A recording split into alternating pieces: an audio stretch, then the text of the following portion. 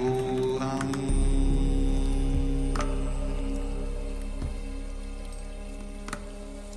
Om Nityananda Paramashivoham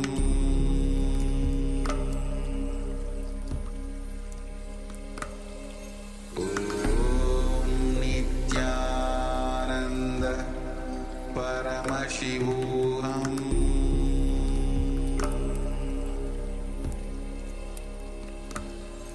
Om Nityananda Paramashivoham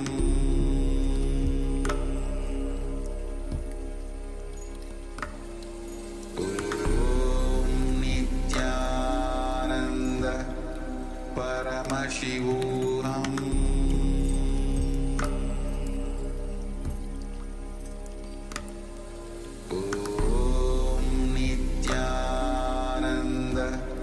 Paramashivoham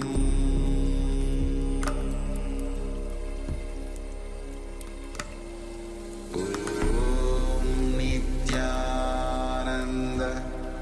Paramashivoham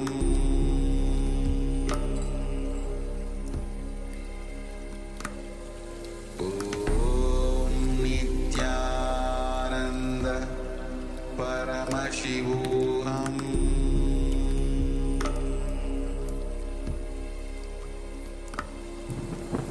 Om Nityananda Paramashivoham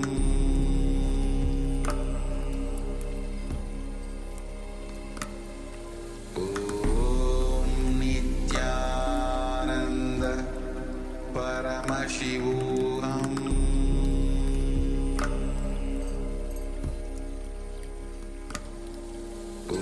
Om Nityananda Paramashivoham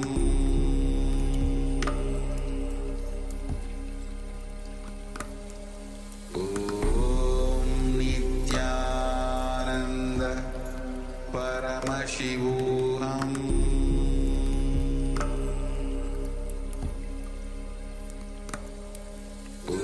Om Nityananda Paramashivoham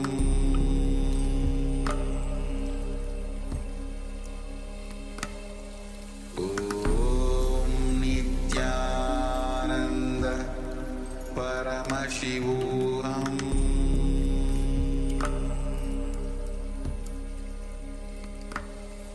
Om Nityananda Paramashivoham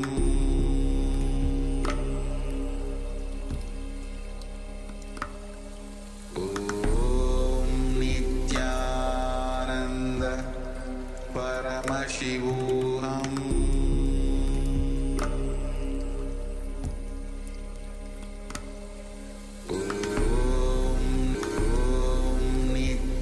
Nityananda So continue to remain seated. I welcome you all with my love and respect. Let you all open all your three eyes. Take both your hands to the left side of your body. Bring your hands to the left side of your body and stretch nicely. Bend forward and down with your head. And nicely stretch. Feel the stretch in your right shoulder, in your right forearms, your triceps, your biceps, your wrists.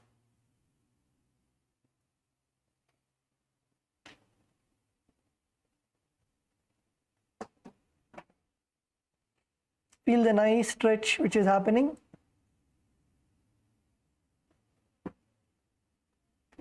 And in this asana also, visualize your body softly being purified.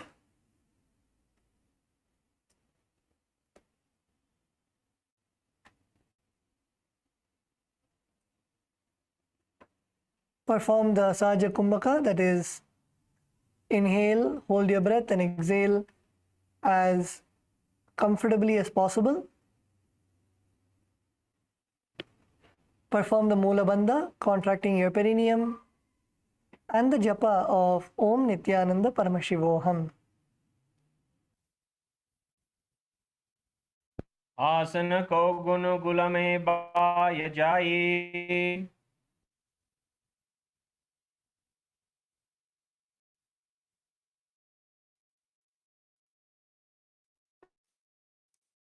The next asana you can select. Next asana is Virasana 3. So in this asana, you're going to sit on your knees and your heels outside your hips. So bring your heels outside your hips. So your right foot should be outside your right hip.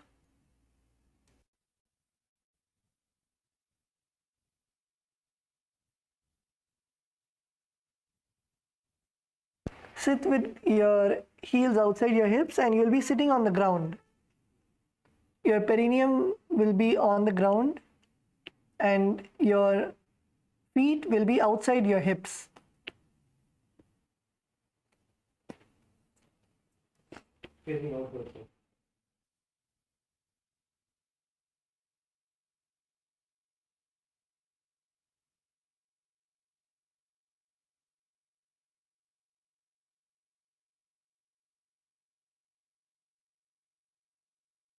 So try to sit comfortably. If you're not able to do, you can come onto your hands. Come onto your hands and slowly lower yourself.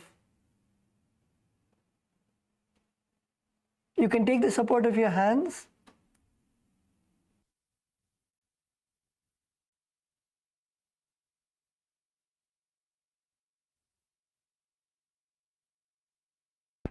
Come onto your hands and slowly lower yourself.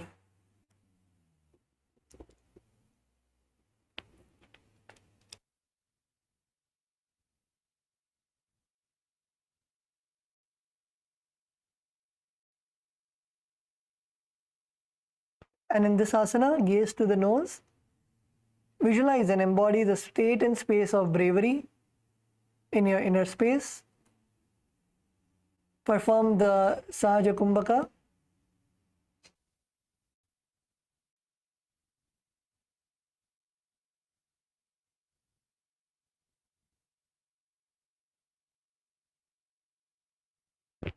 Perform the Kumbhaka, that is, inhale, hold your breath, and exhale as comfortably as possible.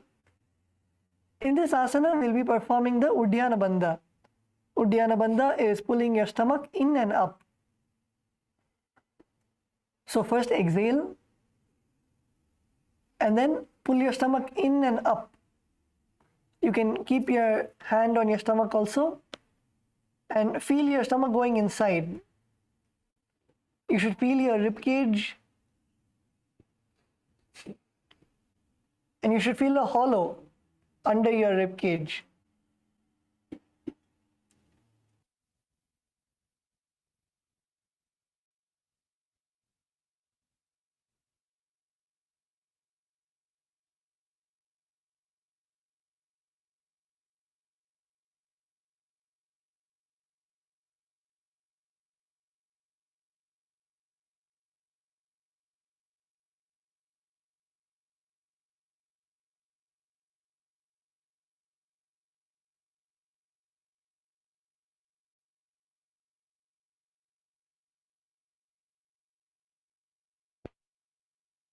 Perform the Uddiyana Bandha and Mula Bandha and the japa of Om Nityananda Paramashivoham.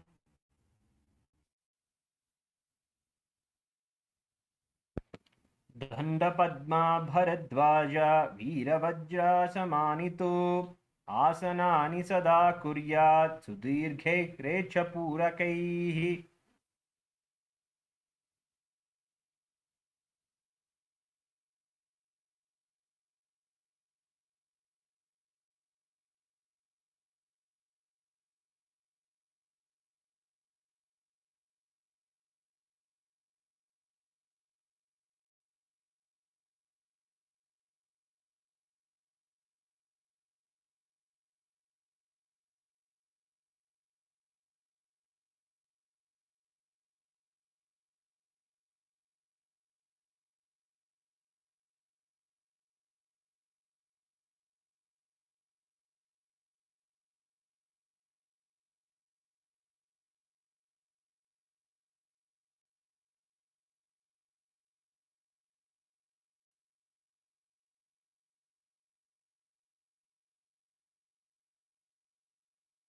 Okay, so next we are going to go to a inverted asana. So before that, as a warm-up, requesting all the participants to come to Gajasana. So place your hands on the ground and your feet on the ground with your hips raised up. So this is a preparation for the next asana that we are doing in the Tritiya Vinyasa Krama. So this asana is Gajasana. It is for getting the body ready to be inverted upside down. So come into Gajasana, make sure that your shoulders, back, everything is straight, in a straight line. Make sure that your knees are straight and your heels are touching the ground. And nicely raise your hips all the way up. Raise your hips as high as possible.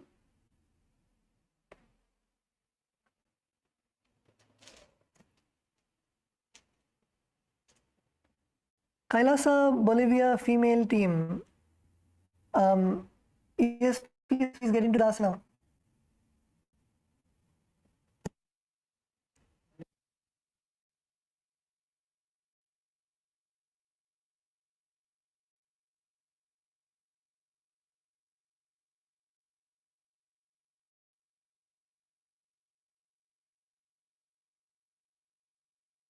Yes.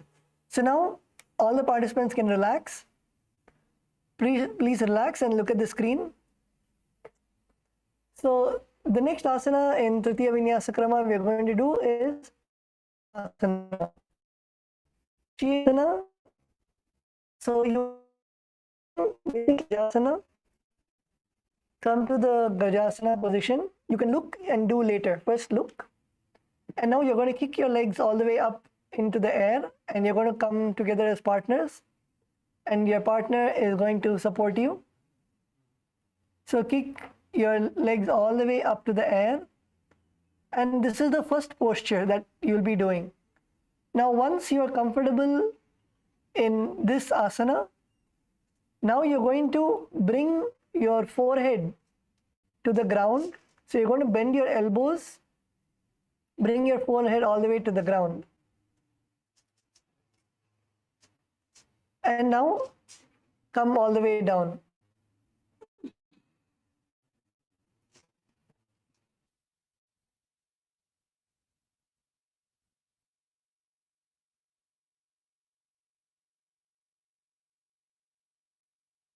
So this is the starting position, and then you will slowly go down and then come all the way down and then kick up back to a handstand.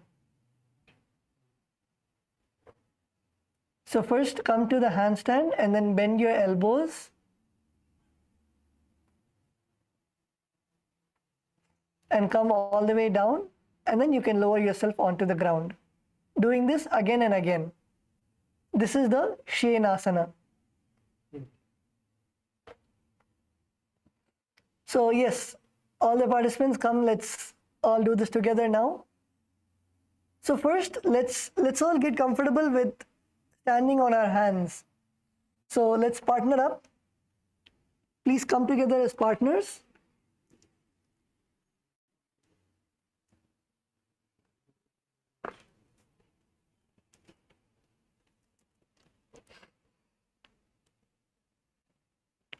Yes, come on, get up, get up, get up.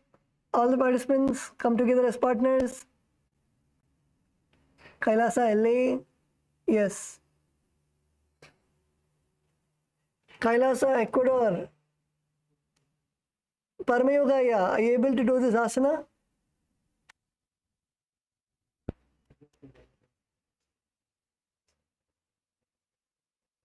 Okay, wonderful.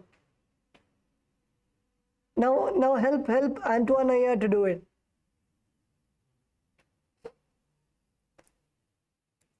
Yes, is that Ma Kaladevi in the back of the hall or Ma Samarpini? Let's all get into the asana.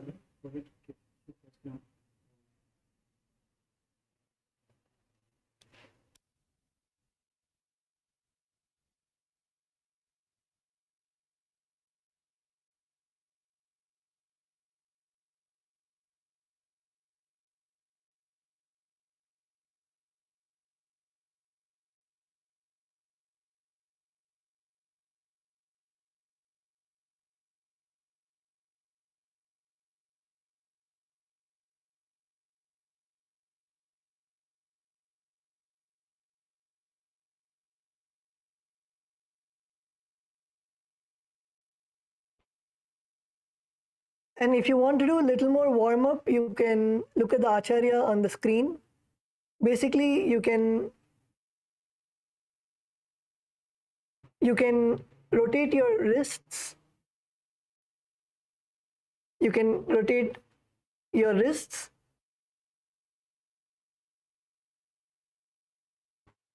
You can stretch your hands to the back, forward.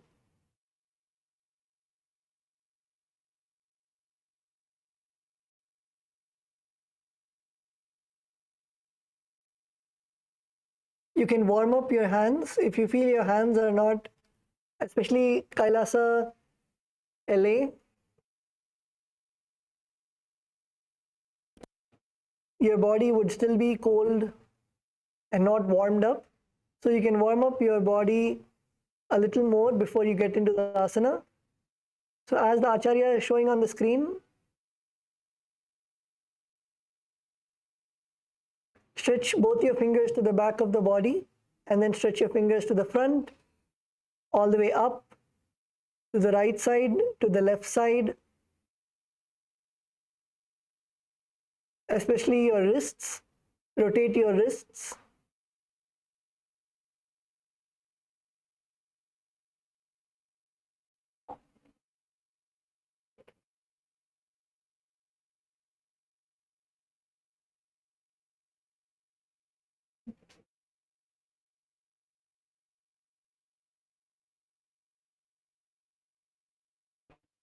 Yes, Kailasa, Bolivia, the Ma who is doing with support. Wonderful. The Ma on the blue mat. Wonderful, Ma.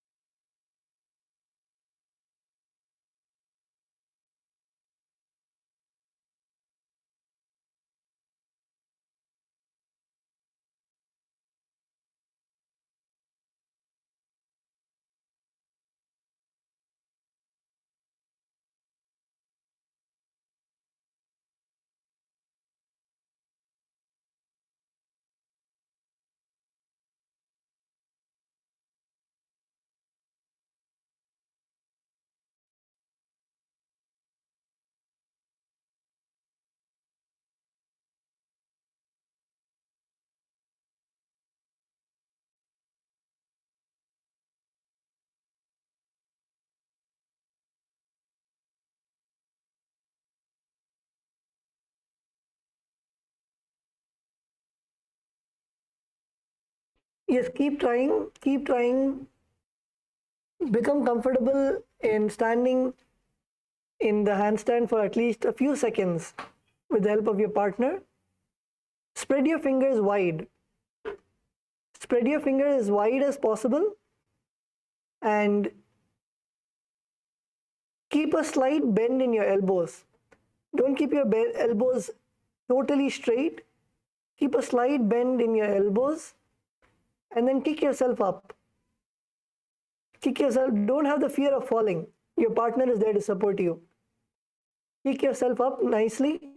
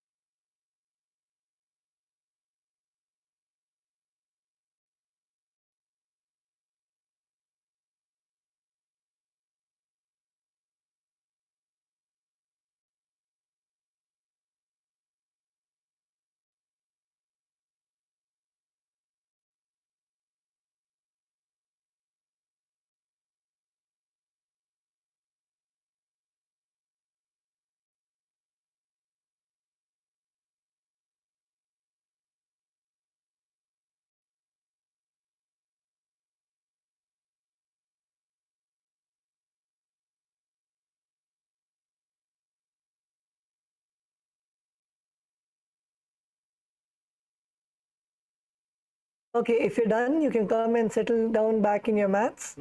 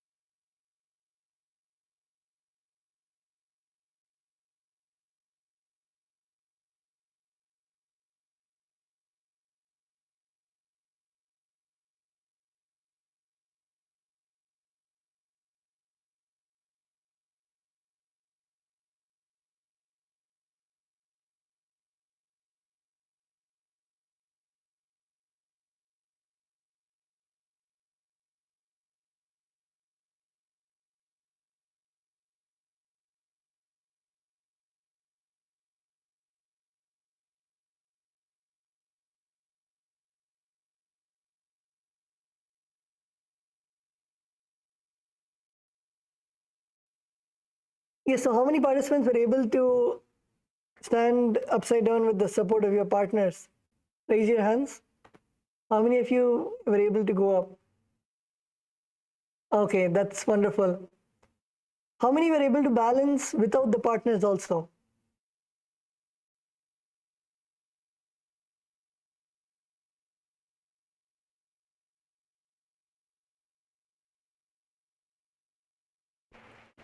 Okay, so the more we practice, the more we'll be able to balance and get comfortable in the asana.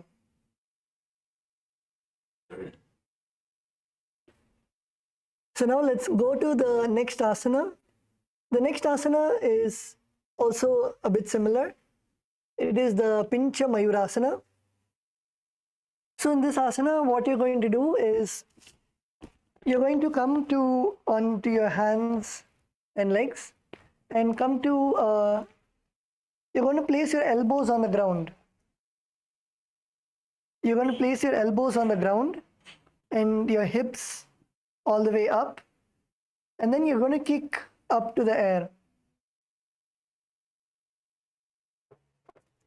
You're going to kick all the way up and keep your legs straight. You'll not be bending your knees. Keep your legs straight in the air. This asana is the Pincha Mayurasana. So in this asana also you can go together as partners and keep your forearms fully on the ground. Keep your forearms comfortably on the ground with your fingers spread apart. And you can even do it like a headstand. You can first put your head on the ground with your elbows like that, and then you can try to come up. First, try to do a headstand, and then when you're comfortable, slowly lift your face off the ground.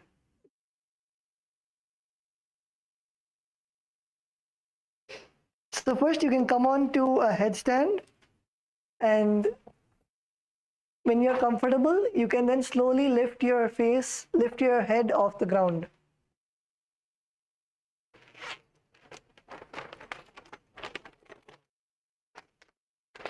So let's all begin. Let's come together as partners. Bring your forehead on the ground.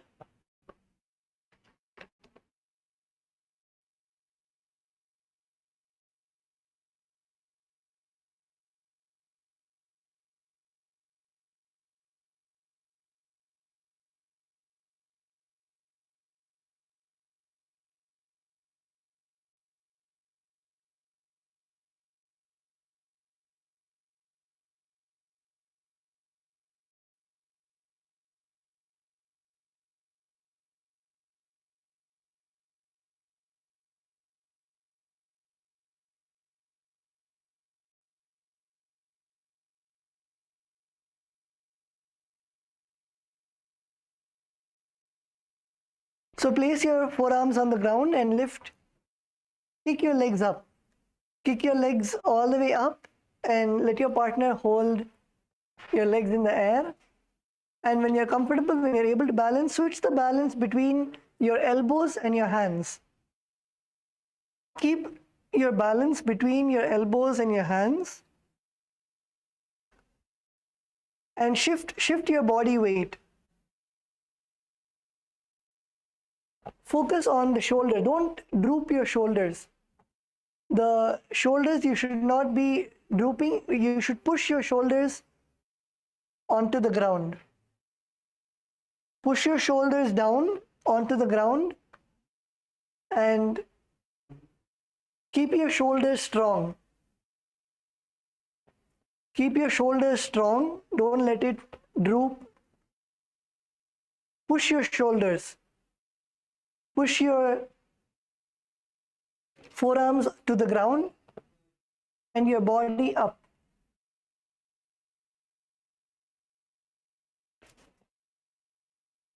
And try to keep your balance as sturdy as possible.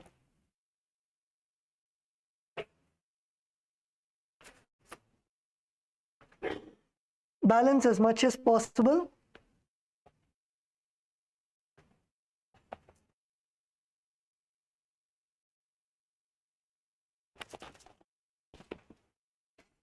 Yes, Kailasa, Bolivia, the Ma against the wall. Good.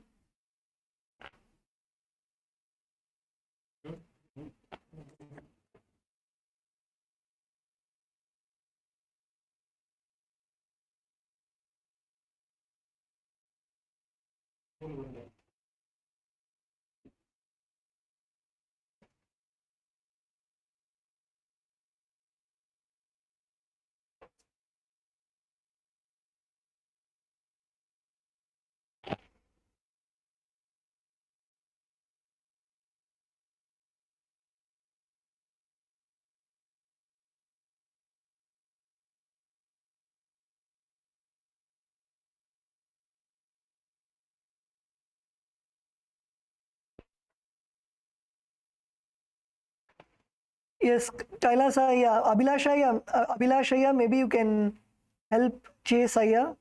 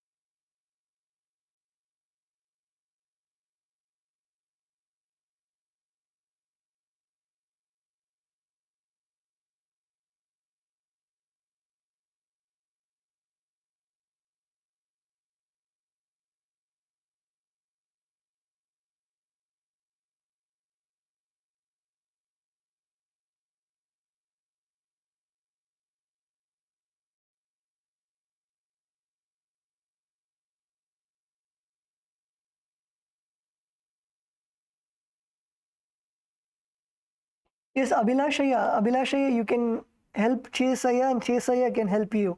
You can partner up and do it together.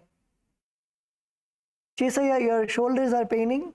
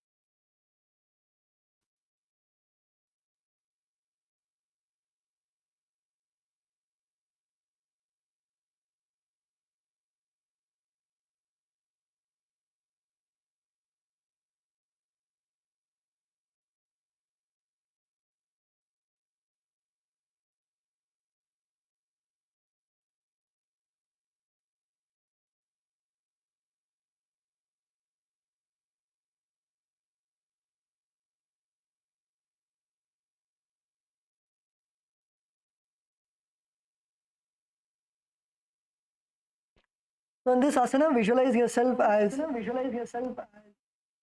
a peacock. Perform the Saja Kumbhaka, that is, inhale, hold your breath, and exhale as comfortably as possible.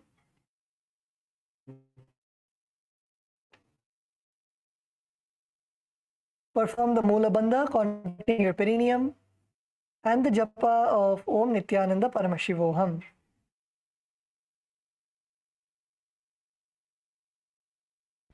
मयूरस्पिञ्चमायूरं पद्मपीठसमन्वितं कौकुटस्गर्भपिङ्गं च कौमं योगसिंहकम्.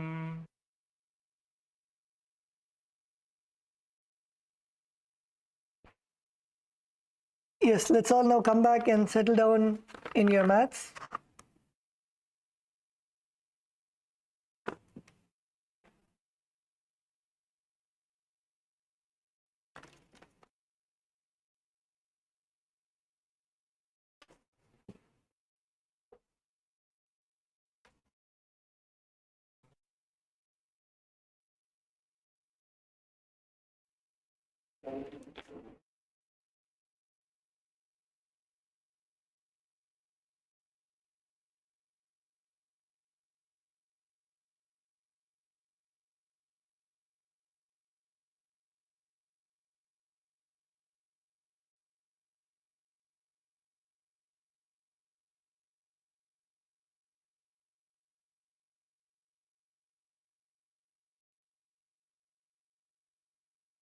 Yes, let's all come back and settle down. So how many of you were able to do this asana, the Pinchamayurasana? Can you raise your hands with the support of your partner or with the wall? If you're able to do, raise your hands. Yes, Kailasa Bolivia, Kailasa LA, Paramayoga, yeah, good. Okay. So with that, let's now go to the next asana. The next asana that we'll be doing today is the Godohikasana. So in this asana, you will come on to your toes on the ground and your heels raised up. Place your perineum on your heels. So keep your knees on the floor and your toes on the floor, and tuck your heels and sit your perineum on your heels. And now make your hands into a fist and rest them on your thighs.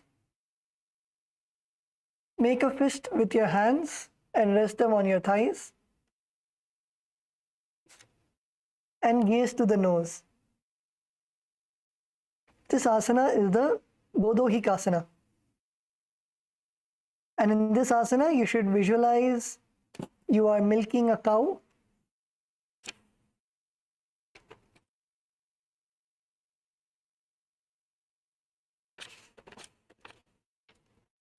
It's a milking cow.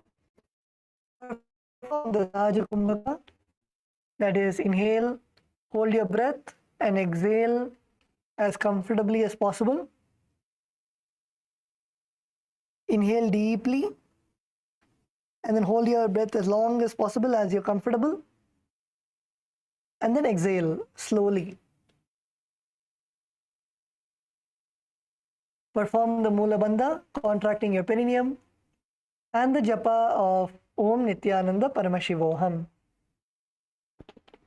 भूतप्राश्नी समयोगे राहुरुत्कटिकासनं प्राश्निभ्यां तु भवस्त्यागे तत्स्यात् गोदोहिकासनम्.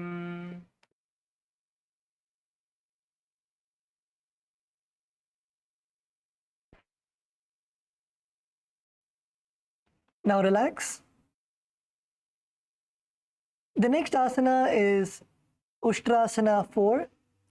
So all of us are going to come to a standing position. Please stand up on your mats.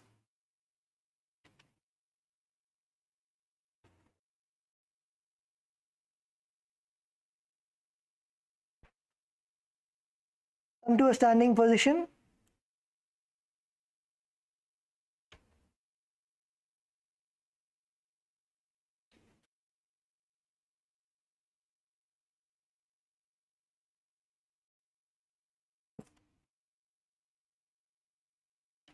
Now stand on your toes and raise your arms above your head. Stand on your toes. Raise your arms above your head. Keep your hands separated. Don't bring your hands together. Your hands should be parallel next to your ears. And now raise your head upwards.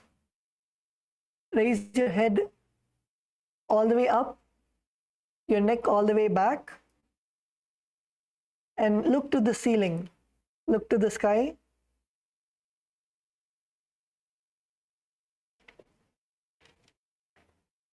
Your head should be all the way back. Roll your head all the way back.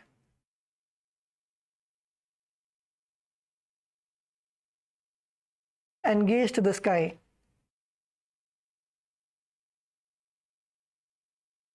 Keep your awareness to the third eye. Perform the Sahaja Kumbhaka. Sahaja Kumbhaka is inhale as slowly and comfortably as possible and as deeply as possible.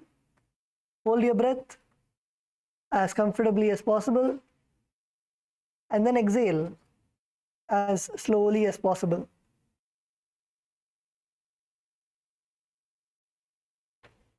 Perform the Mula Bandha, contracting your perineum, and the japa of Om Nityananda Paramashivoham.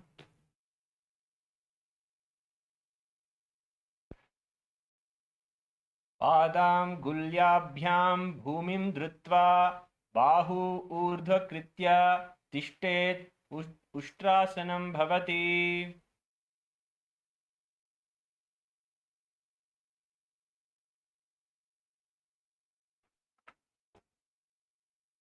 Now relax.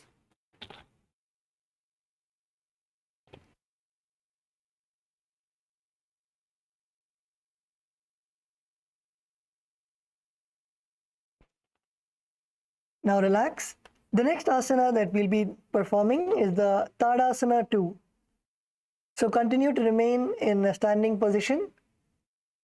Stand with your spine straight. And now you're going to bring your hands to the Atmanjali Mudra in front of your heart center. And slowly raise your palms above your head. Raise your palms together above your head. And gaze up to the sky. Roll your neck backwards. Roll your neck backwards and gaze to the sky.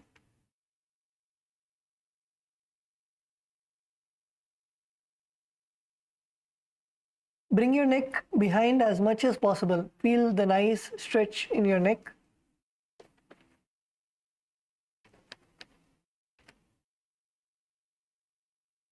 Try to keep your elbows as straight as possible. Don't bend your elbows. Keep your elbows straight.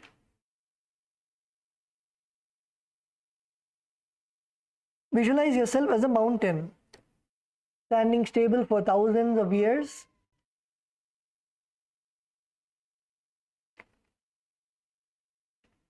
Perform the Sahaja Kumbhaka, that is, inhale deeply and slowly. Hold your breath for as long as possible.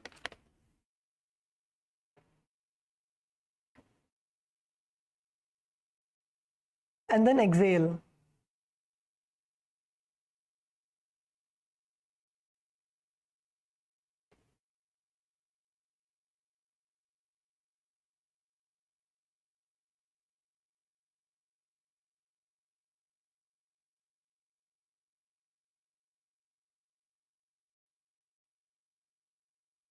Perform the Mula Bandha, contracting your perineum, and the japa of Om Nityananda Paramashivoham. Mahamudra बद्धकोणो tadasana विभेदकान् विनोत्तानः सदा कुर्यात् अन्तर्वत्नीपतिप्रियात्.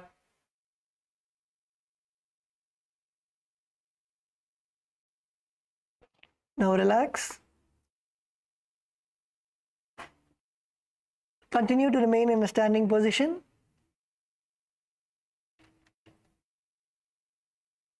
You can maybe rotate your head, rotate your neck in a circular motion slowly, bringing your head all the way back and then your chin to your chest, clockwise and anti-clockwise.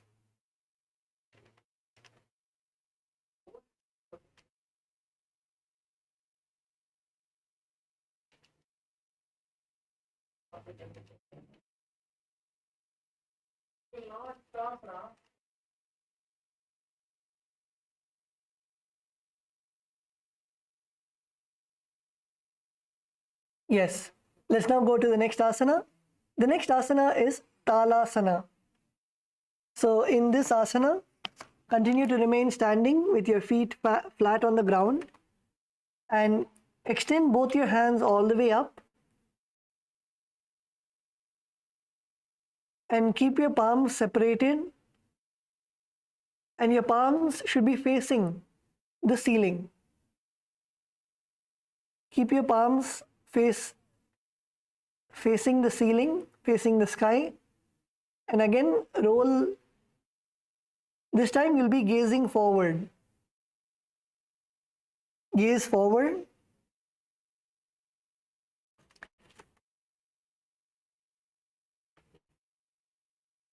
Visualize yourself as a palm tree.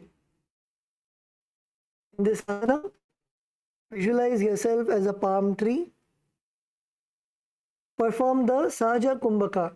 Sahaja Kumbhaka is inhale as deeply and slowly as possible, and then hold your breath for as long as possible, and then slowly exhale.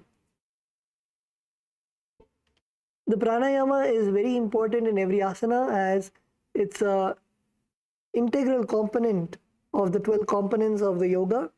So make sure that you're not forgetting or missing the pranayama, and do the pranayama along with every asana.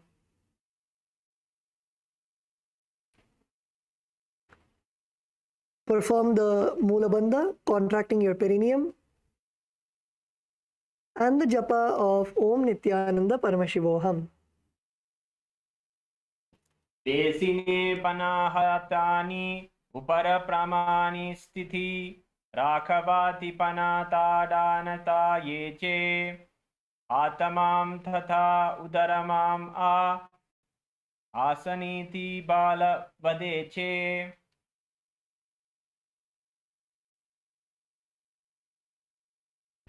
Now relax, slowly bring your arms down.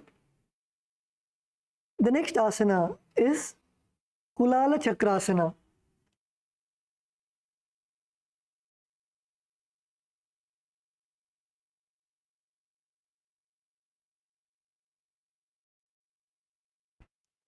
Now, in this asana, you will continue to stand tall on your mats. Now, raise your arms to the side. Keep your arms parallel to the ground and to the side. Now, swing your hands forward in a circular motion.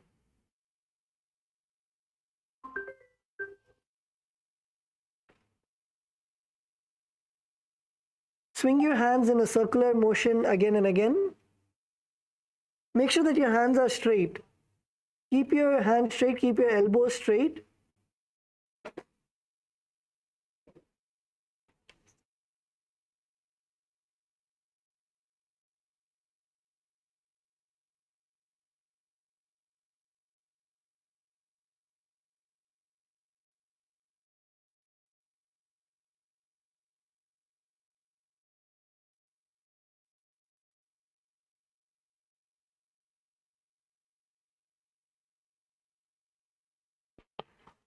Visualize yourself as a potter's wheel.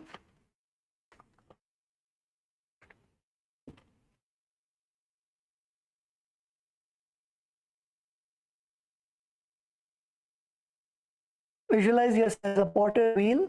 So if you have moved your hands in the frontwards, you can then move it backwards.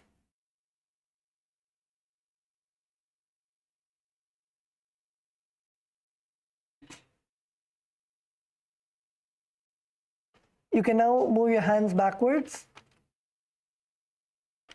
The pranayama that you will be performing is the Sahaja Kumbhaka, that is, inhale as deeply as possible and then hold your breath for as long as possible and then exhale as slowly as possible. Perform the Mula Bandha, contracting your perineum, and the japa of Om Nityananda Paramashivoham. हस्तो प्रसार्य भ्रमणं कर्तव्यं कुलालचक्रासनं भवति.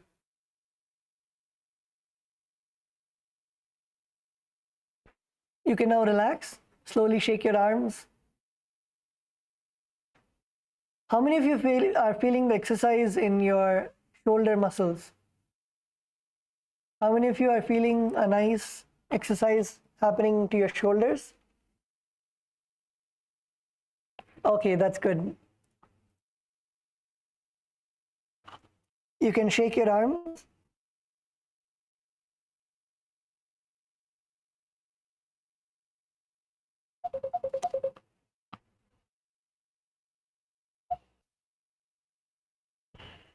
The next asana is Panjasana. In this asana, you will now stand tall on your toes. So you come up onto your toes, continue to stay in a standing position and raise your toes.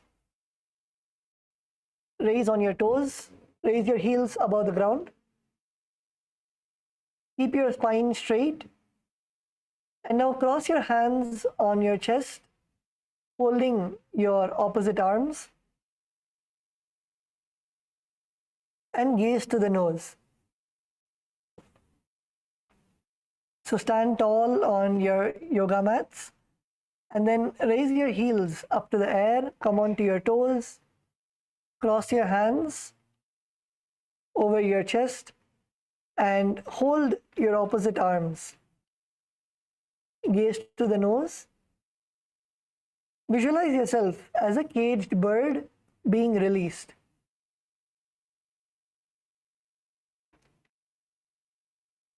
Visualize yourself as a caged bird being released. Perform the Sahaja Kumbhaka. The Sahaja Kumbhaka is inhale deeply as possible and then hold your breath for as long as possible and exhale as slowly as possible.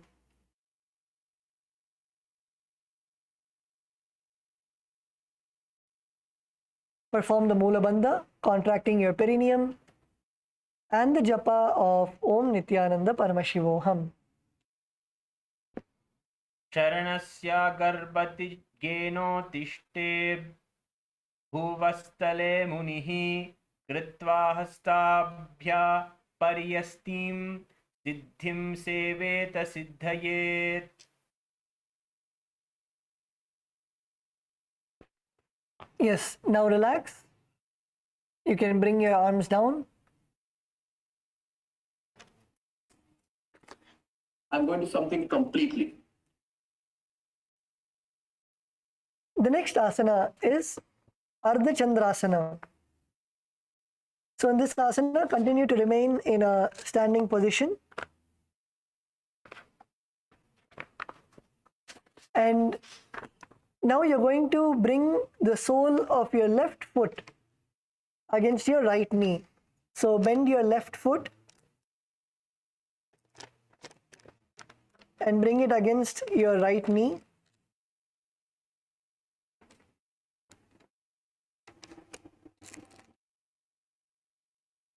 So this asana is similar to Vrikshasana. Bring your left foot, but you will not bring your legs all the way up to the perineum. Don't bring your legs all the way up to the perineum. Bring it only till the knee.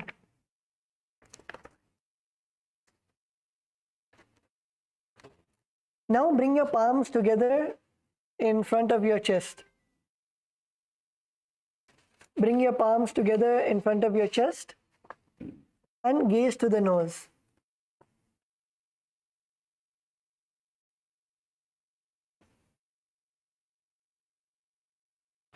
Visualize the moon in your inner space.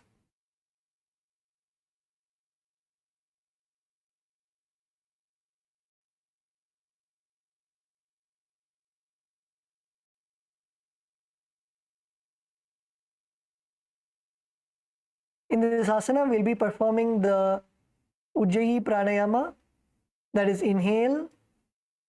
Feel the prana going all the way through the body. And then hold your breath and then exhale. And in this asana, you'll also be performing the Uddiyana Bandha.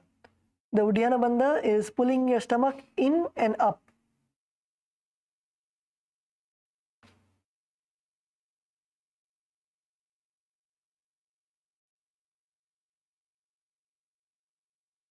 Pull your stomach in and up and perform the Mula Bandha, contracting your perineum, and the japa of Om Nityananda Paramashivoham. एकेन पादेन भूमिम् अवस्थभ्य अन्यपादतलेन ऊरु अवस्थभ्य तिष्ठेत् आस्त इति पुनः पुनः कर्तव्यम् अर्धचन्द्रं भवति.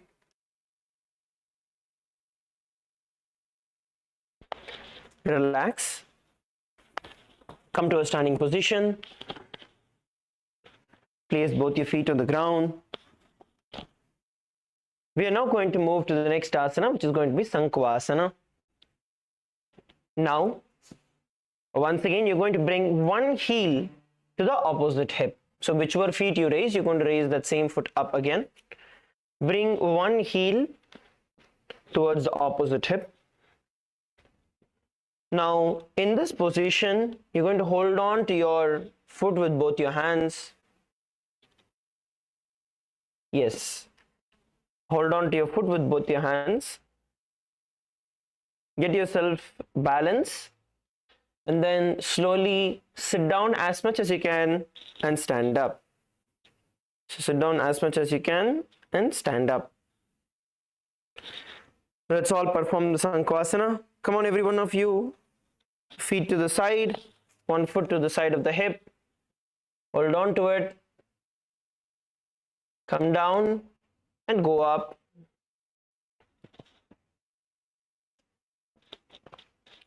Try to sit down as much as you can. If you lose your balance, you can release and then come back to it.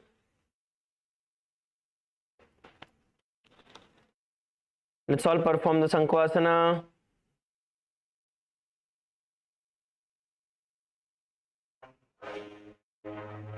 Now you can do it on the other side. Switch the sides. Please switch the sides. Put the other feet near the hip. Hold on to it. And go down and up. Go down and up. While doing this, you're going to visualize yourself as an arrow in Shiva's bow. And the internal japa, Om Nityananda Paramashivoham. तिष्ठन् सम्पार्सीनाना इतरजङ्घा प्रदेशे सम्पीड्य स्थातव्यं मुत्तितव्यम् इति पुनः पुनः कर्तव्यं शङ्ख्वासनं भवति. Relax, come on to your feet, shake your feet out. Relax, shake your feet out. Good. Let's now move to the next asana. The next asana is going to be Ardha Talasana.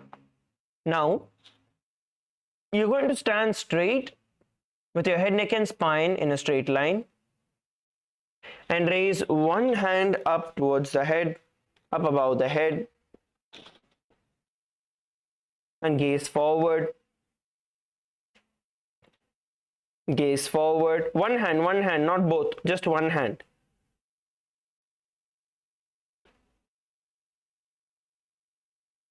One hand. Now visualize yourself as a palm tree in your inner space.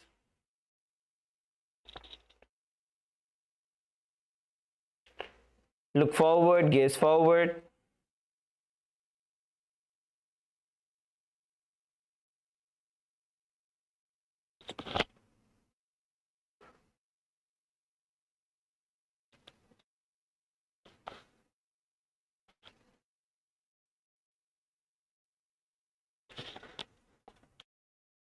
Just stand still.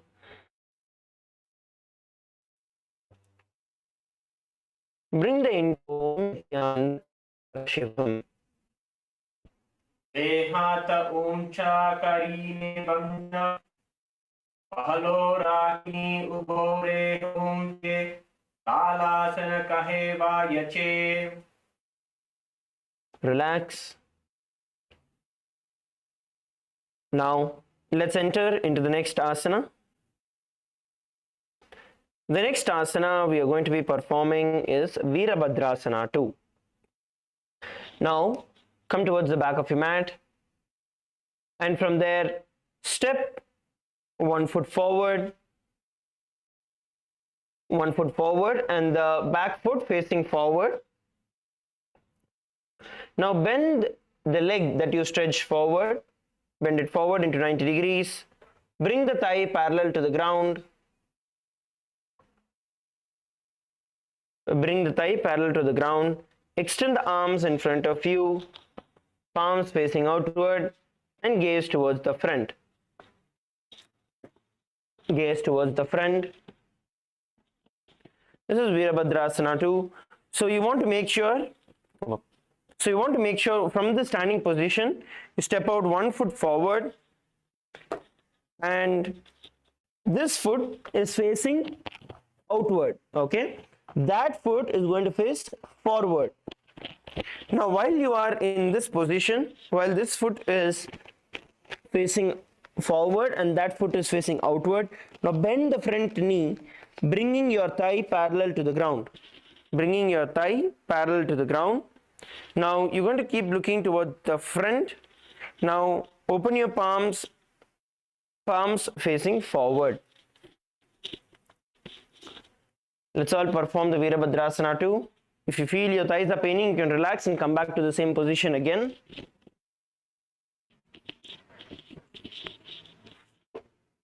You can relax and come back to the same position again. The point here is to sit down as much as you can. Pull your hips down towards the ground. Pull your hip down towards the ground.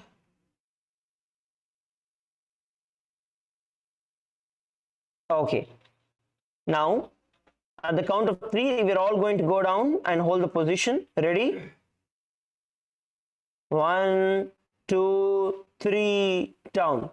Visualize yourself as Lord Kalabhairava in your inner space and the internal japa Om Nityananda Paramashivoham. उत्तानपादं क्रौञ्चं च मरीचिं वीरभद्रकं नटराजं त्रिकोणं च उत्ताङ्गष्टप्रसारणे. Relax. Relax, shake your feet out.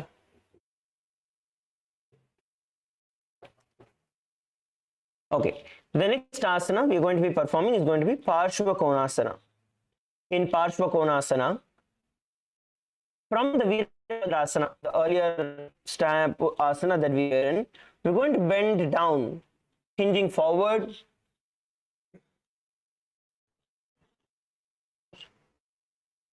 You're going to bend down and get your hand towards the feet and the other hand up towards the sky. Make sure you are on the ground. Don't lift your heels off the ground. Now open your chest nice and wide. As you get your foot, as you bend forward, you can place your hands on the ground, palm on the ground completely for support. If you're able to get yourself down. Now, while in this position, you want to make sure that your chest is completely opening. Okay, so you want to make sure that your chest is open. Some of you are like this, some of you are doing it this way. If you are in this position, you want to pull your body backward, twist yourself up, hand up straight, so you're able to open your chest. Come back to a standing position. Let's bend down together. Let's do this together. Come on, relax, relax, relax. Come to a standing position. Ready? You're going to stretch out the same feet. You're not going to alternate. Same foot that we had stretched out in the previous asana, in Virabhadrasana, the same foot, Stretch out one foot. Every one of you, come on, stretch out one foot. Yes, hold. Now ready? Bend the knee. Bend the knee. Now place your hand in front of your knee onto the ground. Place it down and open your chest, raising the other hand up towards the sky. Come on, up, up, up. Make sure it is in straight line. And open your chest out. Twist yourself. Now visualize Swamiji in your inner space and the internal japa Om Nityananda Paramashivoham. सप्तचक्रे सालनाय वृक्षासनविशेषकान् जननेन्द्रियदाराध्या कोनवेदान् समभ्यसेत्. Relax. Relax, relax. Yes, good. All of you did a wonderful job. The next asana we are going to be performing is going to be Parivritta Trikonasana. So basically from the previous asana, which is the Parshva Konasana, you're going to straighten knee, the knee which is bent in front. You're just going to straighten the knee as you continue to place your hand in the same position. So from bending your knee, you're going to open it out, straighten out the knees and hold. This is the Parivritta Trikonasana. Okay, relax, let's do it together. Ready? Now stretch both your feet out. You want to make sure that your feet continue to remain in the same position, which means one foot forward and one foot facing outward. Please make sure you hold yourself in the same position. Your feet continue to remain in the same position. Yes. Now bend one foot forward, the forward foot. Bend it down, bend your knee. Place your hands in front of your knee and raise the other one up towards the sky. Now straighten your knee. Straighten your knee, continuing to place your hand in the same position. If you feel your hand is not touching the ground, you can hold on to your foot as high as you can, whether it's your calf muscle or it's at your knee, whichever you're able to hold, you can hold there. The point is to raise your hand and turn yourself, twist yourself. Now visualize yourself as a triangle in your inner space and the internal japa Om Nityananda Paramashivoham. सप्तचक्रसालनाय वृक्षासनविशेषकान् जननेन्द्रियदाराध्या कोनभेदं समभ्यसेत्. Relax. The next asana is going to be Virabhadrasana 3, which is going to be a progression from the previous asana, from the Parivritta Trikonasana, which is one foot forward. Now you're going to raise up onto the foot that is there in front of you. You're going to raise up onto that foot in front of you and bend your body forward, raising the other foot up and stretching both the hands in front of you. You're going to gaze down towards the ground. This is Virabhadrasana 3. Okay, relax. Let's do it together. Now, while doing these kind of balancing asanas, you want to make sure that the foot on which you're going to balance is firmly rooted onto the ground. So, instead of going from the previous asana, we're going to directly get started from a standing position. Now, having one foot forward, the same foot which has been forward, place that forward. Now ground your foot to the ground. Ground your foot onto the ground and shift your weight of the body. Shift the weight of your body onto that ground, onto the other foot. Bend down, simultaneously lifting the foot backward, the opposite foot backward. And stretch your hands out in front of you. Look down towards the ground at one single point. Tighten your core. Even if you slip, come back to the position. See, if you are wobbling too much, first thing you need to do is come back to a standing position. Again, replant your feet onto the ground. Plant your feet onto the ground nice and strong. Get yourself a balance in that position and then slowly go back. And then slowly go back into that position. Come on, every one of you, let's do it together.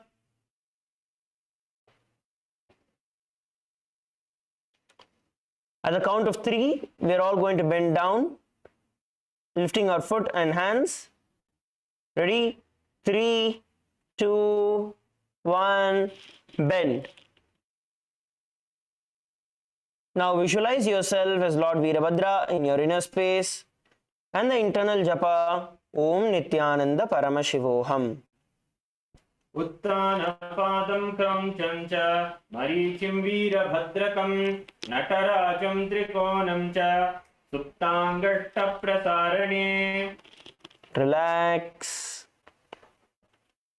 Now the next asana is going to be Vamapadasana. Now the foot that is planted firmly on the ground, you continue to keep it that way. Raise the other foot straight in front of you.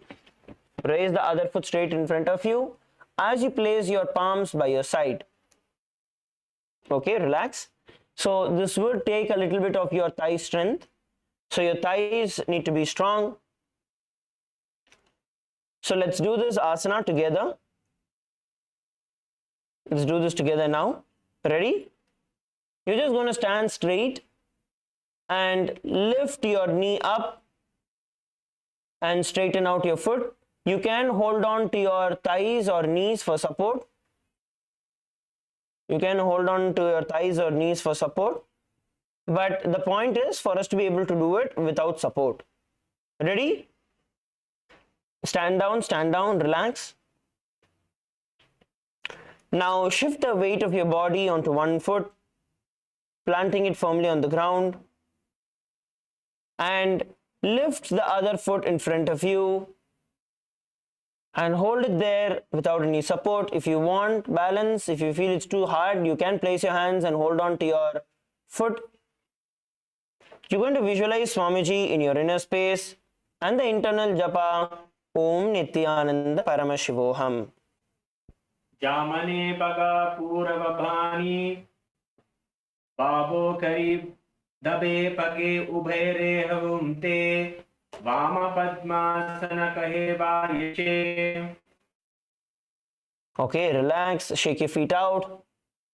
Shake your feet out. Relax your feet. Now just hold on to your thigh and shake them. Shake your thigh out.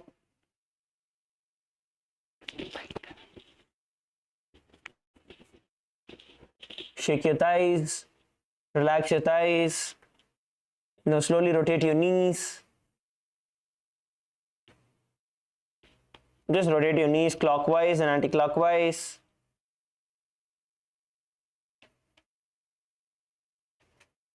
Relax your feet. Relax your knees, relax your legs. Kick them out. Good. Now let's enter into the next asana, which is going to be Matantara Vrikshasana. In Matantara Vrikshasana, the same foot which was on the ground, you're going to continuing to keep that same foot on the ground, planting it firm into the ground. Now keep the sole of the opposite foot towards the side of the knee. Sole of the opposite foot towards the side of the knee. Bring your palms together in front of your chest in the Anjali Mudra. Palms in front of your chest in the Anjali Mudra. Bring your gaze towards the nose. Bring your gaze towards the nose. Balance. You should not be shaking and moving forward, moving around. Just stay still. Hold. Hold.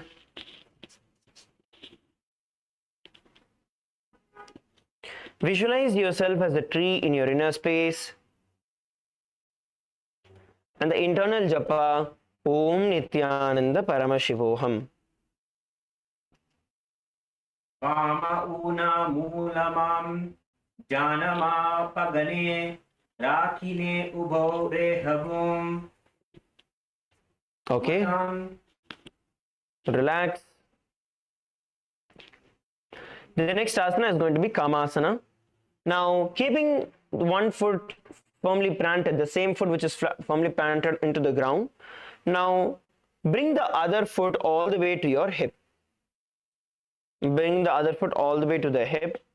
Now you're going to sit down, squat down in this position, bringing your little fingers onto the ground towards the side. Squat down, bringing your little fingers onto the ground. If you feel it's a little too hard, you can place all your fingers, your hands in front of your knee,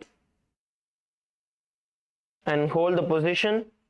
Bring your gaze to the nose. Ideally, you want to hold it with just your little fingers. You want to just support yourself with the little fingers and hold. Bring your gaze towards the nose. Come on. Okay, relax, relax. We're all going to bend down together. Ready? Stand, stand, stand on the mat. Stand on the mat. Okay, both foot on the mat. Ready? We're going to do it together. Now bring the foot all the way to the opposite hip. Balance. Okay, at the count of 3, we are all going to squat down. Hands forward in front of the knee onto the ground. Ready? 3, 2, 1. Squat down. Balance your body with the little fingers. Bring your gaze towards the nose and embody pure love and unconditional love in your inner space and the internal japa Om Nityananda Paramashivoham. नितंबे च पादगोष्ठी हस्ताभ्या मंगुलीयकम् अथ कामासनं वक्षे कामसंगेन हेतुना. Relax, come up, shake your feet out. Shake your feet out. You want to focus on trying and sitting as low as possible. Okay? Give yourself that extra stretch. Go the extra mile. Your thighs should be vibrating and shaking. Let's enter into the next asana, which is going to be Vimanasana. In Vimanasana, now we are going to be placing the same foot firmly planted into the ground. Place the opposite foot on top of the opposite knee. On the knee, not onto the hip, just onto the knee. Now bend down, squat down. Placing your hands on the respective thighs. Hands on the respective thighs and bringing your gaze towards the nose. You're going to bring down your hip as low as possible towards the parallel towards the knee. Okay, let's do it together. Ready? Place. Now bring your foot towards the opposite knee, on top of the opposite knee. You're not taking it all the way to the thigh. It's only towards the knee. Yes. Now hold on to your foot and sit down, squat down, bringing your hip parallel towards knee, parallel towards the ground, hips parallel towards the ground. Place your hands on the respective thighs, bring your gaze towards the nose. Visualize yourself as an ancient Vimana, which is the Hindu aircraft, in your inner space, and the internal japa Om Nityananda Paramashivoham.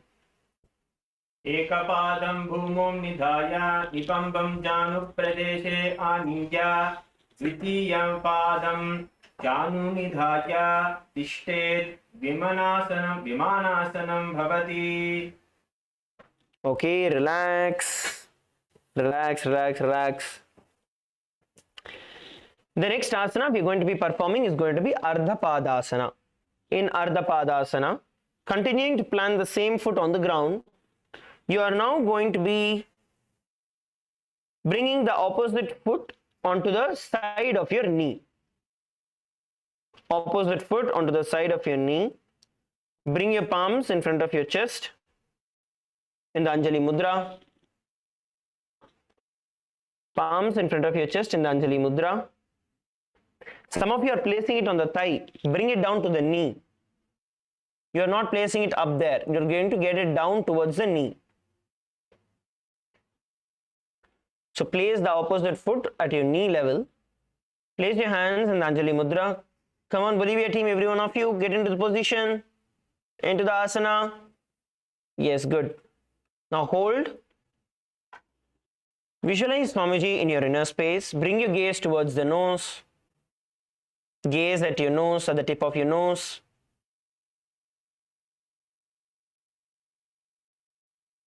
And the internal japa, Om Nityananda Paramashivoham.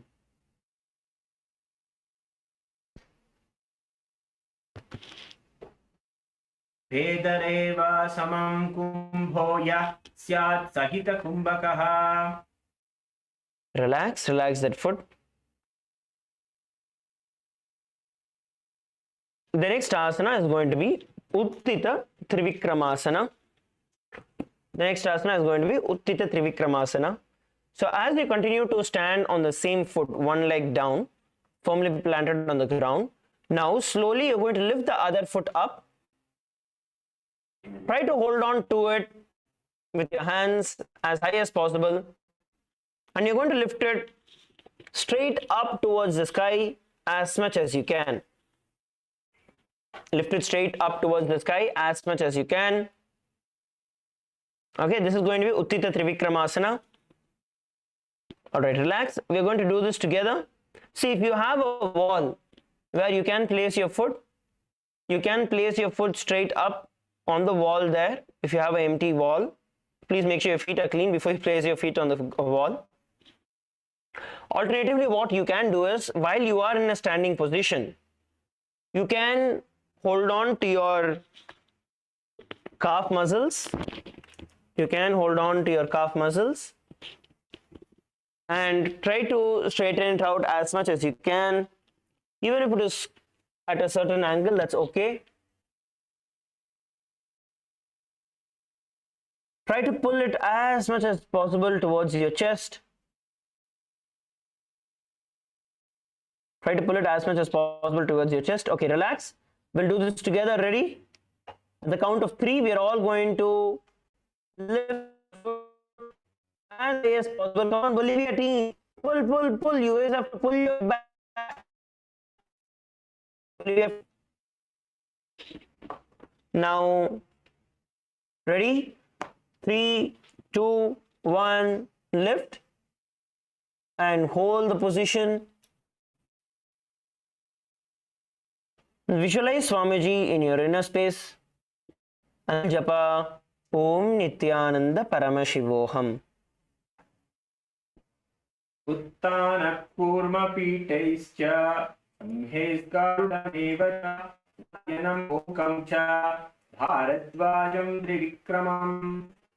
Okay, relax. Relax, shake your feet out. Shake your foot out. Yes, shake it out. The next asana we are going to be performing is going to be Natarajasana 2, which is from the same position, which is planting one foot firmly on the ground, whichever is down, the same foot on the ground. Now you're going to bend the foot back. Bend the foot back, holding on to your foot with your hand. Try to hold it with both your hands, pulling it up towards the sky. Okay, we're going to do this together. Just stand together. Shift the weight of your body to one foot. Bend the opposite knee backward, holding on with its hand. Now, try to pull it up towards the sky. Try to get both your hands, pull it with both your hands, try to hold on to it with both your hands from behind your back. This is Natarajasana 2. Let us do it together. Come on, LA team.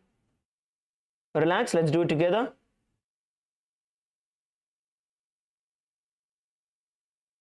Okay. Now, place one foot firmly planted on the ground and hold on to the other foot from back. Hold on to the other foot as you bend it backward. And try to bring your other hand as well, holding on to it. Visualize yourself as Lord Nataraja in your inner space. And the internal japa Om Nityananda Paramashivoham.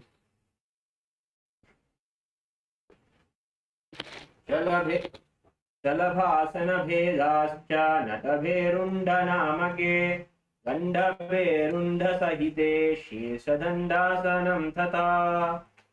Okay, relax. So we actually completed one whole set of the asanas on one side of the body. Okay, with either the left or the right planted. All of this is just one sequence moving from one into the other. We're going to be performing the same on the other side. Before that, we're going to be performing the Lata Vrishchika Karana. We're going to be performing the Lata Vrishchika Karana. Now, stand on your right foot with the knees bent and toes pointed outward. Bend the left knee and keep the heel behind the butt. Now keep the right hand next to the chest with fingers pointed up. Extend the left arm slightly.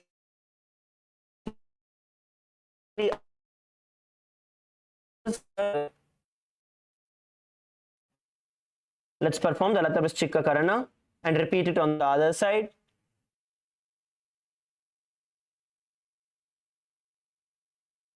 Repeat it on the other side.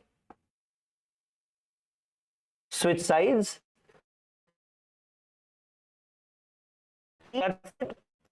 Whichever the knee is bent right gets stretched. Do it slowly so you get balance. And switch side. Make sure that you are bending, having a slight bend in your knee. The knee is not completely straight. Keep performing the Lata Vrishchika Karana on both the sides. And relax. Let us now enter into the Padasana. Stand tall, feet together, feet together. Bring it together and the sides. And bring your gaze to the nose. Purna Padasana is a very important asana where actually you see, you're going to bring your awareness to your body now. You can actually close your eyes. Bring your awareness to the body and see how the body weight is spread on your knees. Is it more towards the front of your toes? Is it towards the side of your feet? Is it on your heels? Bring awareness to your body. Bring awareness to your body. Just stand without any movement. See how the weight of your body is getting dispersed onto your hips, onto your knees, onto your feet. Inhale and exhale. Just stand still.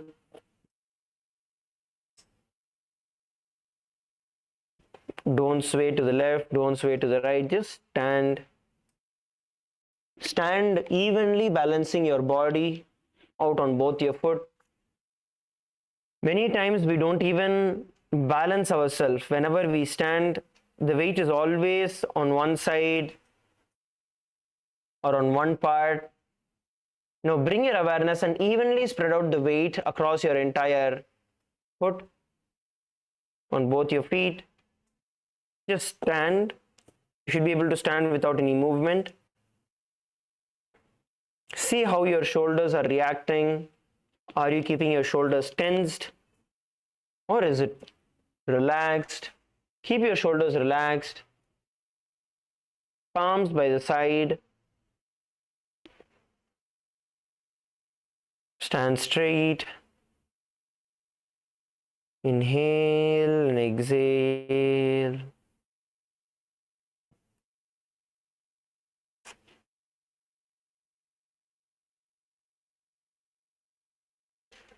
Visualize yourself as Swamiji in your inner space and the internal japa Om Nityananda Paramashivoham.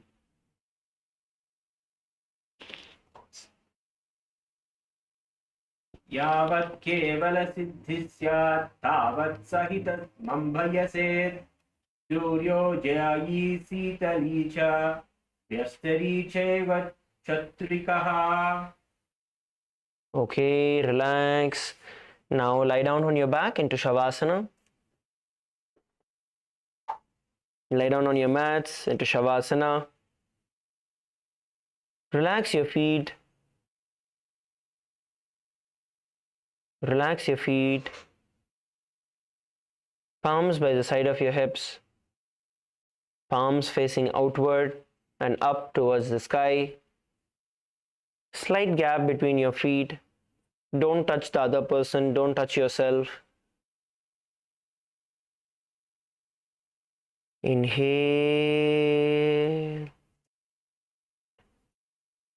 and exhale.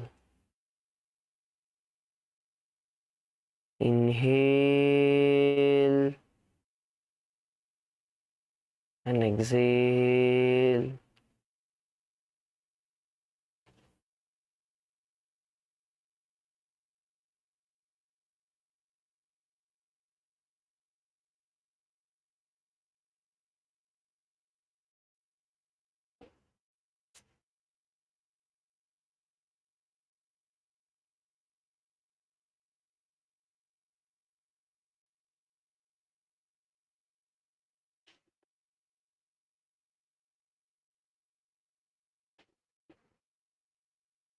Just relax.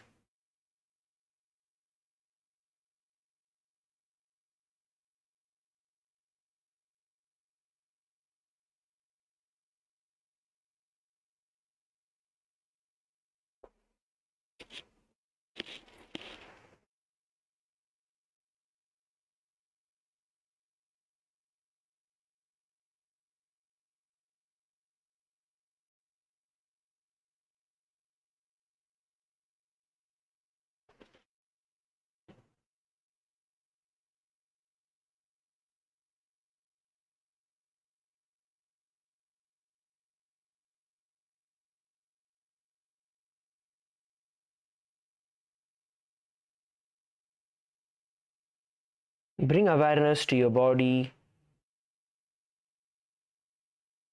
and see what is happening in your body.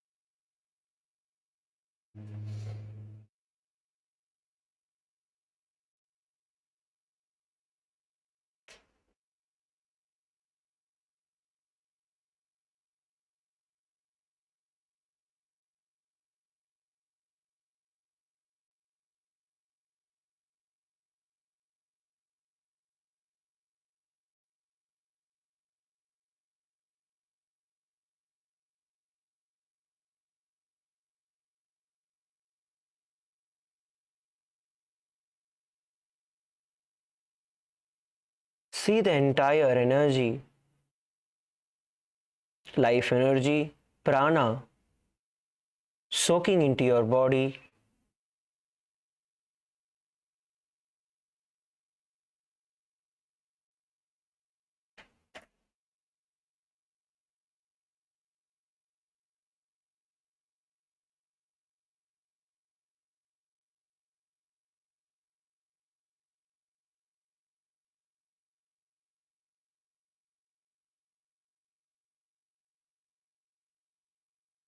become a pure receiver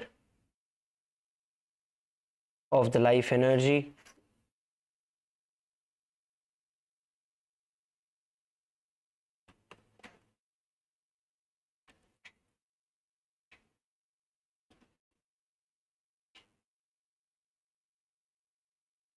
Just like how when a sponge is dipped in honey, it just soaks itself into honey.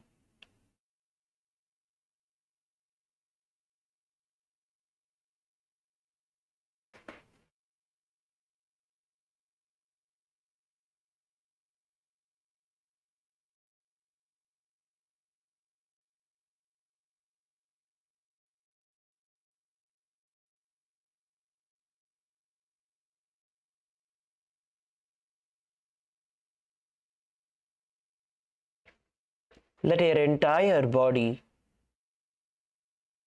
be filled with prana. Visualize every single pore of your body, every single pore on your skin is inhaling the prana.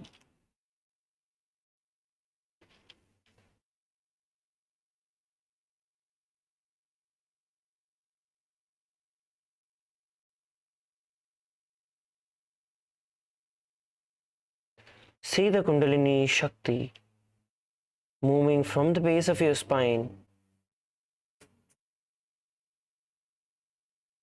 raising up towards your Sahasrara Chakra, raising up to your crown center.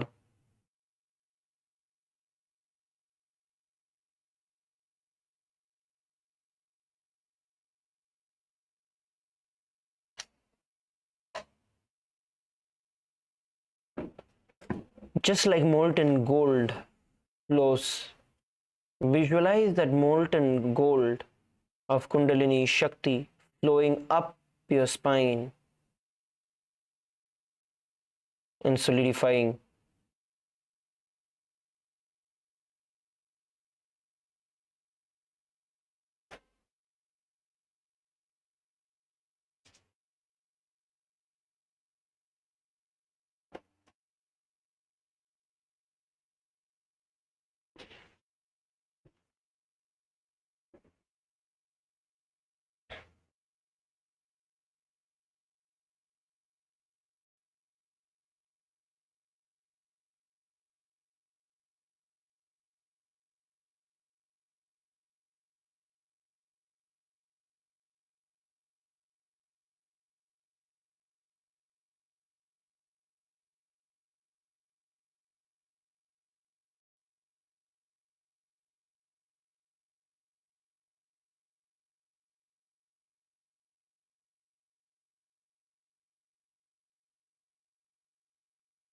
Now, slowly bring your awareness back to your body.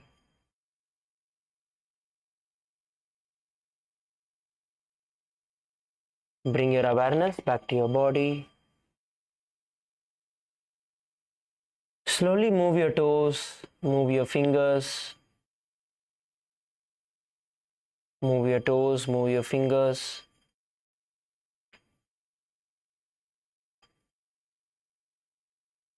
And bring your knees towards the chest. Bring your knee towards the chest.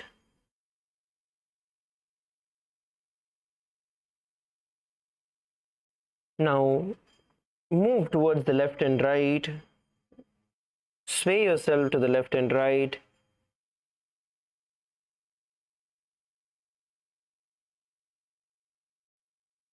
Sway yourself to the left and right.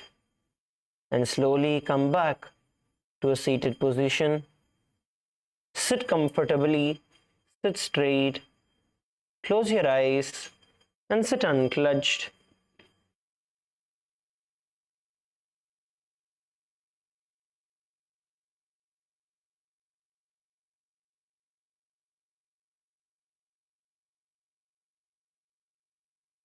Just sit uncludged.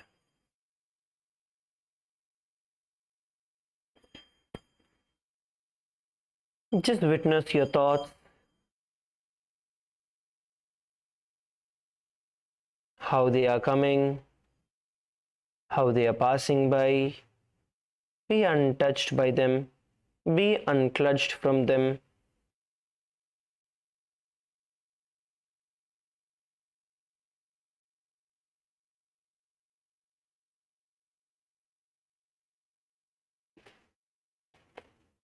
Inhale. Visualize the breath coming all the way from your knee, filling your entire chest, your lungs. And exhale. Breathing out all the way towards your knee.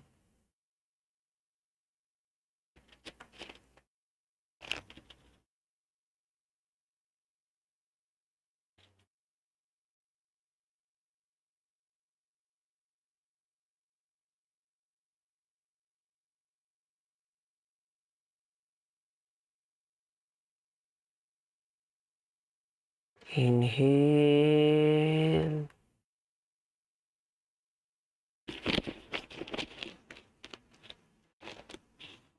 And exhale.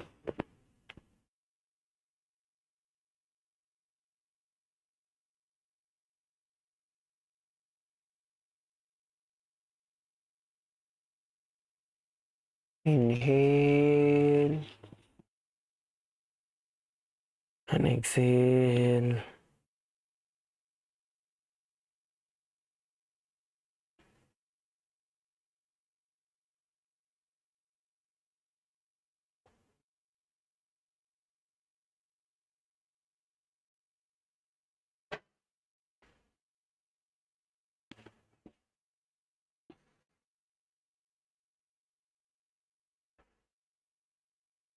Sit still.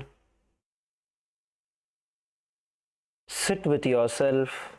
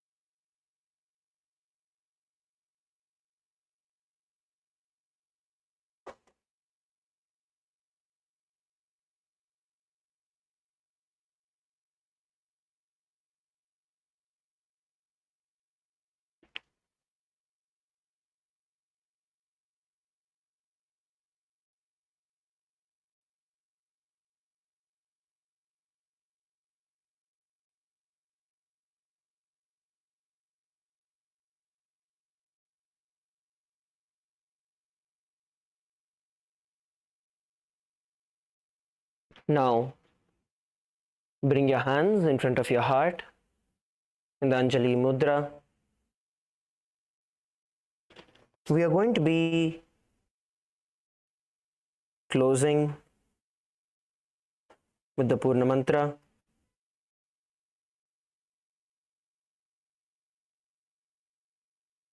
Visualize Swamiji in your inner space.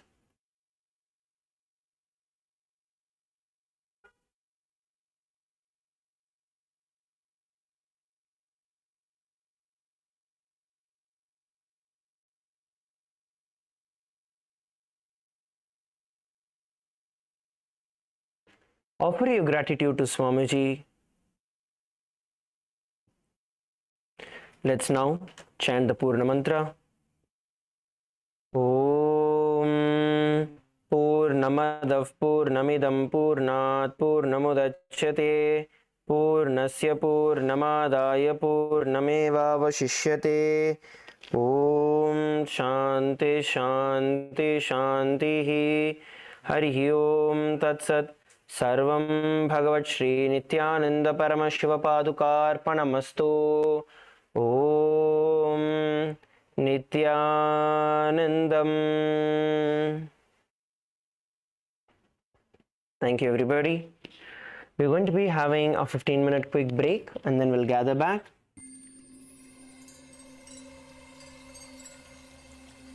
I welcome you all with my love and respects. Let you all open all your three eyes. Om Nityananda Paramashivoham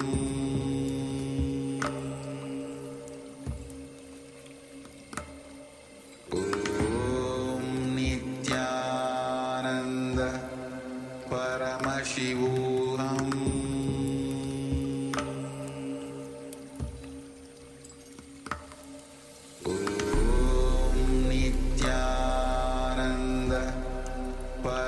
Paramashivoham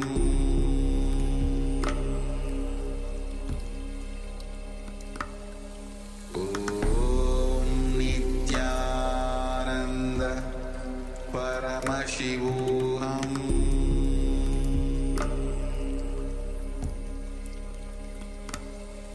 Om Nityananda Paramashivoham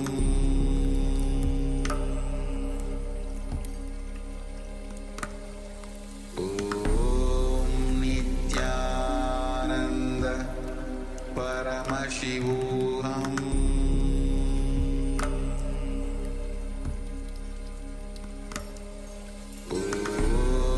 Nityananda Paramashivoham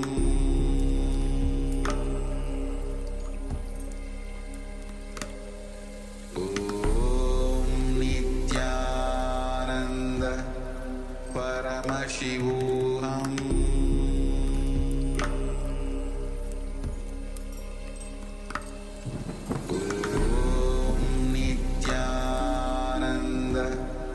Paramashivoham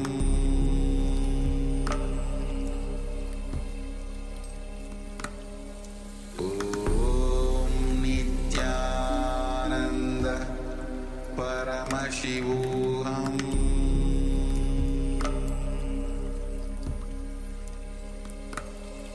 Om Nityananda Paramashivoham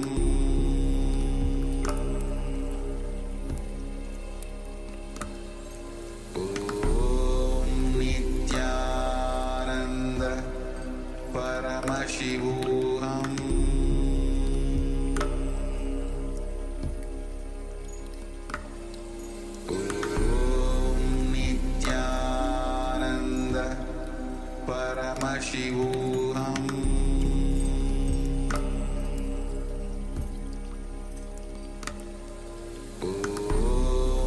Nityananda Paramashivoham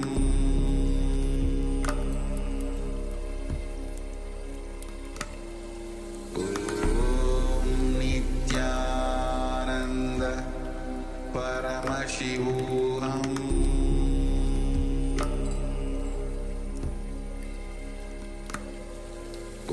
Om Nityananda Paramashivoham Om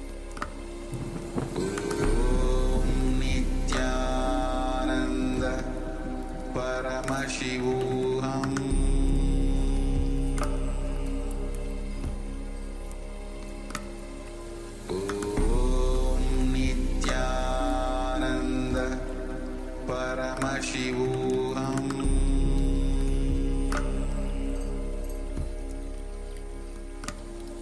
Om Nityananda Paramashivoham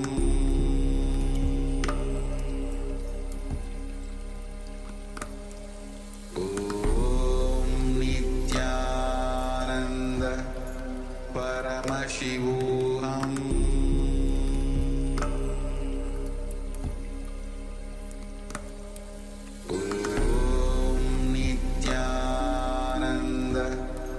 Paramashivoham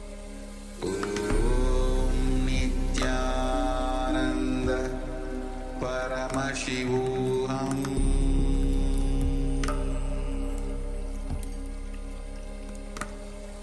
Om Nityananda Paramashivoham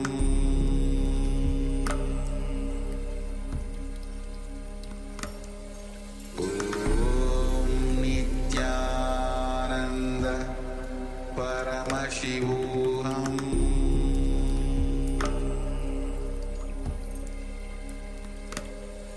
Om Nityananda Paramashivoham Om Nityananda Paramashivoham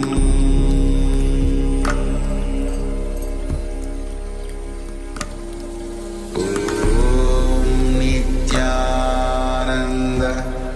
Paramashivoham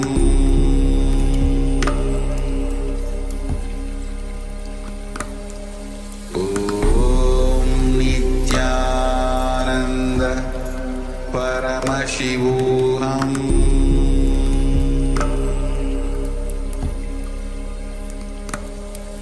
Om Nityananda Paramashivoham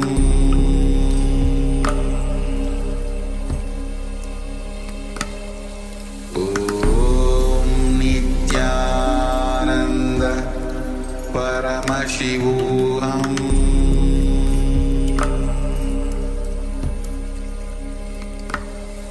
Om Nityananda Paramashivoham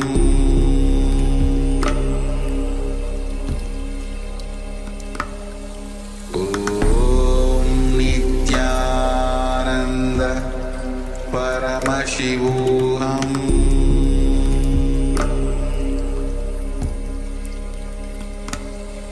Om Nityananda Paramashivoham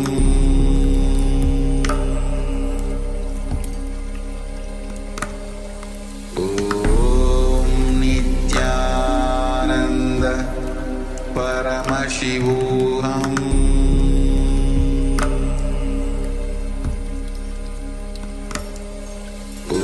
Om Nityananda Paramashivoham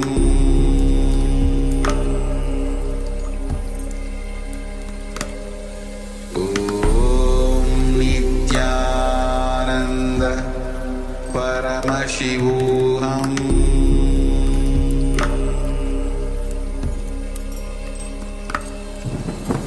Om Nityananda Paramashivoham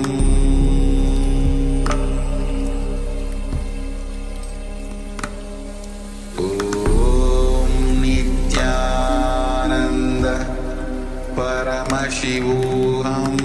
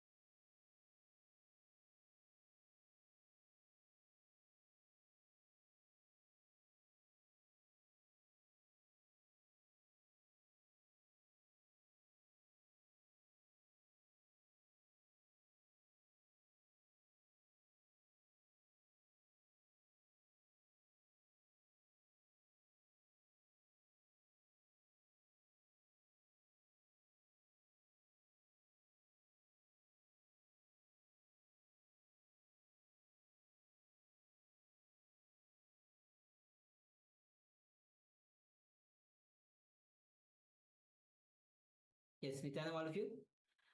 Yes, I hope all of you are able to hear me. And so if you are able to hear, let us know.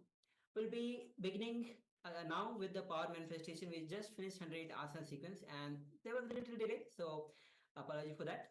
Anyway, welcome all of you. We can see Ma Kari Wang, we can see Yang Yang Hong, and Ma Davandani and Ma Xiao. So welcome all of you and all the participants on YouTube.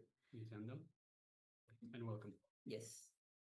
So take a moment to share your experience of yoga. Meanwhile, also let's get ready to manifest the powers of Paramashiva, the powers of third eye. Yes, so requesting everyone to please get ready by having your eye bands for the third eye power manifestation. And once again, if you don't have the eye bands, you can use any piece of cloth that is opaque in nature, such that you cannot see through this piece of cloth. So just take a moment and gather your eye bands and your eye cover, and let us get ready for the power manifestation, the power of third eye vision. So we'll be displaying shortly, we'll be displaying an image for you while you have your eyes covered. So we'll be requesting you to see through the third eye, through the feeling connection to Swamiji, and to tell us what we are revealing, what we are displaying for you. So let us first start. Yes. So as we start, let's begin with the SAS Pramana, the powers of manifesting the third eye. The Pramana goes as Kapalantarmano yasya tishtanmilitalochanaha kravena manasodharyat lakshaye lakshamuttamam. The translation of this verse goes as, by fixing the mind on the inner space within the crown center and sitting stably without any movement, having the eyes closed in succession, by that stability of the mind and the inner space, through the power of third eye, one directly sees the ultimate goal, Laksham. By having the vision beyond the sight that reveals any object or place, attaining the space of Paramashiva, the oneness with the source, Paramashiva. So with this, let's get ready to manifest the powers of third eye.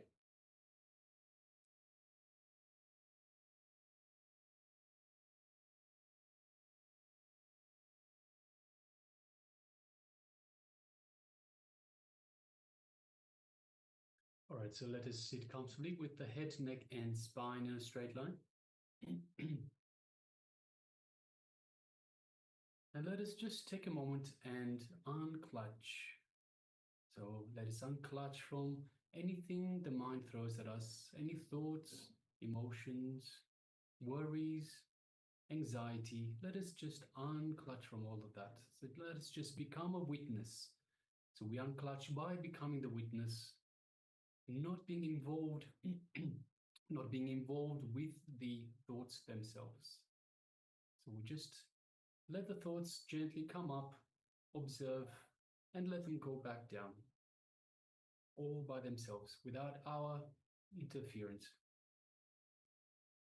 So let's just take a moment and unclutch again and again and again. So let us find a space of restful awareness between the thoughts.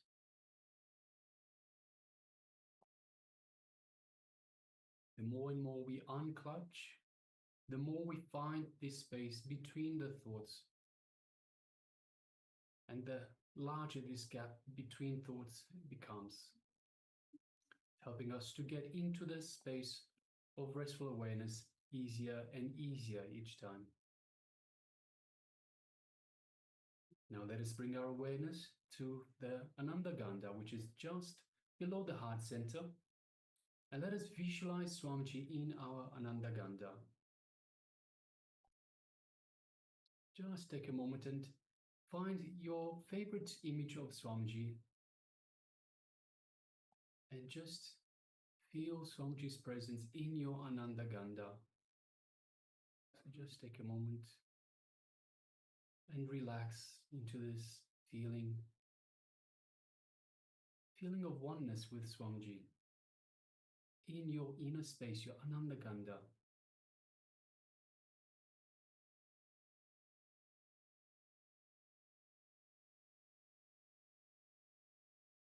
Now let us move our awareness to the third eye, just between the eyebrows.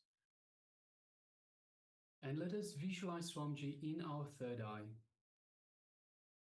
And through the third eye, let us look into Swamiji's third eye, thus creating a connection, an energetic connection to Swamiji's third eye.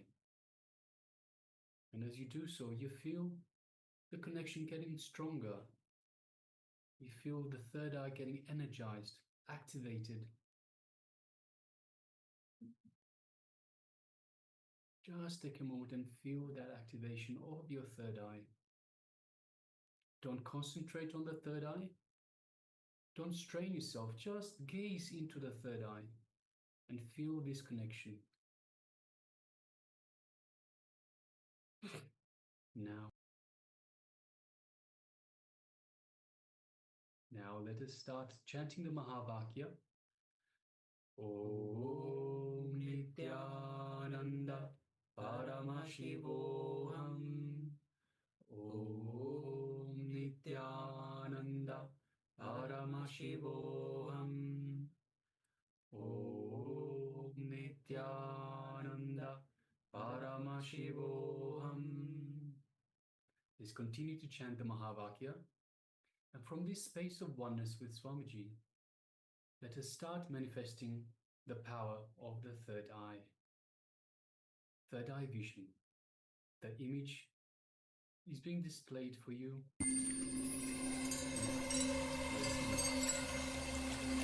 I welcome you all with my love and respect. Let you all open all your three eyes. Om Nityananda Paramashivoham.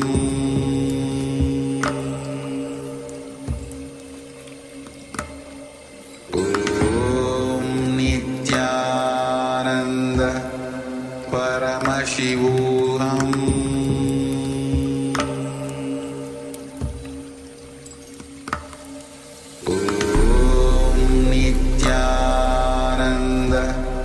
Paramashivoham.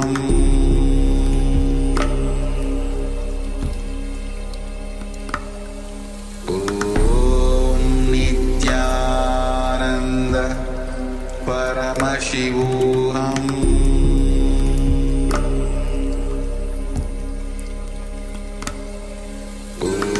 Om Nityananda Paramashivoham. Paramashivoham.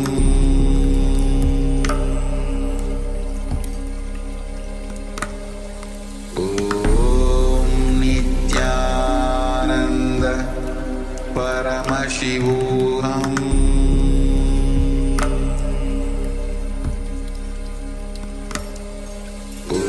Om Nityananda Paramashivoham.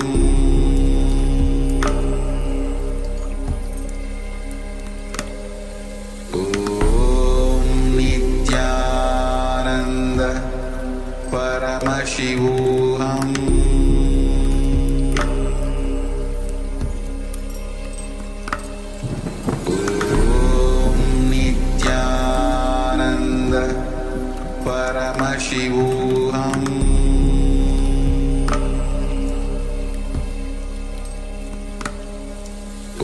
Om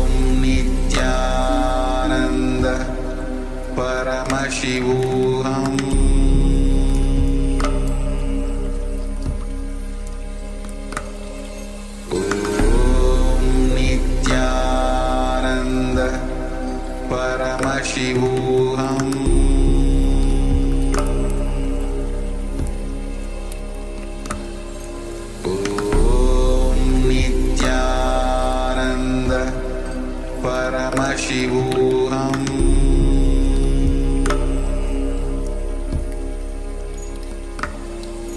Om Nityananda Paramashivoham.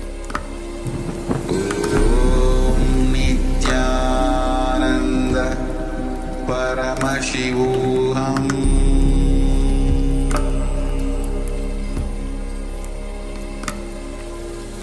Om Nityananda Paramashivoham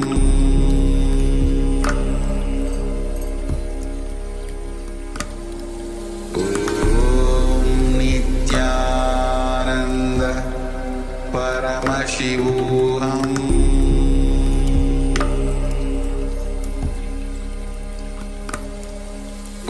Om Nityananda Paramashivoham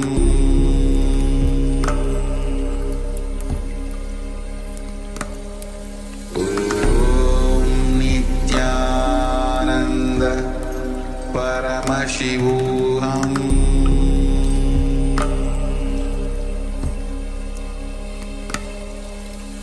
Om Nityananda Paramashivoham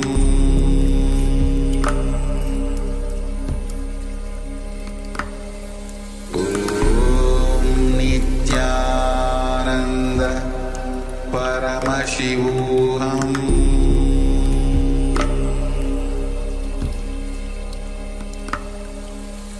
Om Nityananda Paramashivoham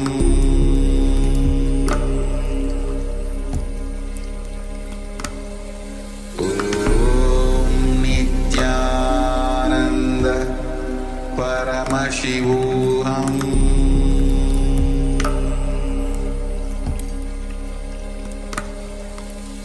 Om Nityananda Paramashivoham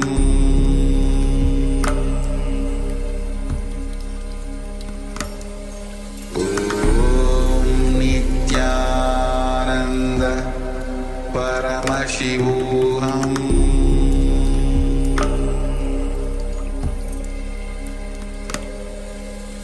Om Nityananda Paramashivoham Now, slowly, very slowly, you can remove your eyebands and you can open your eyes. Yes, you can open your eyes now. And take a moment to share what Swamiji revealed to you through your third eye. Understand? Whatever is being revealed to you, it is Swamiji who is manifesting through you. So, take a moment to share whatever was revealed to you. It can be a few images or just a flash of light, or might have it come as a visualization, or you might have heard a sound, or as a feeling. In multiple ways it can come. So take a moment to share your revelations, and also requesting all of you to please switch on your cameras. We have also been joined by Joy Zhang, Nityananda, Nityananda, welcome. and also requesting all of you to switch on your cameras, be available in the cameras. Yes. And we're requesting Ma Sia Wu, Ma Amrita Vandini, Ma Kylie Wang, of course Ma Joy Zhang. yes, And yes, Nityananda. Nityananda Ma Sia Wu, welcome. Yes, good to see you, Good Ma. to see you, Ma. Yes. And also Ma Yang Yan Hong, although I think Ma is currently typing on the mobile. So welcome to everybody, and we've also just been joined by Ma Lu Yunzhen. Nityananda Ma, welcome. Welcome to today's program. Today's day number 7. Okay, so Ma Sia would let us know that she wasn't able to manifest this time. That's okay, Ma. No problem. Thank you, Ma. And requesting all the participants on YouTube as well to share your experience of this power manifestation now. Yes. So, okay, long time, no practice. Wu says, yes, long time, no practice. That's okay, Ma. You'll come back. You'll come back very, very quickly. No problem. Yes. And as Swami says that the more and more you start practicing, the more it awakens. The third eye awakens. So go on manifesting. Again, requesting all of this is for everybody. This is for everybody. Go on manifesting the powers of third eye, because third eye is the seat of willpower. Swami says that Actually, this is the last chakra, and Sahasrara is not actually a chakra; it's an opening. So this is the Sahasrara is the last chakra. It is not actually a chakra; it is an opening. So last chakra is Angya chakra. This is also called as the king of the chakras. Once it is awakened, you can manifest anything that you want. So we have one sharing from Ma Yan Yang Hong. She says the gray white lake water, deep blue mountains, yellow curly flower, white ship. Okay, thank you, Ma, for sharing. Thank you for sharing, Ma. All right. Yes, so for those of you that have joined us, that have just recently joined us, so we have Ma Lu Yun Zhen and Ma Joy Zhang. So this is the power manifestation segment. We are just about to review what we were displaying for the participants just now. So just wait with us, just sit with us for a little bit. We'll shortly go to the next segment.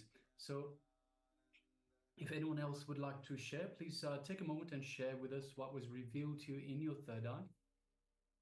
So a reminder that the third eye power manifestation, every power manifestation comes from the space of oneness with the divine, the space of oneness with Swamiji himself, who is, of course, the embodiment of the divine, of Paramashiva himself.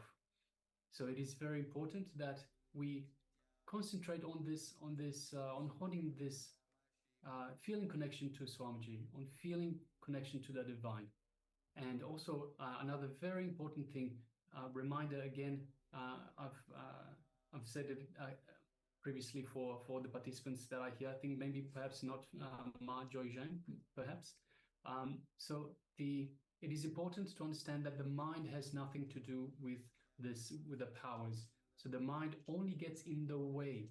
That is why at the start we unclutch, we remove every thought. We don't get involved with any thoughts to allow this connection with Swamiji, to allow this connection to Paramashiva himself to grow, to start developing. And it is through this connection, it is in fact Swamiji that manifests through us. So all we do is we get out of the way. And of course, by being in the space of no mind, of restful awareness, this is where that feeling connection to the divine is strongest. So this is why we're able to manifest in this space of restful awareness. Yes. And the more you are in the restful awareness, all the fears that you have, all the worries that you have, struggles that you are going through will just become redundant. So go on manifesting the powers. All right. So with this, we'll be entering into today's session. Let us first review the image that we displayed for you earlier. Yes. So just give us a moment. Yes, there it is. So yes, as you can see, it is a beautiful image of a river, perhaps. Yes, it's a river in between the mountains. You can see the clouds up at the top. You can see the reflection of the sun at the bottom in the river itself. So yes, so having a look at the sharing, Ma Yang Yan Hong. Yes, he shares the gray white lake. Of course, it's kind of a river. So there's definitely a water body. Deep blue mountain. Yes, we have a deep blue mountain just at the back. On the sides, we have it's filled with mountain and yellow curly flower. We don't see any yellow curly flower though, and white ships. Actually, yes. Or maybe we have to zoom in maybe to see if there are the ships. But yes, definitely we have the water body. We definitely have the blue mountain. So yes, thank you, Ma. Thank you, Ma. Congratulations for manifesting. Yes, thank you. And take this as an inspiration for everybody. It's not just about seeing the pictures. It's about awakening the powers of Paramashiva, manifesting the powers of Paramashiva. The more you manifest the powers of Paramashiva, you grow oneness within you, and ultimately having that super conscious breakthrough, which is the very purpose of our existence. So with this, now we'll be entering into today's session itself.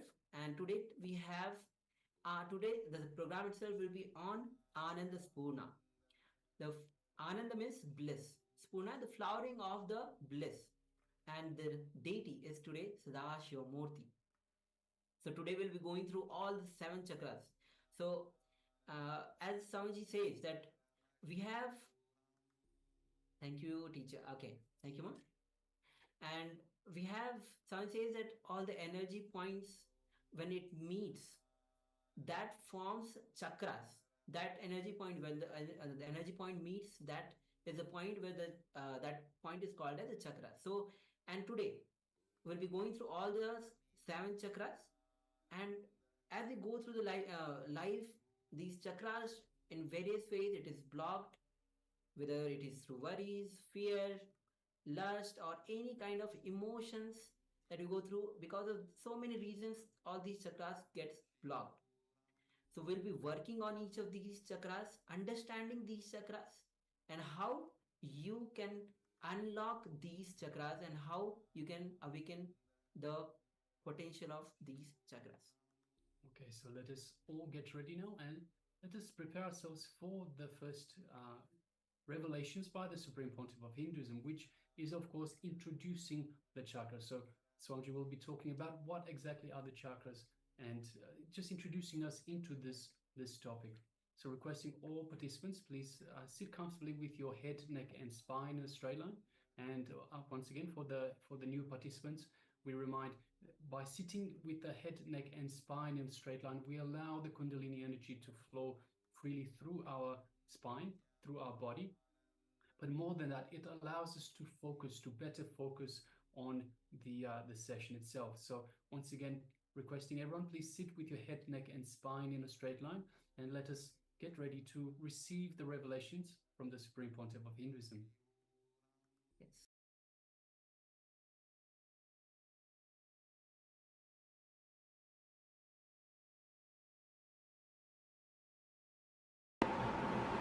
Most of us, we do not know how to operate this system. The system given to us by God is an unknown thing. Somebody is using it as a bullet cart, somebody is using it as a tractor, somebody is using it as a aircraft. The system given to us, see, the same system, tribal people are used as a bullet cart, an educated man is used as a tractor, pilot has used it as a aircraft. What is the difference between these 3 people? Nothing. The system is same, but the man is knowledge. Just like that. The system is given to us by God. Most of us, 90% of us, use this system only as a bullet cart. Taking birth, eating, drinking, reproducing, dying, over. Nothing much is achieved in our life. A few Benzes, few bungalows. If you weigh your life, it's few Benz, few bungalow, little bit of moving here and there, over. Nothing much. Few children. Nothing much is the life. A normal course of life. Taking birth, reproducing, and dying. Nothing much is achieved. Nothing new has happened. Nothing great has happened to the consciousness, to the being. Nothing what mentioning is happened.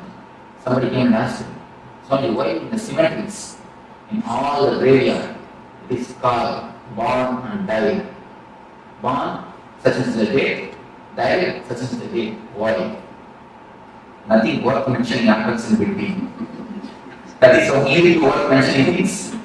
In most of our life, that is the reason, born and died, except birth and death. Nothing worth mentioning happens in our system. So most of us use the system as a bullet cart. We just use it in a minimum level, dull, dead, dry.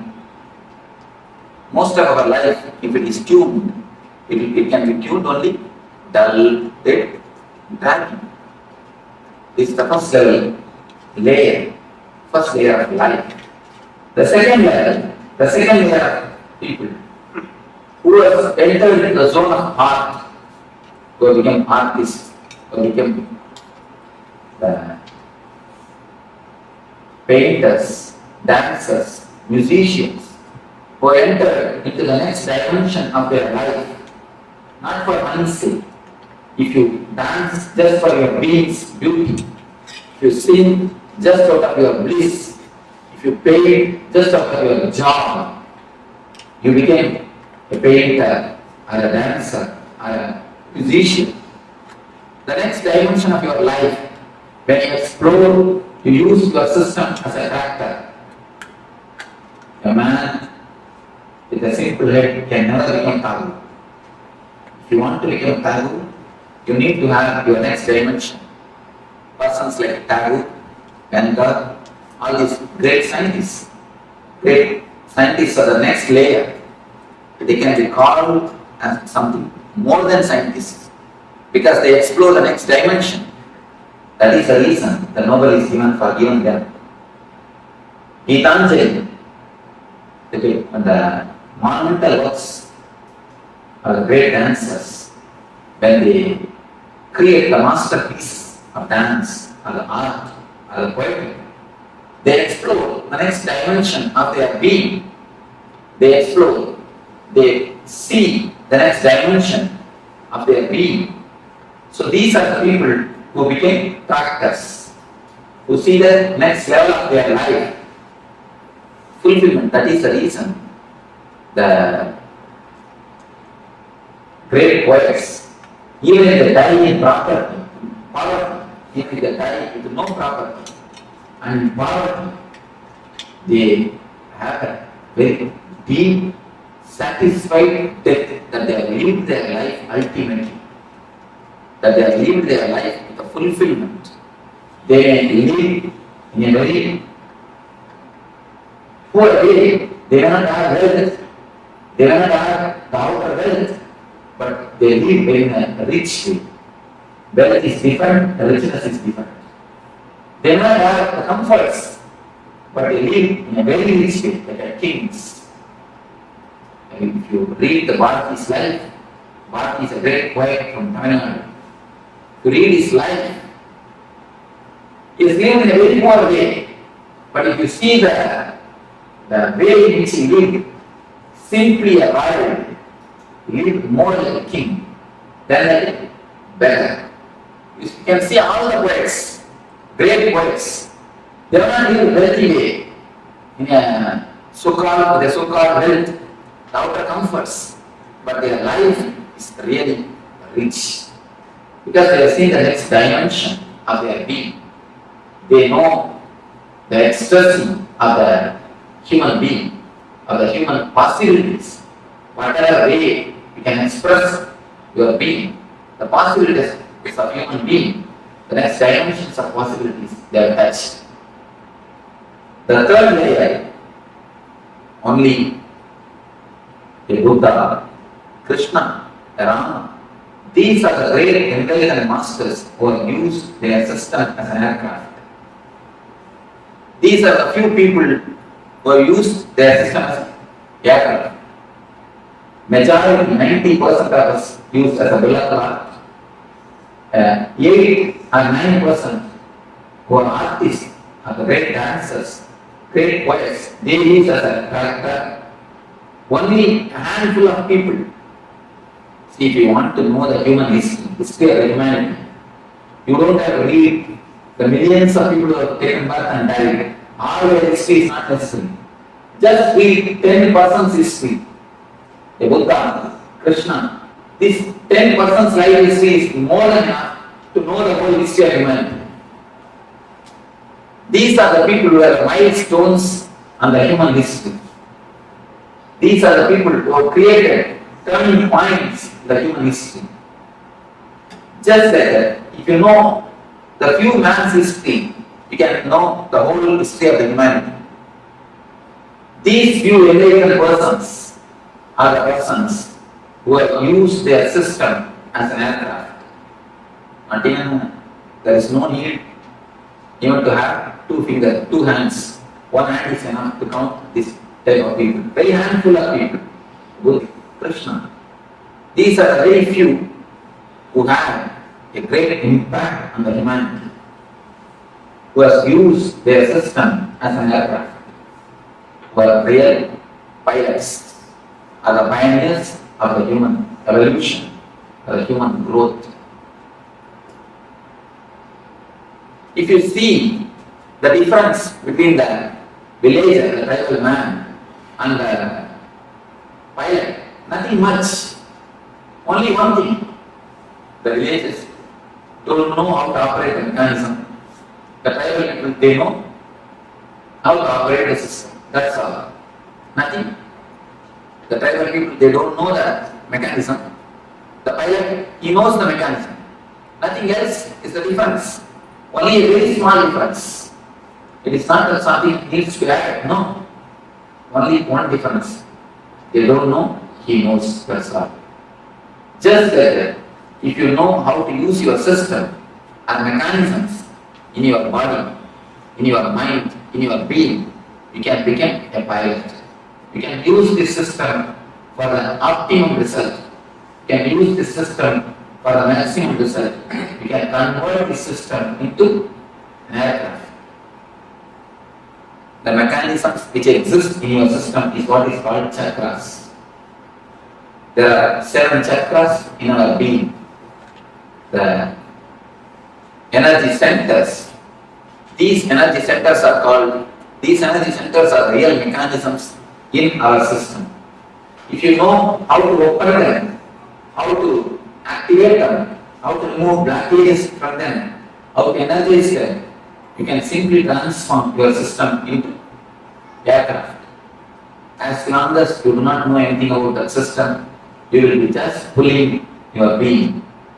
You just know how to open, how to energize, how to activate the system. You will be using the same system, same mechanism as an aircraft. So now we will be entering into each and every system, each and every mechanism of your being, and we will explore how to operate, how to open it, how to work on the chakra, on the energy center. Let me show you how the chakras are situated. The small diagram, very small, I think all of you will be able to see how the chakras are situated. If you have this, you can just open the page 20. The lowest is called Muladhara, the root chakra. You don't have to remember the names. You see, there is no need to remember the names of all these things. Just I am giving an introduction. Then afterwards you will be entering into the deeper layers. You don't have to bother who I have to remember all these names or not. There is no need to bother. You can just see and have an idea. That's all. First center is called Muladhara. From below I take the root of the spinal cord. Just at the root of the spinal cord, Muladhara. The next is Swadhisthana. Above the Muladhara, below the navel. On the navel, Manipurara. And in between the chest, Anahata. Then on the throat, Vishuddhi. And between the eyebrows, Anya.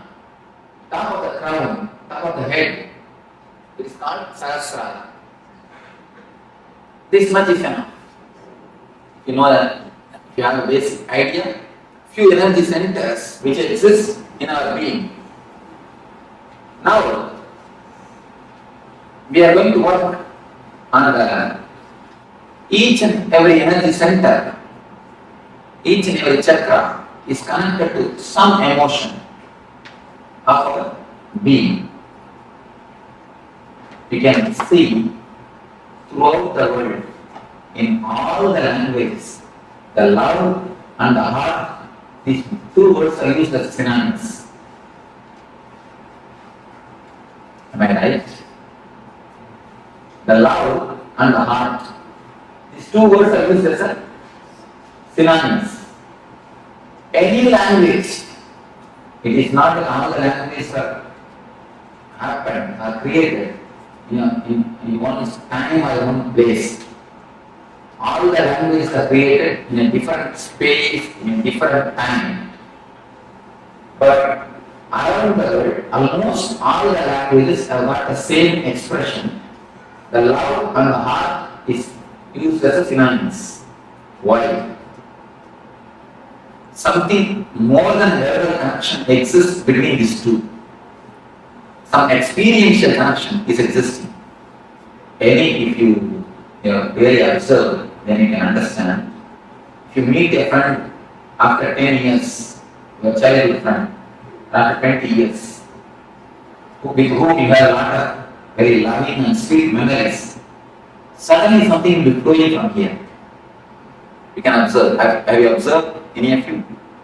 Suddenly something cool, very nice thing will be happening here in the soul, and it will flow. If you meet a person whom you love after 10 or 20 years, after a long gap, something will happen here. That is the reason, because this is an experience for everybody. That is the reason in all the languages, not only the Indian languages, or Western languages, even the tribal languages, I have seen at least more than 100 languages I have verified. In all the 100 languages, love and the heart is synonymous. Because it is something to do with deeper emotion.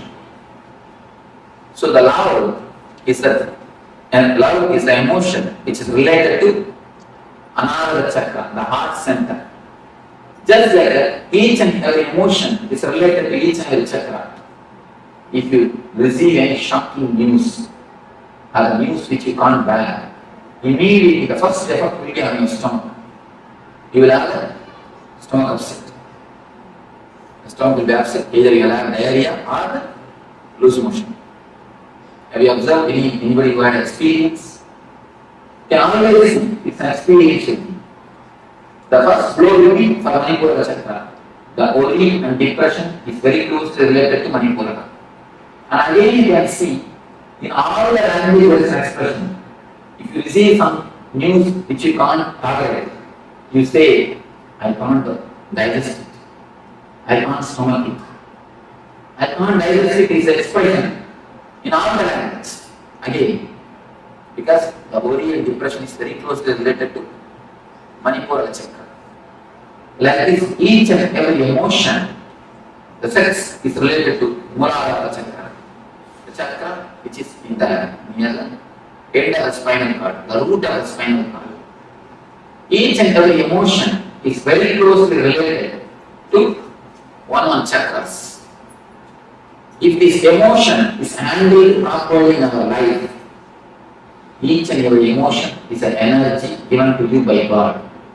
It's like a money. If you don't know how to handle the money, you will become bankrupt. Just like that, if you don't know how to handle the emotions, you become energetic. See, if somebody works for you, his work is worth $1,000. You pay him only $1,000. If possible, 900. Never 1,100. That's what is a regular way of life. We give him $1,000, not more than that. But if he does a mistake, it is worth $1,000. How much of anger we pay him? At least $5,000 worth of anger we pay him. Anger is an emotion. It is valuable thing. If you can pay the anger just like the money, exactly how much is necessary, that much if you pay, you will never go energy card. That is the reason after shouting, we are so tired, we just fall on the sofa and have coffee. Because it's not a very big work. Just shouting is not a big work. But you feel so much you are drained. Why? Because emotion is energy. All your emotions are energies, which is in your center, in your beings. When you use the money in a very loosey way, or in a luxurious way, or an unnecessary way, and the luxury is something necessary for life, nothing wrong. But when you spend unnecessarily, lavishly, you become bankrupt. Just like that, when you spend the emotions, when you lose the energies lavishly, you become energy. Each and every emotion is connected to some chakra. If you know how to handle them, how to use them properly, how to balance them clearly, your chakras, your energy centers open. If you don't know how to balance them, if you don't know how to use them, if you misbehave with the energies, see, having or showing too much of anger is a misbehavior with anger. Anger is like Lakshmi in you. If you misbehave with the money, you are misbehaving with Lakshmi. Just like that, if you misbehave with anger, you are misbehaving with your energies. Will you throw a dollar note in the dustbin? Will you throw a $100 note in the dustbin? We always think, oh, it's disrespect to Lakshmi. Just like that, if you throw your emotions unnecessarily, it's a disrespect to your energy. Just like God has given you money, He has given you emotions, energies to run your system, to run your life. When you disrespect, when you throw them out unnecessarily, you show a disrespect on the emotions, on the energies. If you know how to balance, how to run them, if you have an understanding, the chakras open. If you misunderstand or if you misbehave with the energies and the emotions, the chakra closes. For a little more understanding, it can be told in the other way. If you know how to give your love, the anahata opens. If you continuously ask for love from others, anahata closes. This is the master key for anahata chakra. Now first you will enter into the heart center. It's a master key for anahata chakra. If you know how to give the love, the center opens.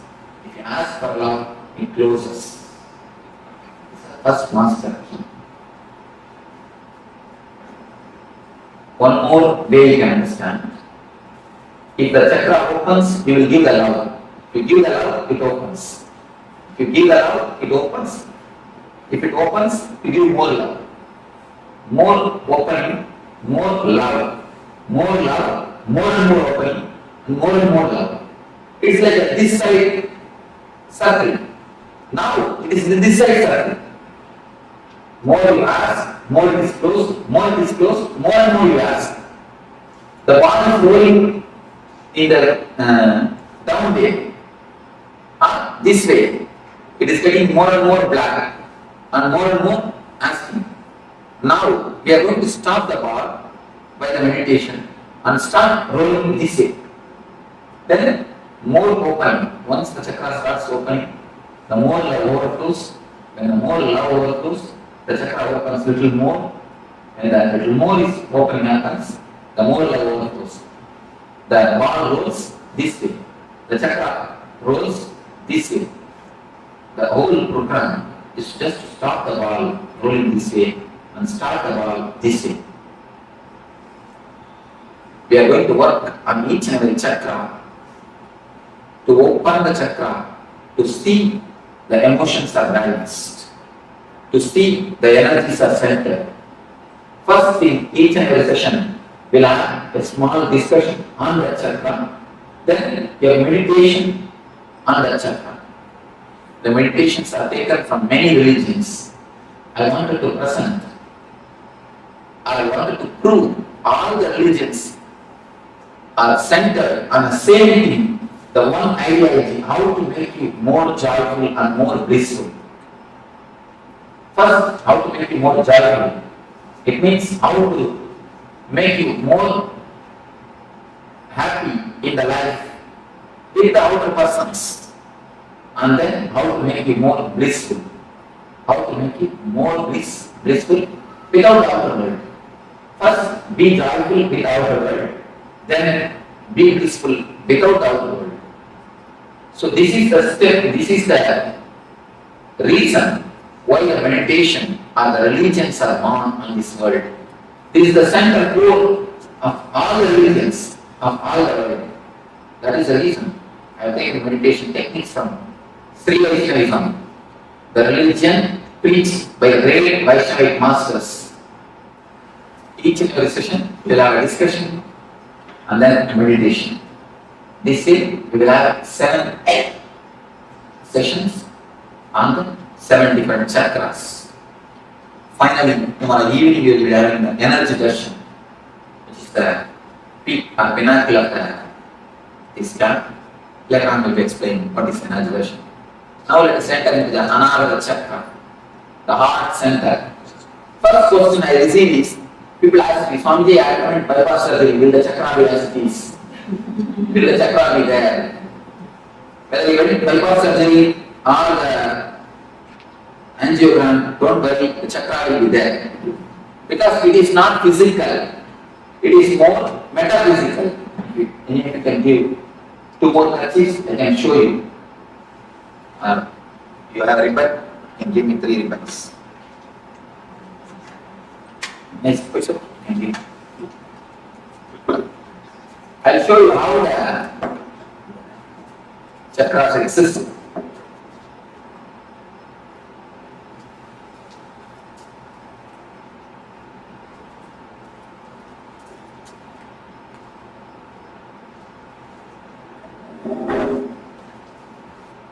See, it is like 3 bodies. We have 3 bodies. Please be very clear. Don't think you have only 1 body. The 1 body which you are using now, the next body which you are using in the dream sessions. When you dream, you will be sleeping, this body will be lying in Chicago, but you will be dreaming as if you have gone to India.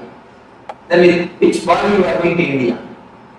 This body is lying in Chicago only, but you are in India. How can it be?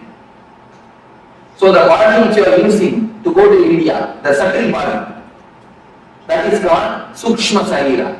The second layer body. One is physical layer, another one is Sukshma Sarira.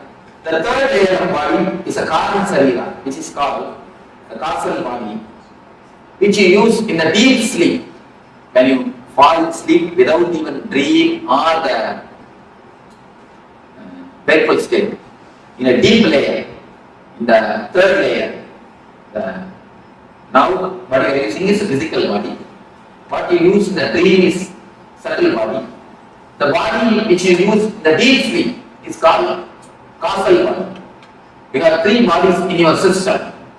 The 3 bodies, they meet and merge in 7 different points. They meet with each other. You can imagine the 7 knots in these 3 kerchiefs. If you can imagine the 7 knots, just 7 different knots in 7 different places. If you can imagine, that is the places which is called chakras. The 7 different knots. The 7 different knots are called chakras. The first thing we are going to enter is Anahata. Here also the 3 bodies meet and merge each other. In the book it is very clearly depicted. The 3 lines, they just meet near. That is the zone where the chakra is there. They just meet. Where chakra starts. So even if you undergo bypass surgery, the chakra will be there as it is, without any blockage, because it is more metaphysical. This chakra is love. When you ask for love, when you ask for attention, please be very clear, I am changing the word from love to attention need. Because whatever you know as love is nothing but attention. If you say somebody loves you, what do you mean by it? He gives attention to you, that's all.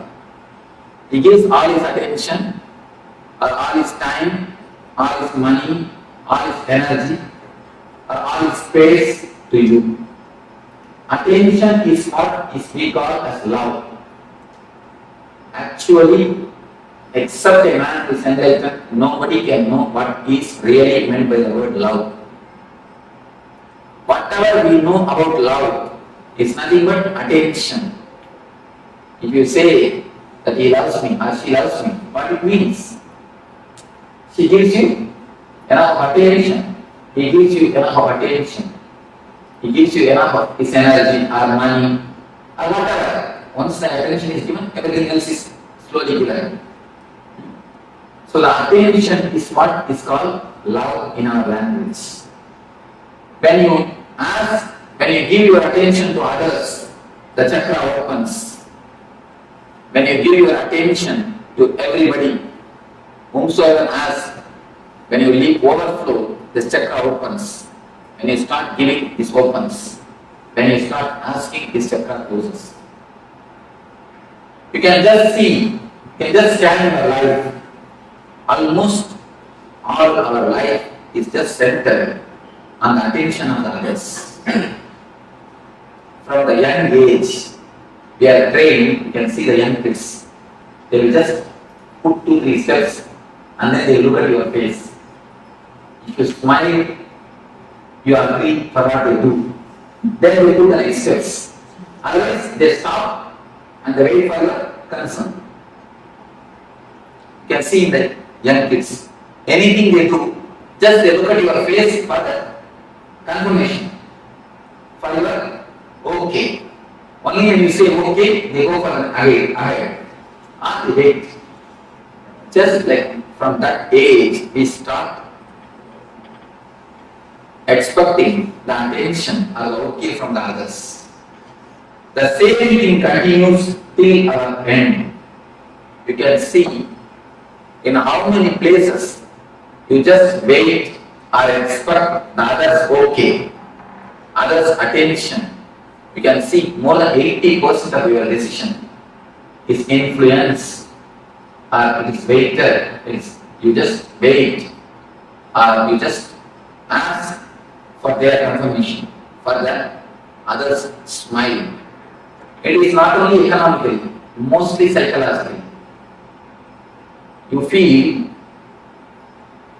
inspired or you feel regenerated.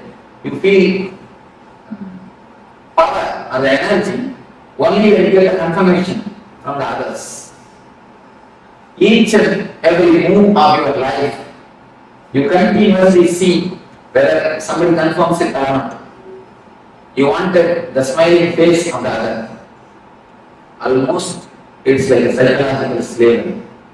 In every step, you wanted the other to be the source of your inspiration.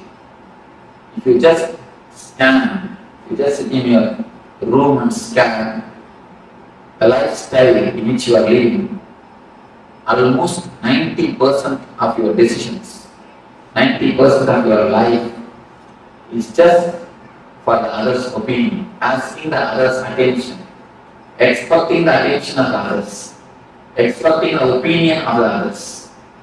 It is more like a signature campaign. Each and every husband expects a certificate from wife, good husband. Wife is expecting the certificate, the good wife. Parents, good parents. Son like is expecting a good son. Each and every system we expect certificate from our brother, from sister, from father, from son, from everybody. Just to feel good, just to feel energetic, we expect the certificates. Only with a smiling face or with the certificate, we go next. We go ahead. See, adjusting or not adjusting is perfectly okay. There is a vast difference between adjusting and compromising. Listen thoroughly and you can contemplate on it thoroughly. We may ask, should we not adjust?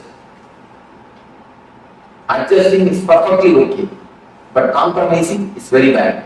Just understand what is the difference between adjusting and compromising. Adjusting is like you have all your energy source or inspiration or the strength within you. Then you give your love. You adjust for the sake of others. It is perfectly okay. But compromising is, unless they are all supporting you psychologically, you will have no energy to run on your own. When you adjust in that zone, you are compromising.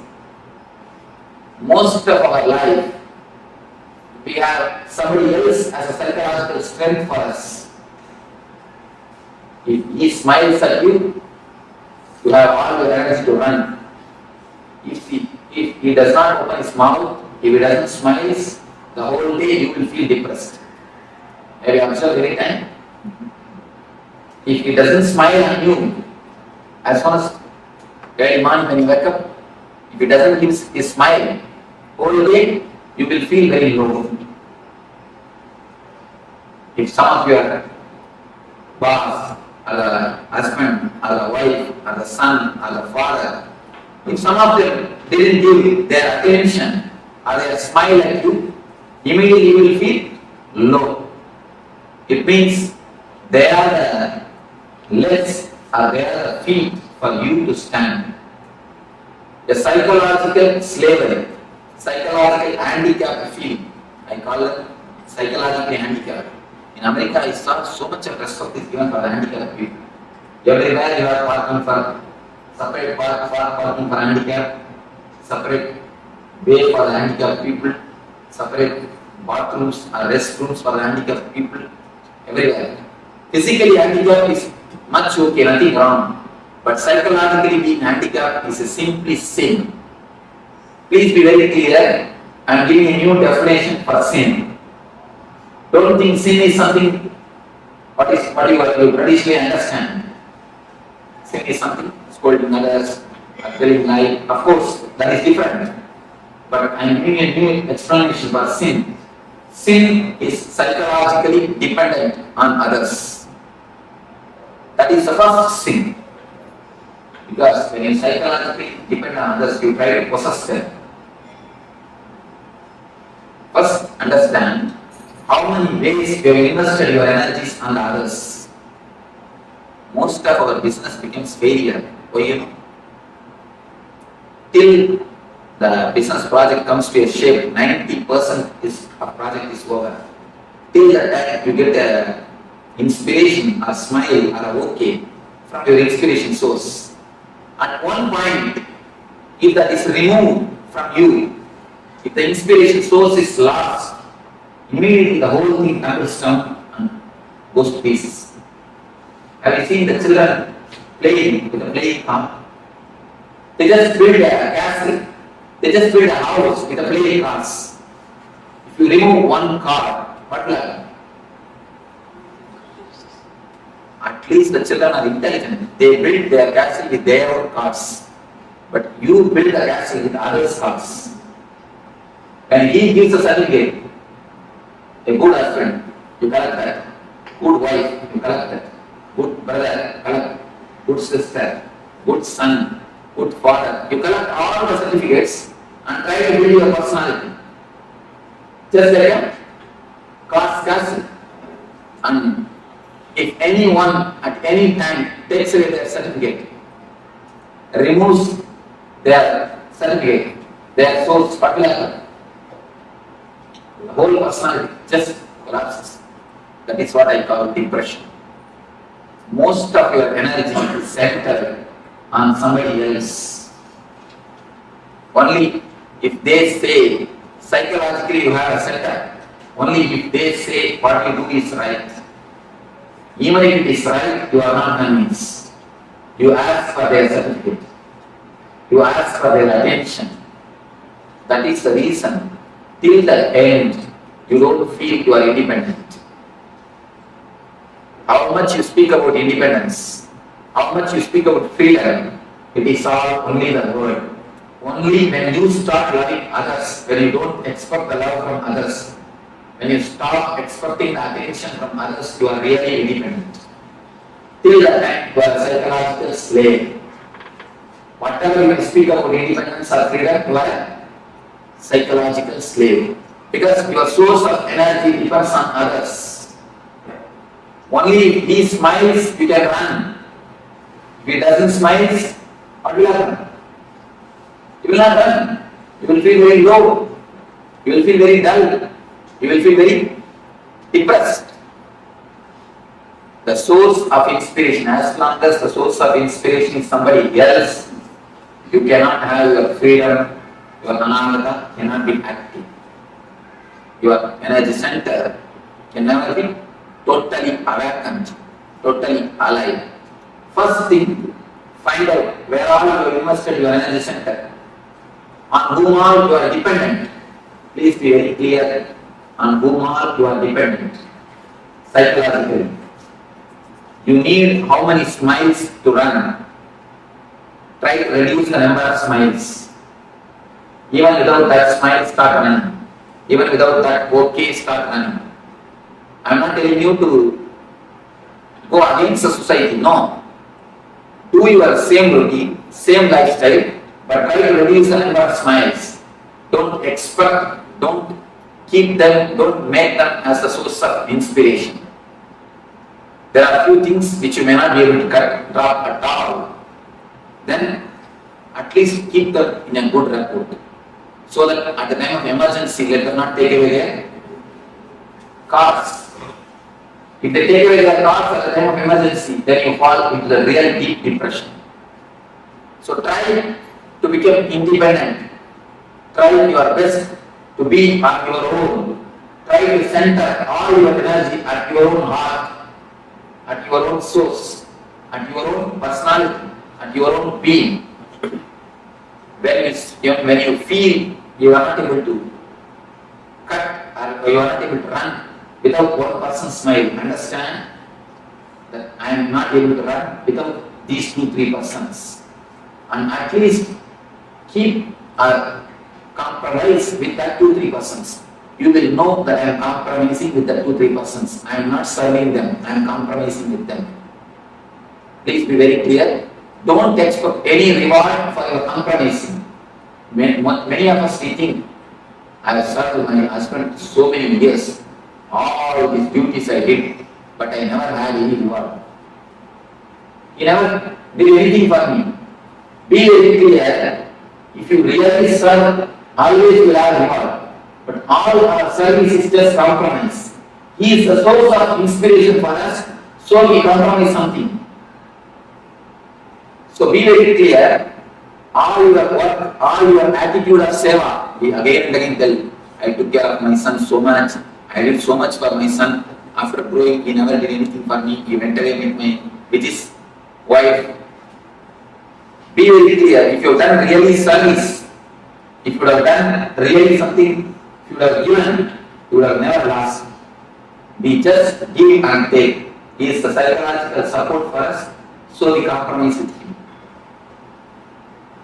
Just scan or filter all your emotions, all your understandings, revise completely where are your faith, where are you take decisions, you are dependent on others.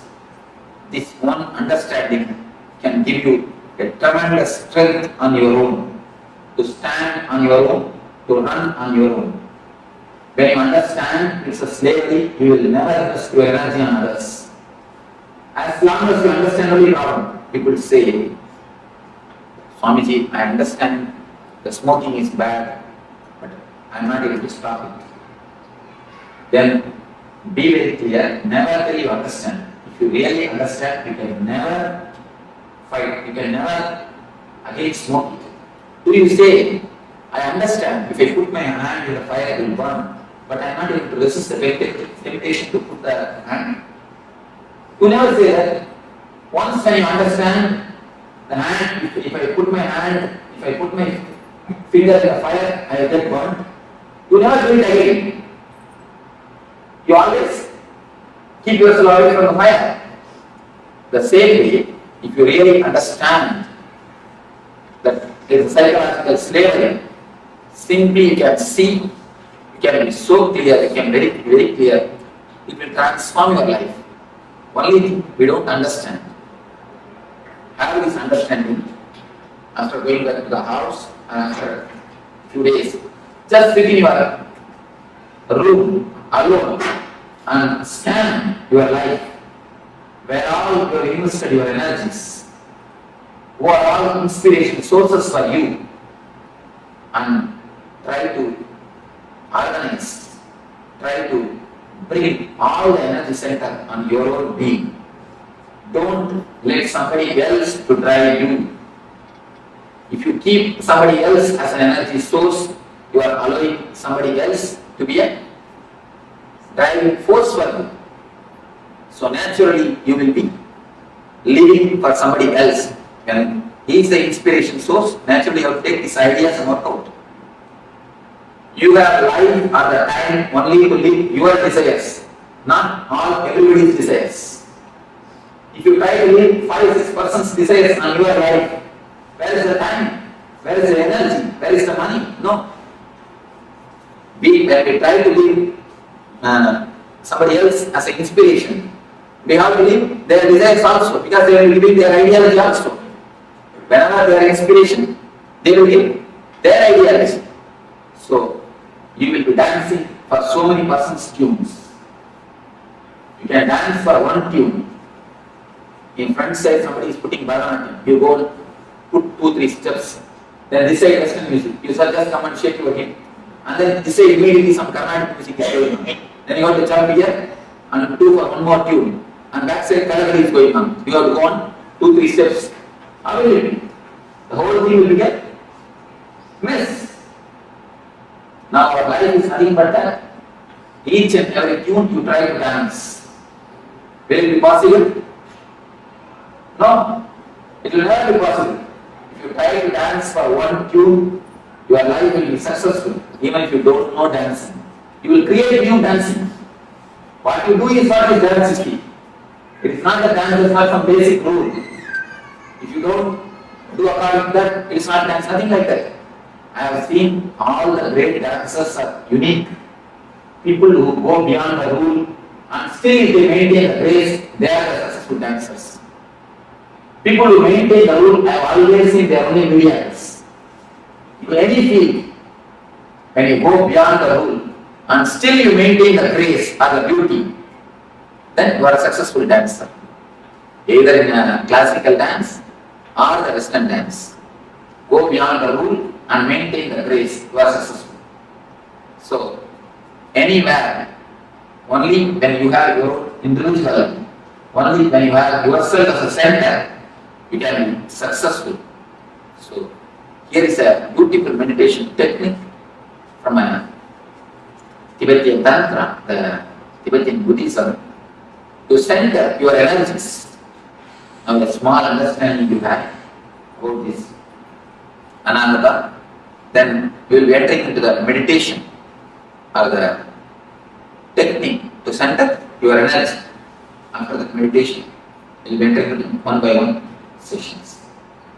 Now, before entering into the meditation, we will have few minutes for question and answer. Of course, due to short of time, otherwise, generally I make everyone to question. Even if they don't have a question, I tell them at least tell few words. I try to involve everybody, I keep the list. People who attended the other days, they know. I make everybody to ask, but now I think we will not have so much of time. At least few questions, I will try to respond. Yes, A few things like if somebody says don't put the hand in the fire, we don't because we know it burns either by feeling it or by experiencing it. But at the same time, there are some things, though we know it shouldn't, we shouldn't do it, but we are still doing it. It's like a psychosomatic because it's comforting and we really do it. One small story. One man came and told me, Swamiji, last week I read a book which explains very seriously the dangers of smoking.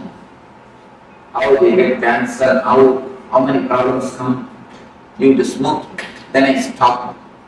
I asked him, oh, you stopped smoking? He goes, no, I stopped reading. See, actually, if you know very clearly the fire burns, you don't put your hand. The problem is, first when you put your hand in the lighter fire, you get burnt. Then you think, I think lighter fire only burns. If I put my hand in the oven, it may not burn. Let me check. You put your hand on the oven, then oven fire also burns. I think if I can put my hand in some other candle, Let me see. You put your hand in the cabinet. Just like that, you try with each and every fire. Finally, when you understand, all the fire burns, your body will be burned. Because the age will be over. You end up in that age, your age will be over. It's more like that. The understanding is not deep. If the understanding is deep, you can never go beyond it. We don't allow the understanding to sink deeply. See, whenever you receive some intellectual conclusion, you don't allow the intellectual conclusion to work on your emotional layer. If you allow the intellectual conclusion to work on your emotional layer, you never go beyond it. The allowing the intellectual conclusion to work on the emotional layer is what I call it meditation. Meditation is nothing but allowing the intellectual conclusion to sink deeply into the emotional layer. Now you understood few things. If you meditate, that time, the meditation technique will allow the intellectual conclusion to sink deeply into the emotional layer. That's what they call in Vedanta, Sravana Manana. Sravana means listening. Manana means allowing it to sink deeply. Most of the time, we don't give space or the time to allow the intellectual conclusions to sink into the emotional layer. So once the intellect is allowed to sink into the emotional layer, you will always see nididhyasana, transformation happens. It should not be done. No desire should be suppressed. No transformation can be done. It should only happen. See, flower, if it automatically flowers, then it is really flower. If you just open a lotus, in many temples I have seen they open the lotus, and the floweriness will be missing in the lotus. The floweriness will be missing in the flower. Only if it blooms or if it flowers by itself, it's got beauty. You can do few things. You can allow the transformation to happen. You can put them inside and wait a little bit. You will see the transformation happens. But we neither give time or the space to see it, or we are too urgent to see the transformation.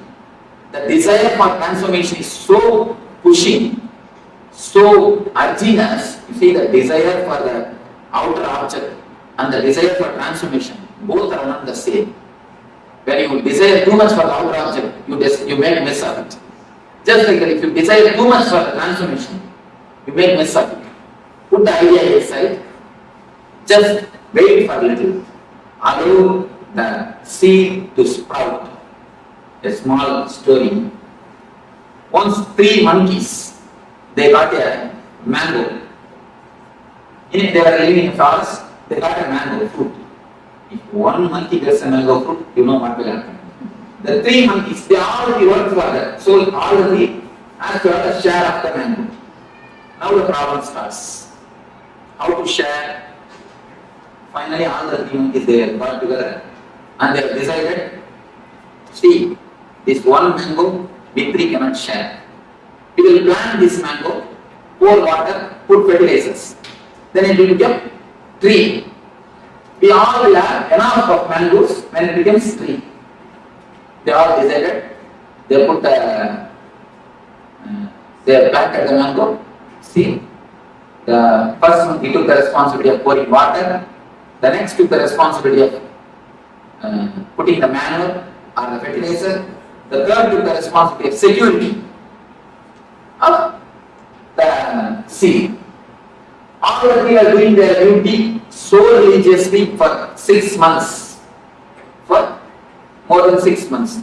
Still the seed has not sprouted. So all 3 called for a conference. All the 3 sat together and they started discussing. The first monkey told, you see, every day I am pouring the water religiously. Every day morning I pour water. Not even one day I missed. I miss my morning walk, but I never miss pouring water. I don't know what is happening. The next month he told, every day 4 o'clock I put the manure and fertilizers. I don't know what is happening, why it is not coming. The third month he told, you see, 24 hours I stand here as a security. I don't go anywhere else. And not only that, above all, Every day I just dig it out and see how it is sprouted. You see, every day when you dig it out and see, it can never sprout.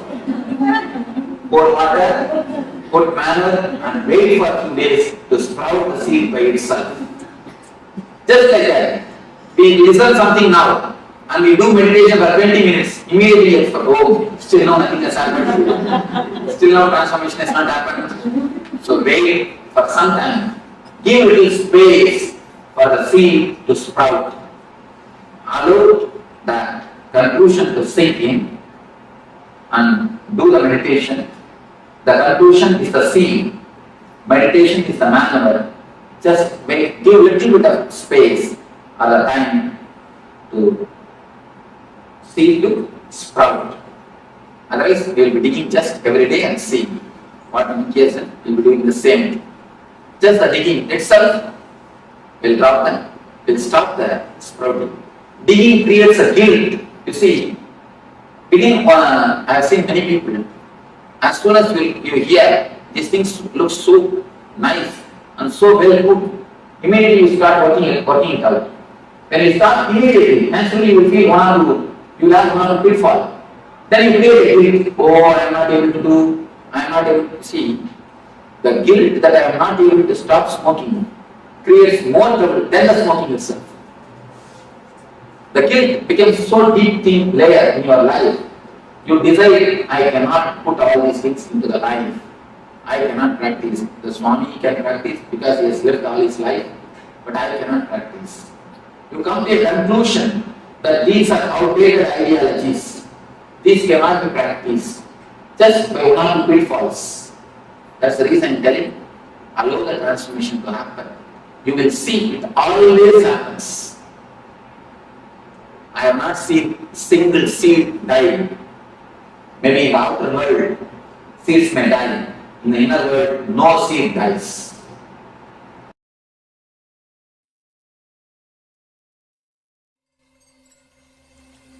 I welcome you all with my love and respect. Let you all open all your three eyes. Om Nityananda Paramashivoham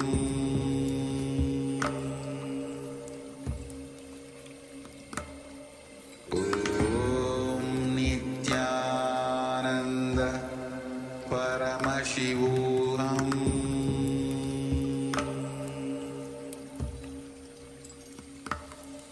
Om Nityananda Paramashivoham.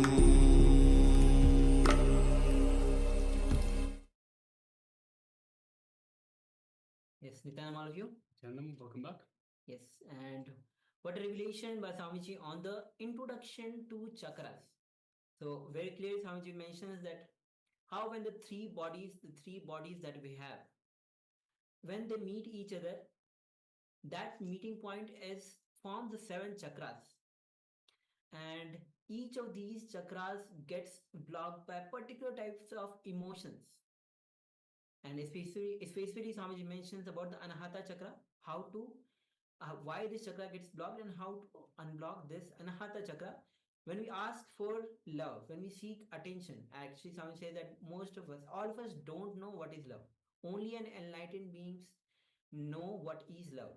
Rest all of us, whatever we know as love is actually the attention seeking. We're asking for love. Because of that, the chakra gets blocked. Only when we give love, then the chakra gets unlocked. Yes, so before we move on to the next segment, so we'd just like to welcome some of the participants that have just joined us during this last segment. We have Ma Nitya Guru Prashadini Joyce, Yes, Nitya Nitya Nama, Nama. and welcome. We have Ma Le Tang, Nitya Nama, and Yes. welcome. We have Ma Maha, welcome. Welcome, Ma, Nitya Yes, Nama. Nitya Nama. We have Ma Kaylee Wang that has joined us as well, Yes, Nitya Nitya Nama, and welcome, Ma. And we have Shri Nitya Lingodvava, Nitya Namaya, welcome. And also we have Master Banga. Yes, Nitya Nama. Yes, so welcome all of you in this wonderful journey of the Paramashivoham this season. This is the Jayanti season which is going on. Jayanti is a season where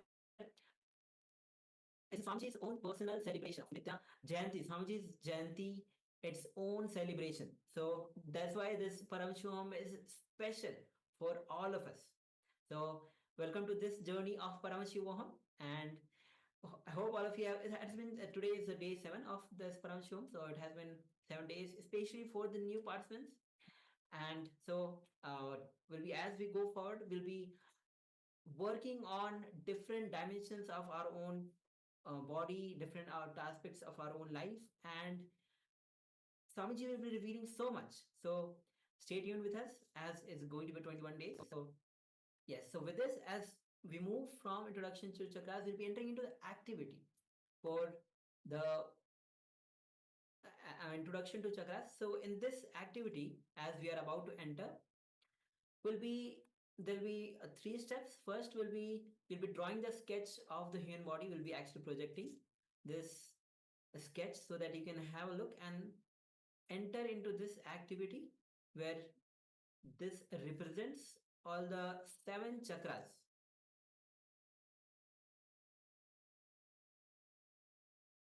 So as you can see, the chakras are the subtle energy centers of our body, as Swamiji had clearly mentioned. So this is going to be the first activity. So take a moment, have the notebook with you. If you want to have the pen or pencil or even the sketch, to draw this human sketch and mark all these 7 chakras. This is going to be reference for you as we go throughout this whole day of the program. Anand Spurna. So as you can see, from starting from the bottom is Mooladhara Chakra, which is the root center, just at the root of the spine. That is the Mooladhara Chakra. Next is Swadhisthana Chakra, or the being center. Next is the Manipuraka Chakra, which is at the navel center. Next comes the Anahata Chakra, which is at the heart center. Then moving up is Vishuddhi Chakra, the throat center. And the Angya Chakra, which is the third eye, between the eyebrow center. And the last one is Sahasrara Chakra, the ground center. So please take a moment and draw this human sketch, and we'll be referring again and again to this sketch for as we go throughout this program, because we'll be working on each of these chakras individually today. So, and any emotions, because each of these, Samaji has already introduced that each of these chakras are blocked by particular types of emotions. So we'll be working on emotions and unblocking these chakras. So take a moment and sketch this human body with the marking these 7 chakras. Please go ahead, take a moment.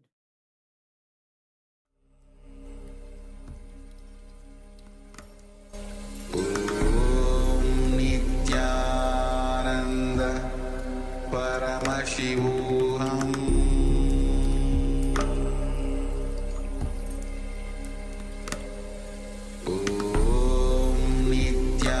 Nityananda Paramashivoham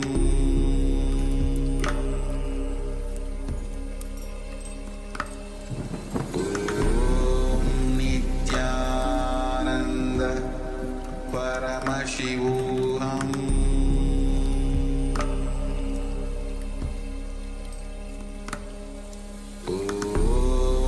Nityananda Paramashivoham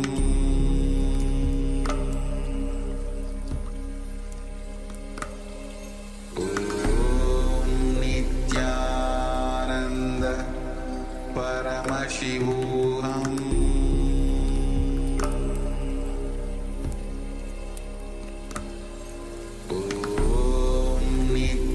Nityananda Paramashivoham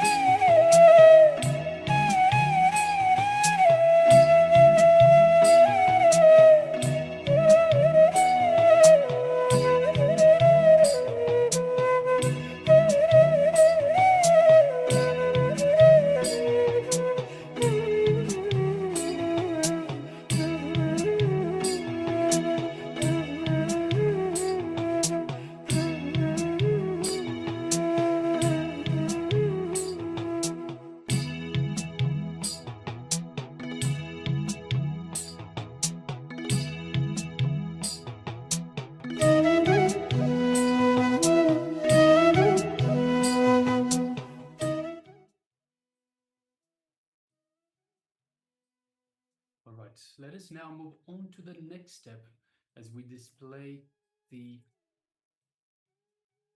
table of the different chakras, what blocks each individual chakra, what unblocks the chakra, and of course the powerful cognition related to that chakra.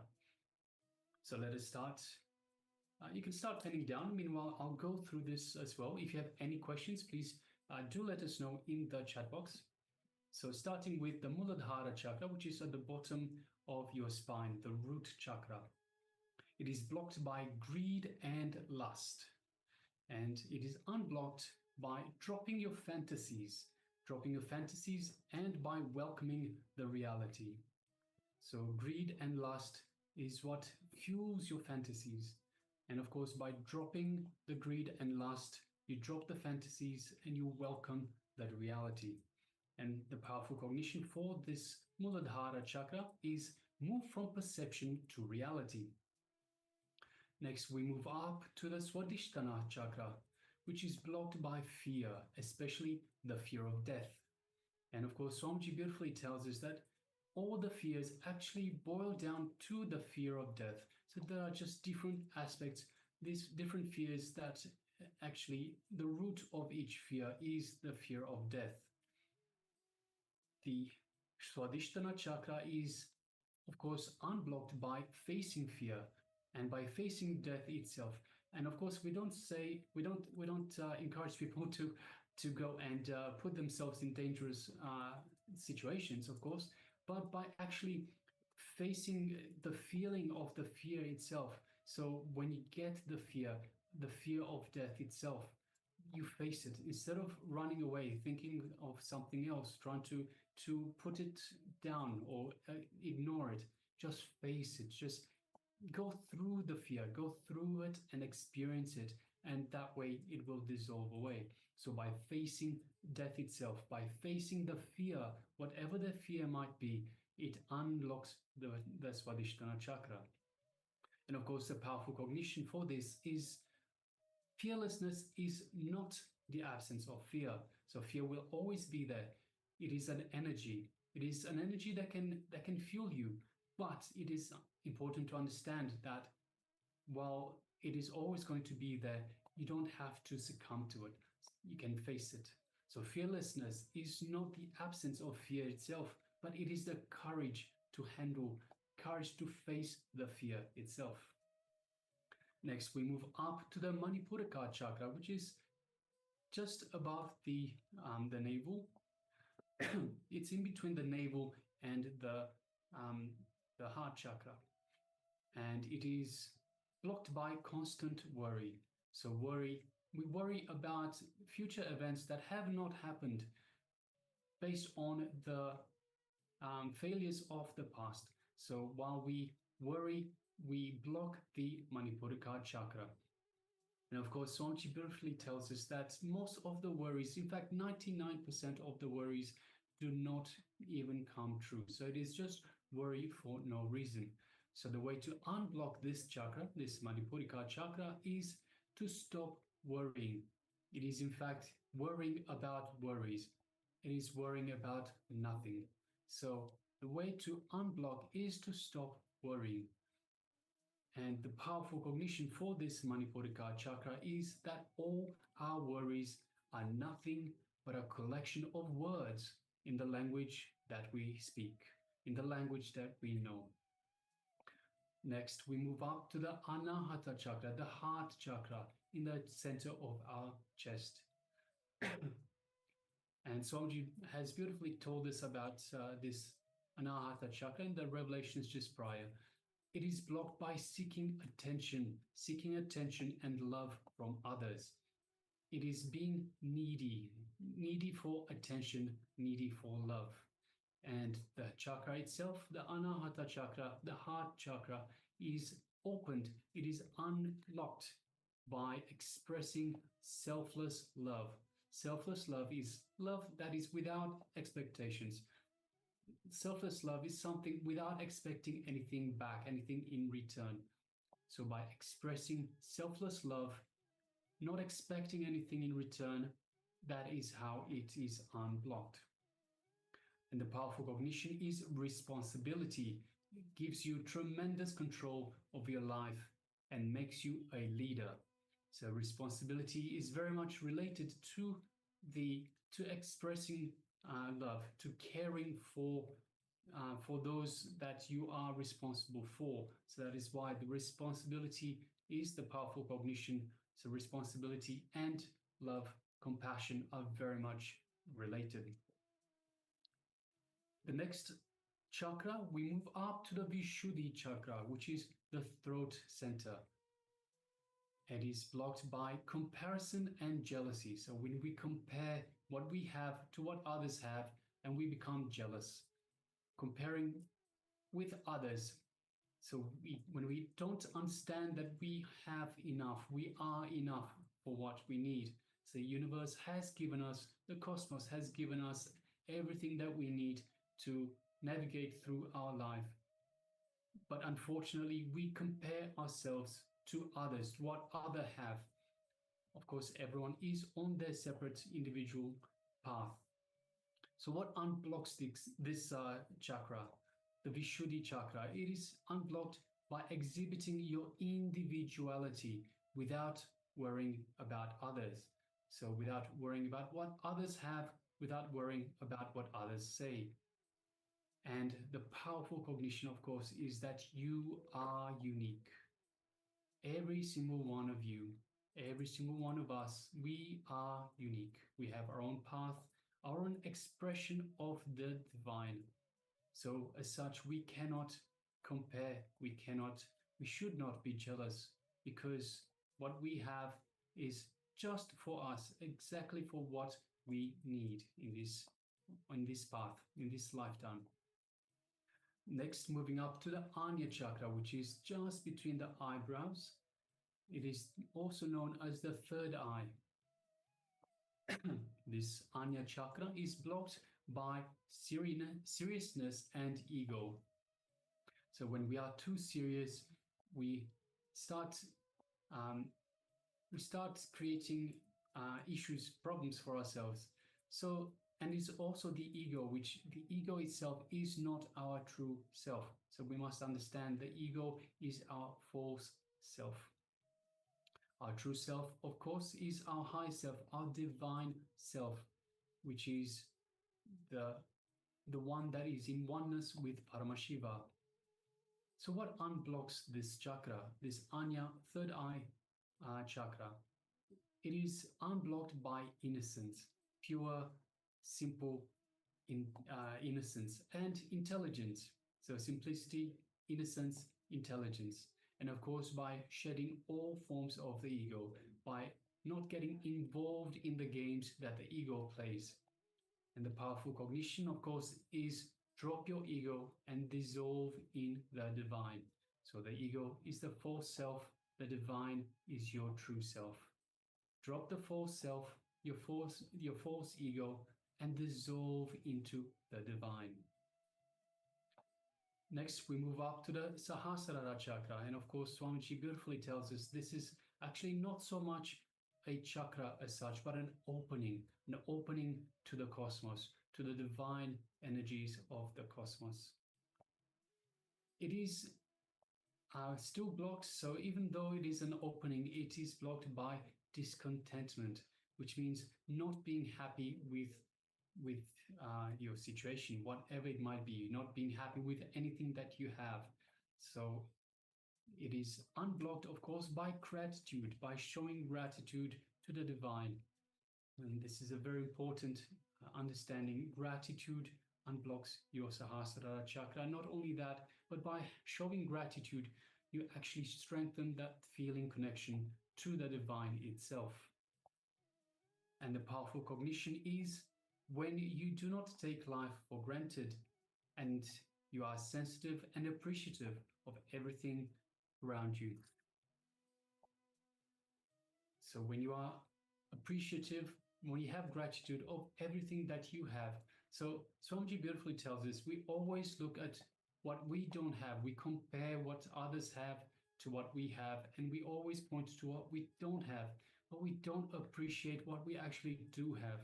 I mean, how many times have we looked at ourselves and said, hey, I have 10 fingers, I have 2 legs, 2 arms, I have everything that I need. There are so many people that don't.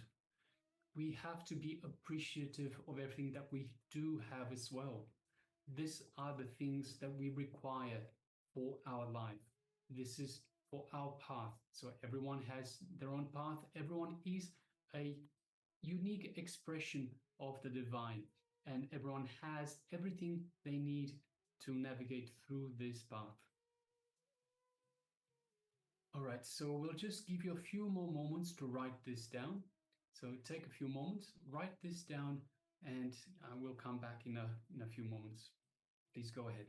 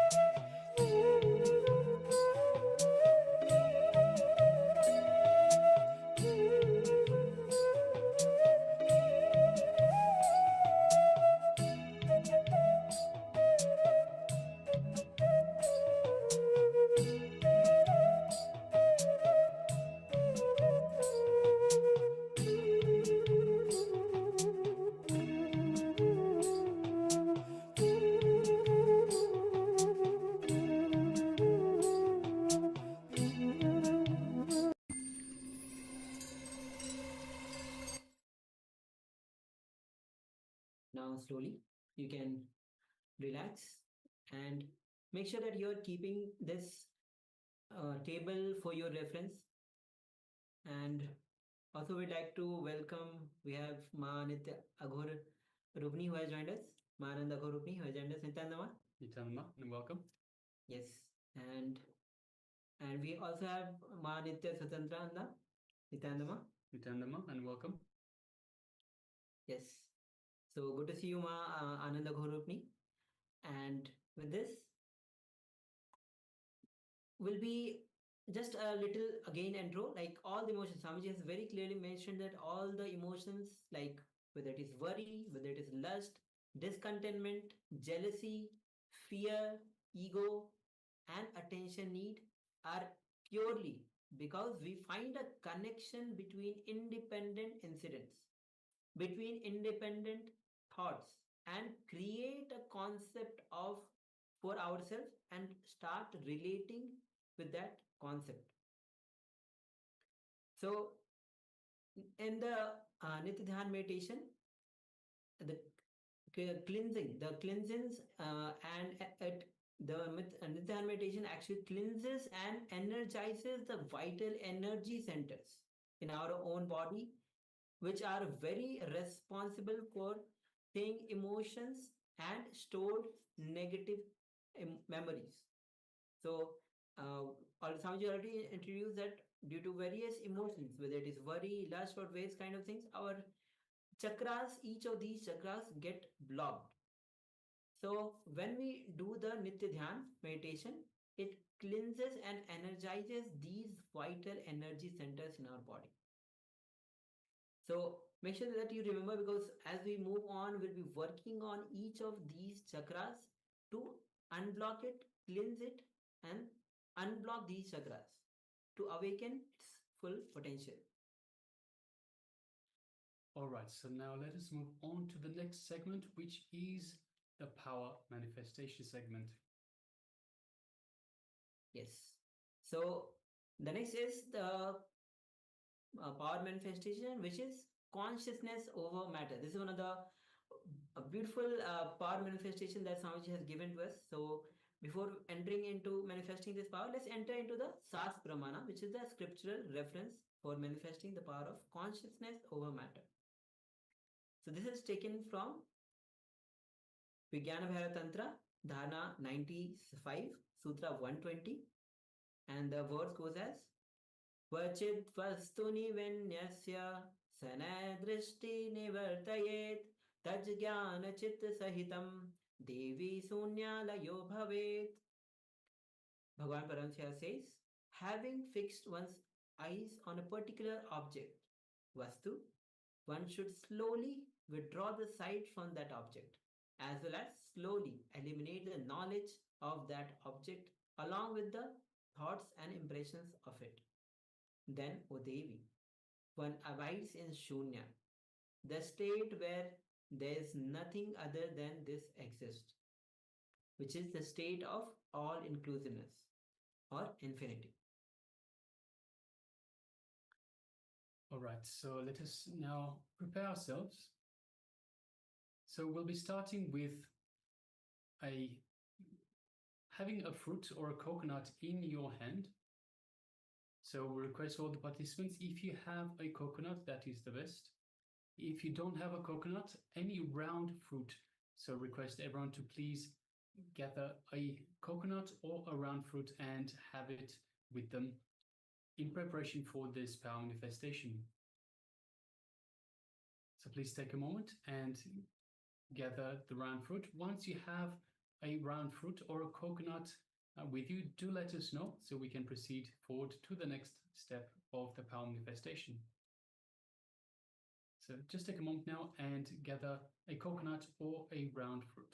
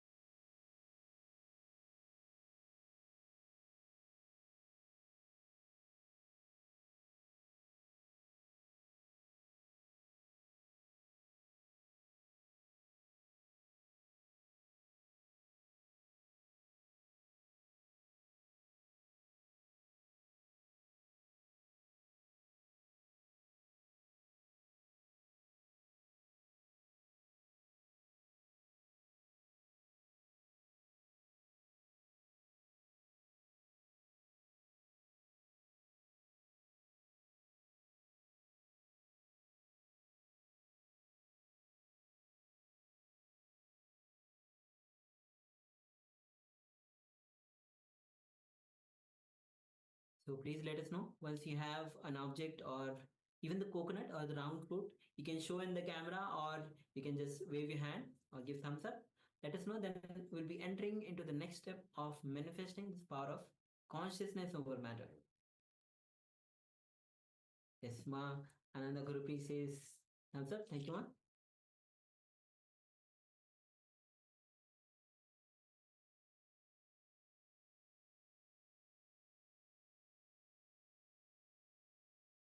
All right. So meanwhile, we also request the participants that have their cameras switched off, if you could please switch on your cameras and be available in the camera frame. So we have we have Nitya Swatantra, we have Ma Shukra Indrananda, Ma Sia Wu, and we also have a few participants that have the camera switched on, but we do not see you in the camera frame. Yes, thank you very much, Ma Sia Wu, and also Ma Le Tan. Welcome.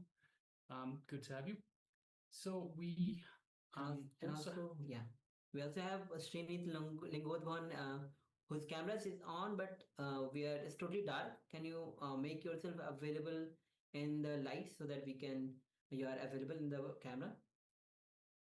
And also we have a participant with the label iPhone. If you could also please label yourself to your actual name, and please make sure that you are visible within the camera frame.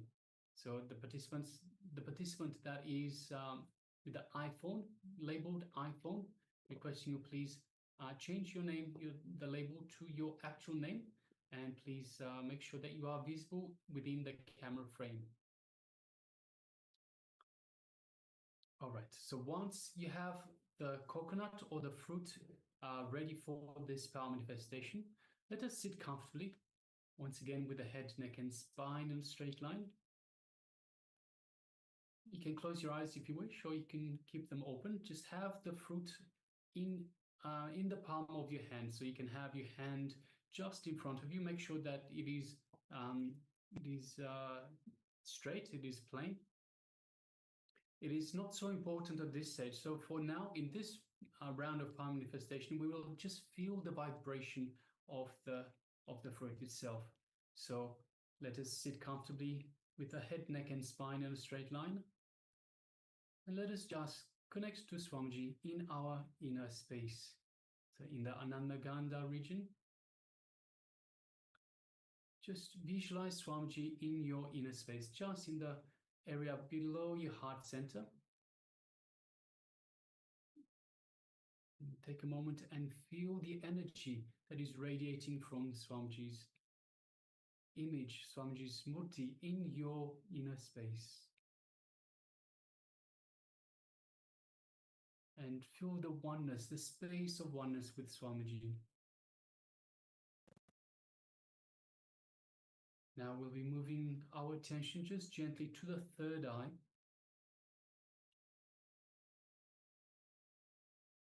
And through the third eye, let us look into Swamiji's third eye. So don't strain yourself, don't concentrate. So again, concentrating, straining yourself is like being serious. Just lightly gaze through the third eye, just like you would look at a flower, at a rose, for example. Just the way you would look at a rose, gaze gently through the third eye into Swamiji's third eye. And once you do so, you will feel that connection to Swamiji, that connection to Swamiji's third eye. It's an energetic connection, and you can feel a little buzz of energy in your third eye. And when you feel that buzz, that energy, you know that your third eye is awakened, is energized by Swamiji. So now let us make a strong intention to feel the vibration in the fruit, the coconut that we have in our palm. So let us just close our eyes and make this strong intention, strong declaration that you are going to feel the vibration of the coconut or of the fruit that is in your hand.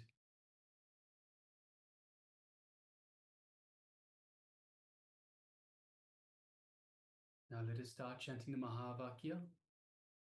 Om Nityananda Paramashivoham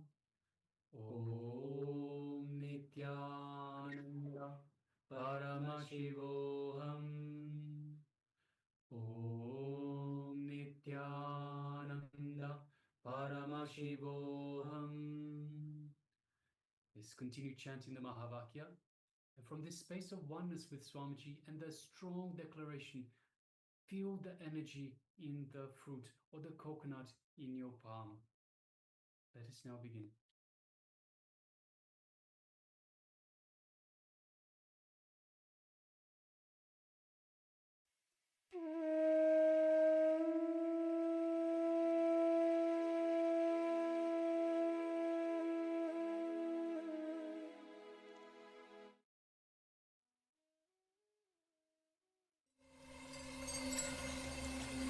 I welcome you all with my love and respect. Let you all open all your three eyes. Om Nityananda Paramashivoham.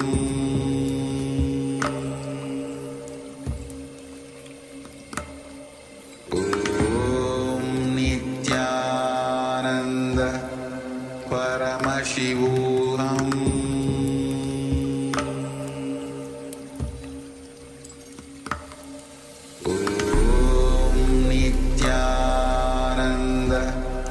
Paramashivoham.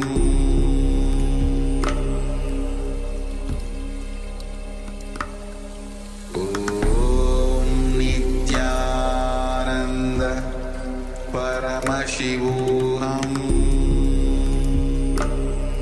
Om Nityananda Paramashivoham. Paramashivoham. Om Nityananda Paramashivoham.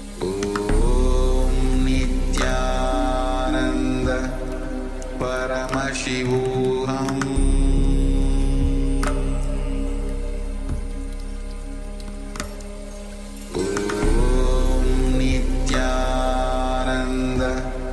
Paramashivoham.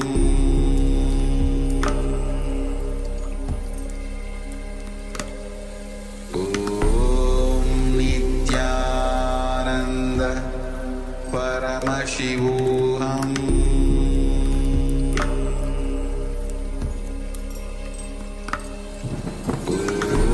Om Nityananda Paramashivoham.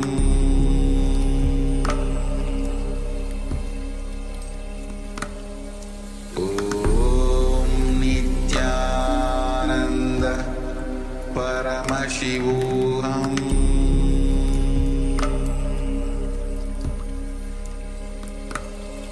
Om Nityananda Paramashivoham.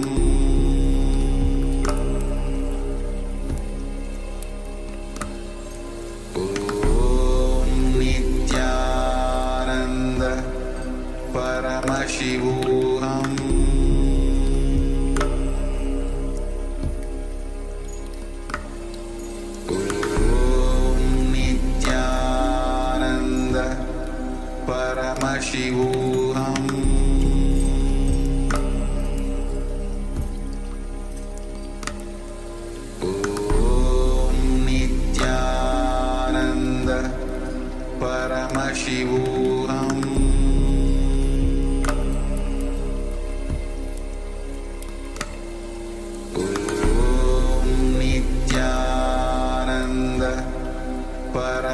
Paramashivoham.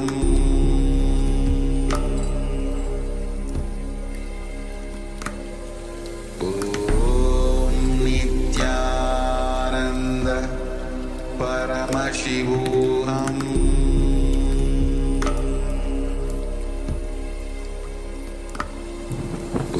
Om Nityananda Paramashivoham.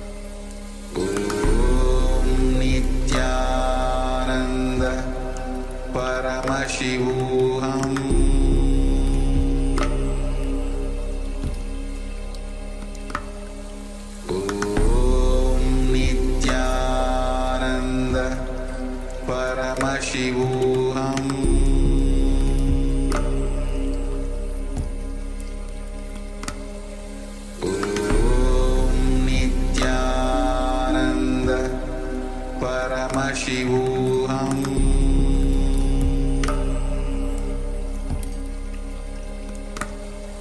Om Nityananda Paramashivoham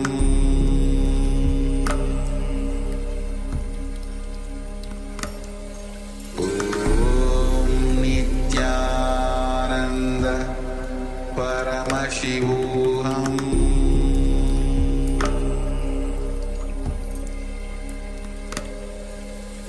Om Nityananda Paramashivoham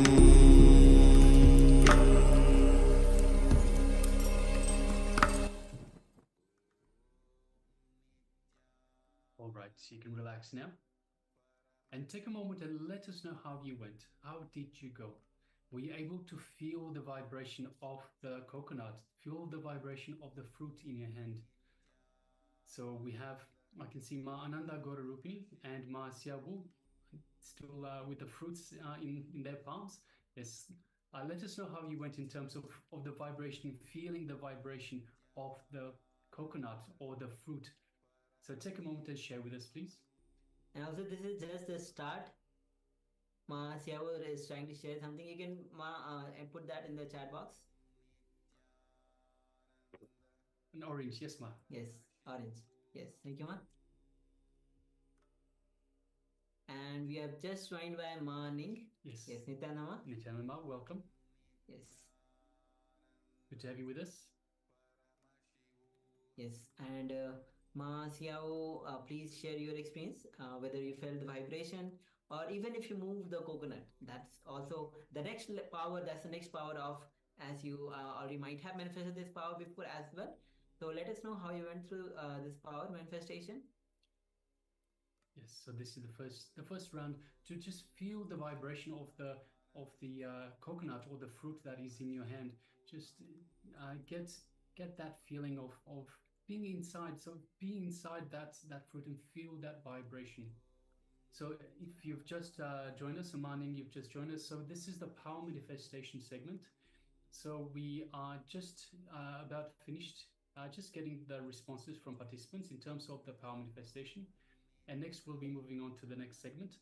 But requesting all the participants, please share with us your experience of this power manifestation. Did you feel the vibration of the fruit or the coconut that is in your palm? Yes. And also, this is the power of consciousness over matter. Means your consciousness has power over any matter. This is fruit which you are moving on your hand, feeling the vibration of the object or the fruit in your hand. This is just a start. Swamiji shares various stories. One of the story which I am remembering now, I'll just like to share.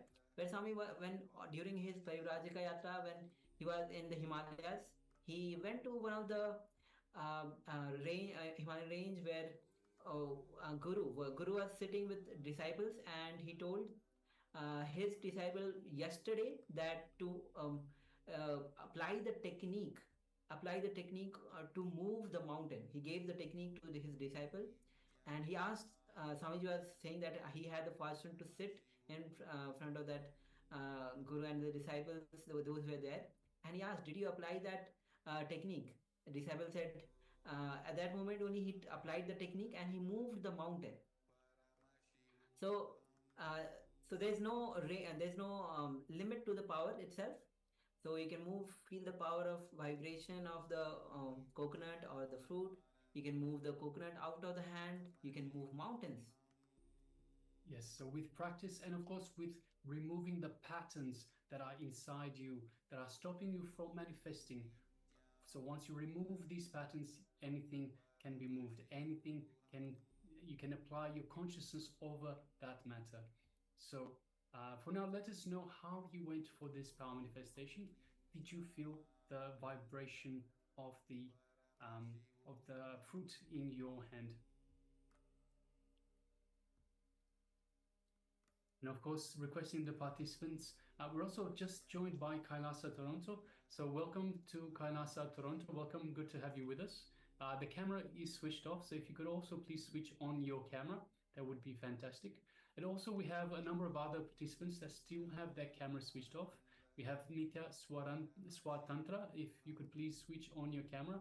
Mark Shukra Indrananda, if you're there with us, please switch on your camera. And of course we have Mark Haley Wang and a participant that has the label as iPhone. If you could please both make yourselves visible in the camera frame. So the camera is switched on, but we do not see you there. All right. So we have one sharing from Ananda Agora Rupini. Yes.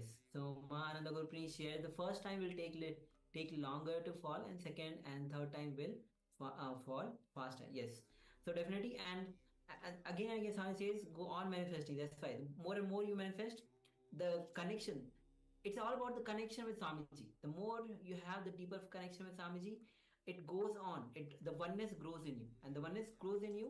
You are able to manifest the powers. So you have already manifested so much times in the past. Also, you have manifested this power. So do not have the habit of not performing the power manifestation. Even if you're not in the sessions, keep on manifesting the powers. It will manifest much more in much more greater qualities. And of course, just as I mentioned just prior, if you're not manifesting a power, have a look inside at what is blocking you. See, we are all Paramashiva, we are all divine, we have access to all the powers of Paramashiva, we have access to all the powers in the world. So if we're not manifesting, what is stopping us? And of course, it is not ourselves that is manifesting, but it is the divine that is manifesting through us. But our patterns stop this from happening. So we need to have a look. It's similar as you have a river and you have all these stones in the way. So the river is being blocked. The way to let the river flow naturally is to remove the blocks. You remove the blocks out of the way, the rocks out of the way, and the river will just simply flow. It is a similar way with the powers. If you remove the incompletions, the patterns that we have with that particular power, then it will just simply manifest through us. It will simply just run through us, just like a river would flow. Yes. Thank you all for being a part of this power manifestation. As the day progresses, we'll be having multiple rounds and various levels of the consciousness over matter. So stay tuned for the power manifestation. And with this, now we'll be entering into the first chakra, which is the Mooladhara chakra. Someone says very beautifully that this is chakra itself has nothing much related to the sex itself, but all the images that we carry, all the imaginations, fantasies that we carry. So understanding this chakra, as Swamiji will be revealing in this next segment. So stay tuned with us as Swamiji, and have the powerful cognition. Have the notebook with you, have the pen and paper with you to write down the powerful cognition. Understanding about the chakra itself gives a sense of, Swami says, that knowledge liberates you. So you want to make sure that you write down the powerful clicks. So let's get ready to enter into this revelation by Swamiji. So please come to the space of listening. And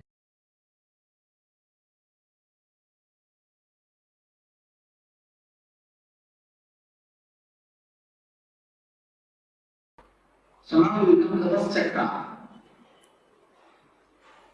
First chakra is Mooladhara. As I told you, there are two ways to open these chakras. One is meditation, another one is maturity. Maturity means just understand in which way these chakras are locked. Get the key and open the chakras. If you know how to open the chakras, you will see the maturity descends on you. This chakra is locked by a particular emotion. Each chakras are locked by a particular emotion. If you know how to unlock it, the chakra energy will be released in you and you can float with the energy of the chakra. The Mooladhara chakra is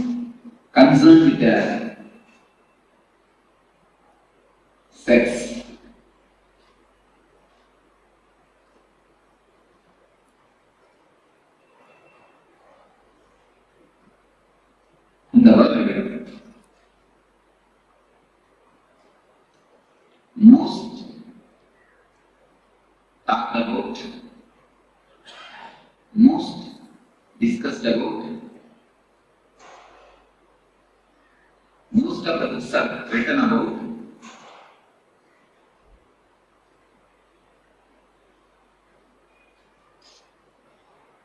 I think on these three sentences, most of the books have been written about, most talked about, and most discussed about. Subject is and most confused, most misunderstood, most misinterpreted. Subject is also.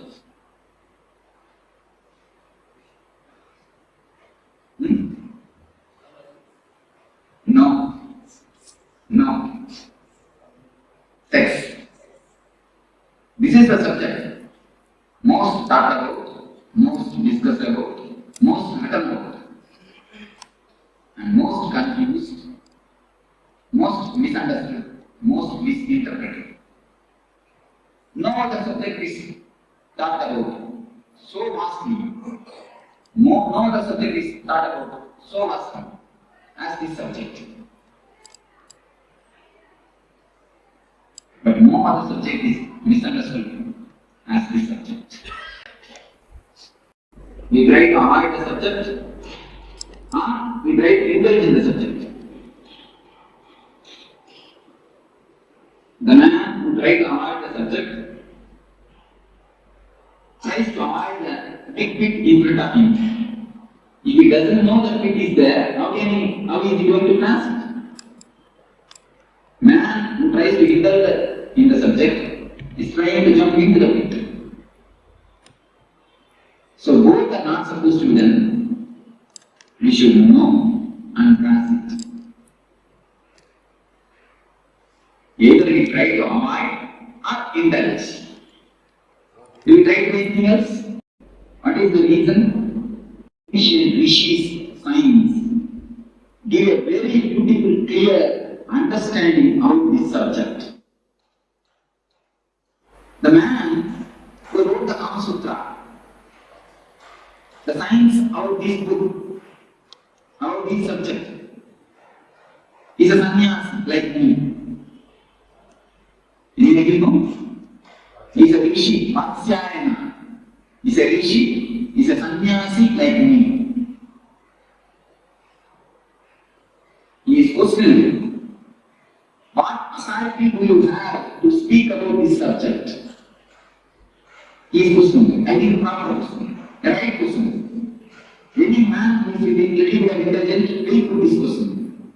What authority do you have to speak about this subject? Yes, yes, actually, logically, I have no authority to speak about this subject. Matsuyama very clearly answers in his book. But example he gives, I have modernized, I am giving a modern way. He gives an ancient type of example. In those times, there used to be IV system, which is used to use the electricity in the bioelectricity. He gives that example. I am giving the very clear example. Electrician knows how to switch on and off the switches. He knows what is the circuit behind the switches and the instruments.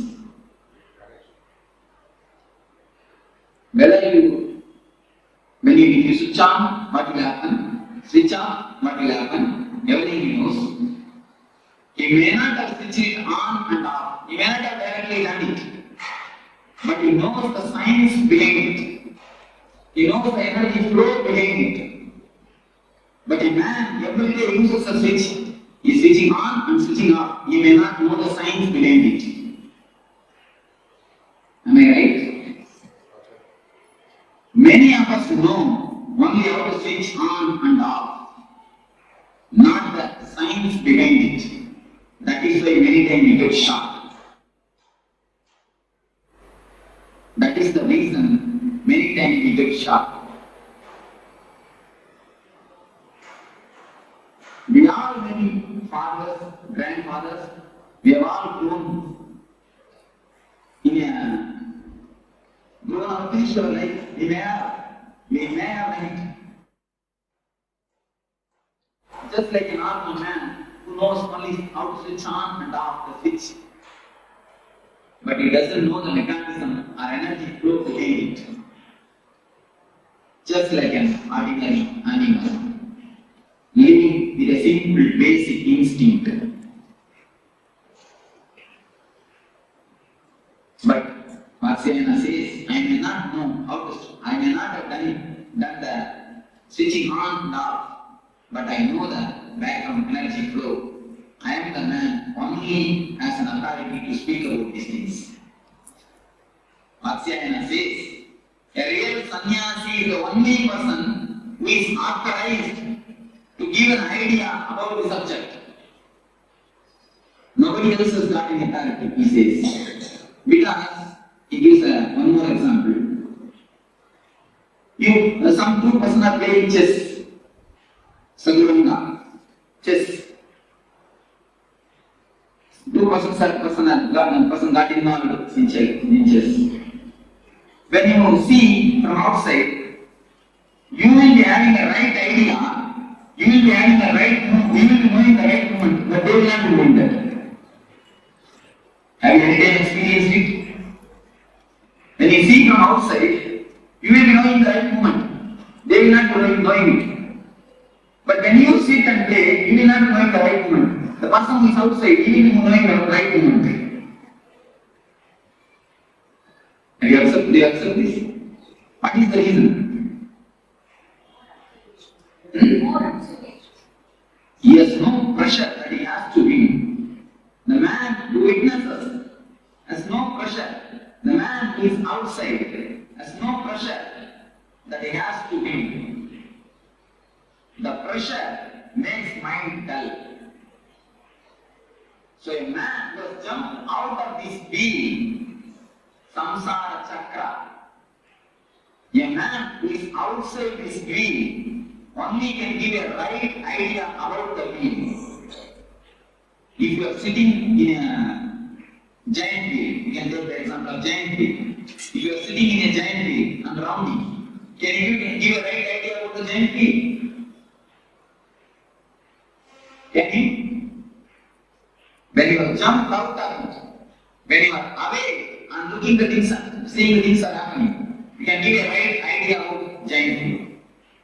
So a man who has come out of it, who is beyond, who has transformed the energy, who has jumped out of the samsara chakra, can only give a right idea about this subject. So we come to the question, what is sex? Today, biology proves all men are 51% men, 49% women. All women are 51% women, 49% men. Just 1% this way or that way. 1% only, this way or that way. But when we start growing, society doesn't allow the women part of us to express. When we do the meditation, many times I observe, men always cry, women try to laugh. What is the reason, you know? The feminine part of us has been suppressed. The masculine part of the women has been suppressed by the society continuously.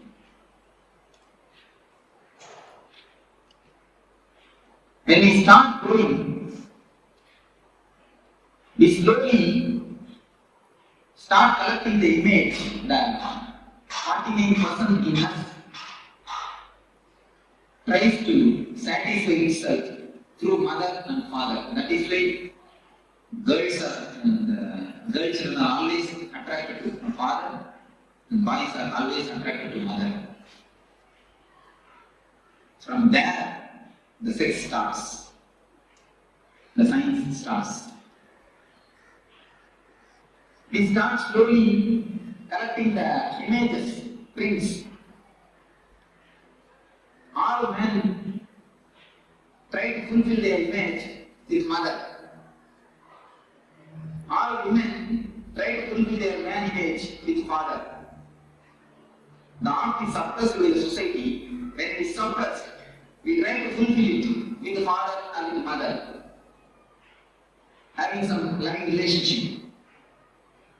Then after a few years of growth, we start collecting the images from many people, from the outsiders, how a real woman should be, especially from media, how a real man should be. We start collecting the images and start preserving it in our system. The repressed or suppressed women is always in the unconscious. It's the deep science actually, what is happening in the mind. When you go after a certain age, you will start collecting images from many actors, actresses, many stories, especially from the TV serials. From all these things, we start collecting the images and start preserving it. How a right man should be, how a right woman should be, how a many things, how a husband should be, how a mother should be, how a father should be. Many images we start collecting. We keep the imagination of a woman inside, the ideal woman. Sometimes, rarely, at the age of 15, after 18 to 23, in that age, we see somebody outside, and from distance, it looks like as if there is somebody in this image, which you have inside. We continuously start searching for this image. We have the copy inside. We start searching this outside. We start searching whether some image will suit with this image, whether some real person will suit with this image, which we have collected and kept it in our mind. So actually, when you see somebody from distance, you feel as if that your image is resembling with that real person. We start falling in love. The falling in love happens in that moment only. The science behind the falling in love is this. We have an image and we search. In distance we feel. In distance we feel as if both are resembling. As if both are looking alike. Then we fall in love. But when you come here, you will immediately find the image is image and the real person is person. You can never find image in a real person because it is image. Not because of anything, because it is image. How can image be a real person? Because it is image. This is the base of this where we start expecting something from the other. This is the greatest expectation all of us have. We always want the other. Other means either wife or husband should act according to our image. Is it possible? Can it be possible? Dreams can never become true because they are dreams. The very word denotes they are dreams. If they can become true, why will they be called as dreams?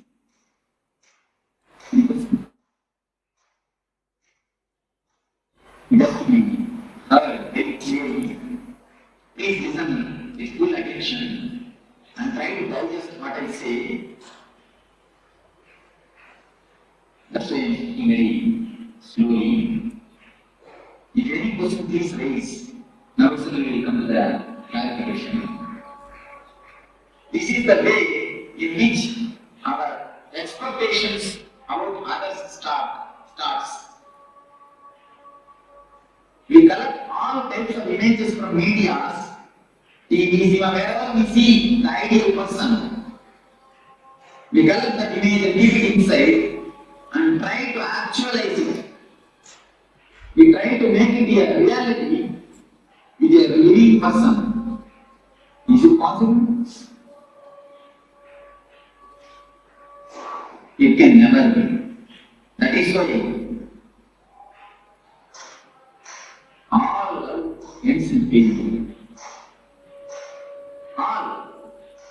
Capital letter ALL we can use. All, without exception. We can say there is an exception, one or two, like Ramakrishna and Sharada Devi. Both of them have no image. Both of them have no expectation. So something directly happened between them. The pure love transmission, of course, that type of exception is really. In ordinary plane, all of us feel that we got cheated. Men or women both feel that we got cheated. The reason is the basic science system is such, if you don't understand, you will put the blame on others. Other is never to be blamed. Blame is take the blame on you.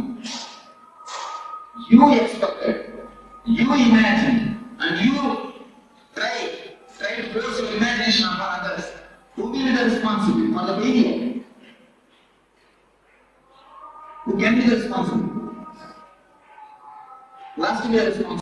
But do you understand that whatever I say is in a very practical reality? What is happening in our day-to-day life? But we never try to look into it. It is happening in our everyday life. We never try to look into it. Am I right? It always happens. We never look into the breakthroughs.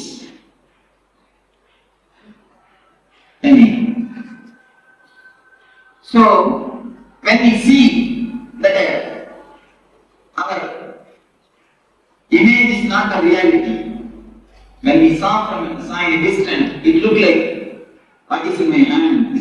Oh, it is green. That also looks like a green.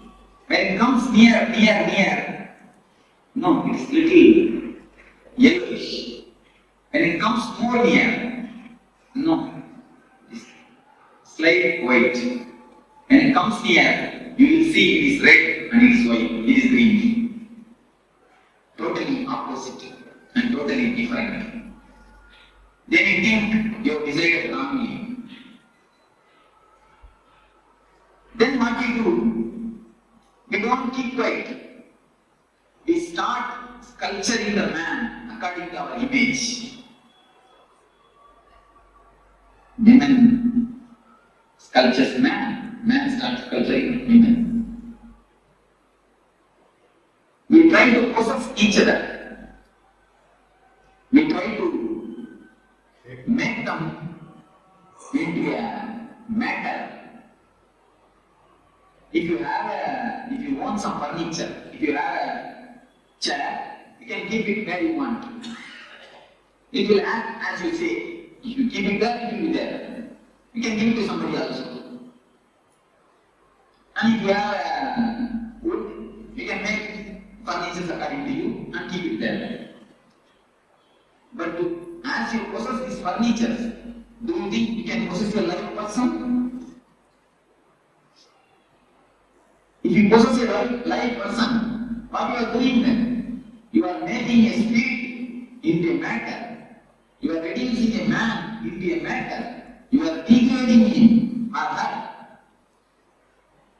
When you degrade somebody, do you think she will respect you or he will respect you? No. Problem starts. The unending war starts.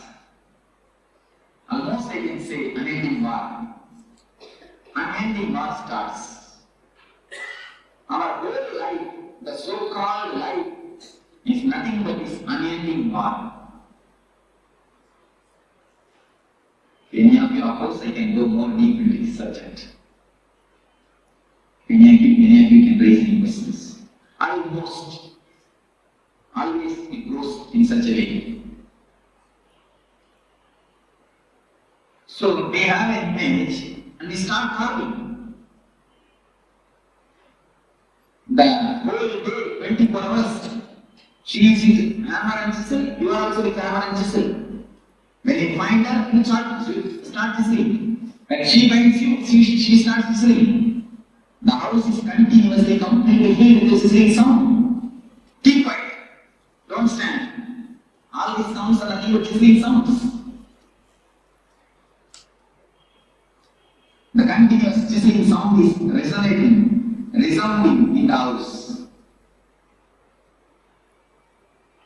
So, this is the way this chakra is locked. When you expect something from others, when you try to fulfill your imagination by disturbing others, this chakra gets locked. This chakra has nothing to do with sex as you think, as you get the meaning of the word sex. This chakra is something to do with deeply our imagination. This chakra has nothing to do directly with sex. This chakra gets locked or unlocked with the imaginations.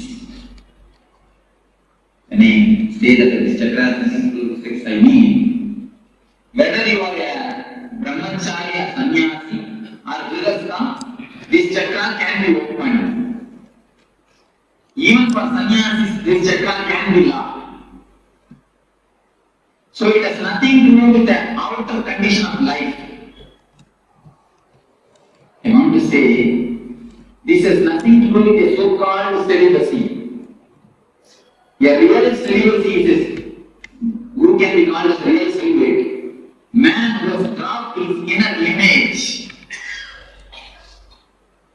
When a man drops the inner image which he preserves, inner woman's image, he only can be called a real sannyasi. Even if you live in a grihastha life, if you drop this image, if you drop the chisel and the hammer from your hand, if you stop chiseling the other, you will be a brahmachari. Your Muladhara chakra will be opened. You will get having the real benefit of this chakra opening. Do you understand what I say? So the outer conditions, whether you live a married life or unmarried life, has nothing to do with this chakra. Don't think only for a sannyasi this Muladhara chakra can be opened. This can be opened for anybody. Yes, because we have never looked into us. We never turn inside. We go everywhere, but never inside. Just drop expecting, just drop chiseling the other man. Then this chakra will automatically open. When you drop the imagination of hero, the chakra will automatically open. Actually, when you have the imagination, many people come to me and ask, Swamiji, in my house only we two are living, but there is no peace. There is no peace, only we two. We don't even have son. Myself and my wife, both are living, but there is no peace. I used to tell them, no. With two persons, there can be always peace. You are not two, you are four. Your imagination about your wife. She had imagination about you. You four are living. With four, you think peace can live? Peace can be with you? With four, peace can never be. With two, peace can be. With four, it is impossible. So if you drop the imaginations two things happen. Yes. What I mean is, we always got the images of heroes and keep it in our mind. We want that should be in reality from our husband, from our wife. That is the way I understand. If you drop that, this chakra can be opened. Don't expect that it should be according to you. You should act according to you. Not only about husband and wife, even about father and mother can keep an idea. How the ideal father should be. Today all of you have a homework. The 5 things you will write. Today please go and write and see. One thing I will just tell them and then you can note down. Father, mother, wife or husband. If you don't have wife or husband, no problem.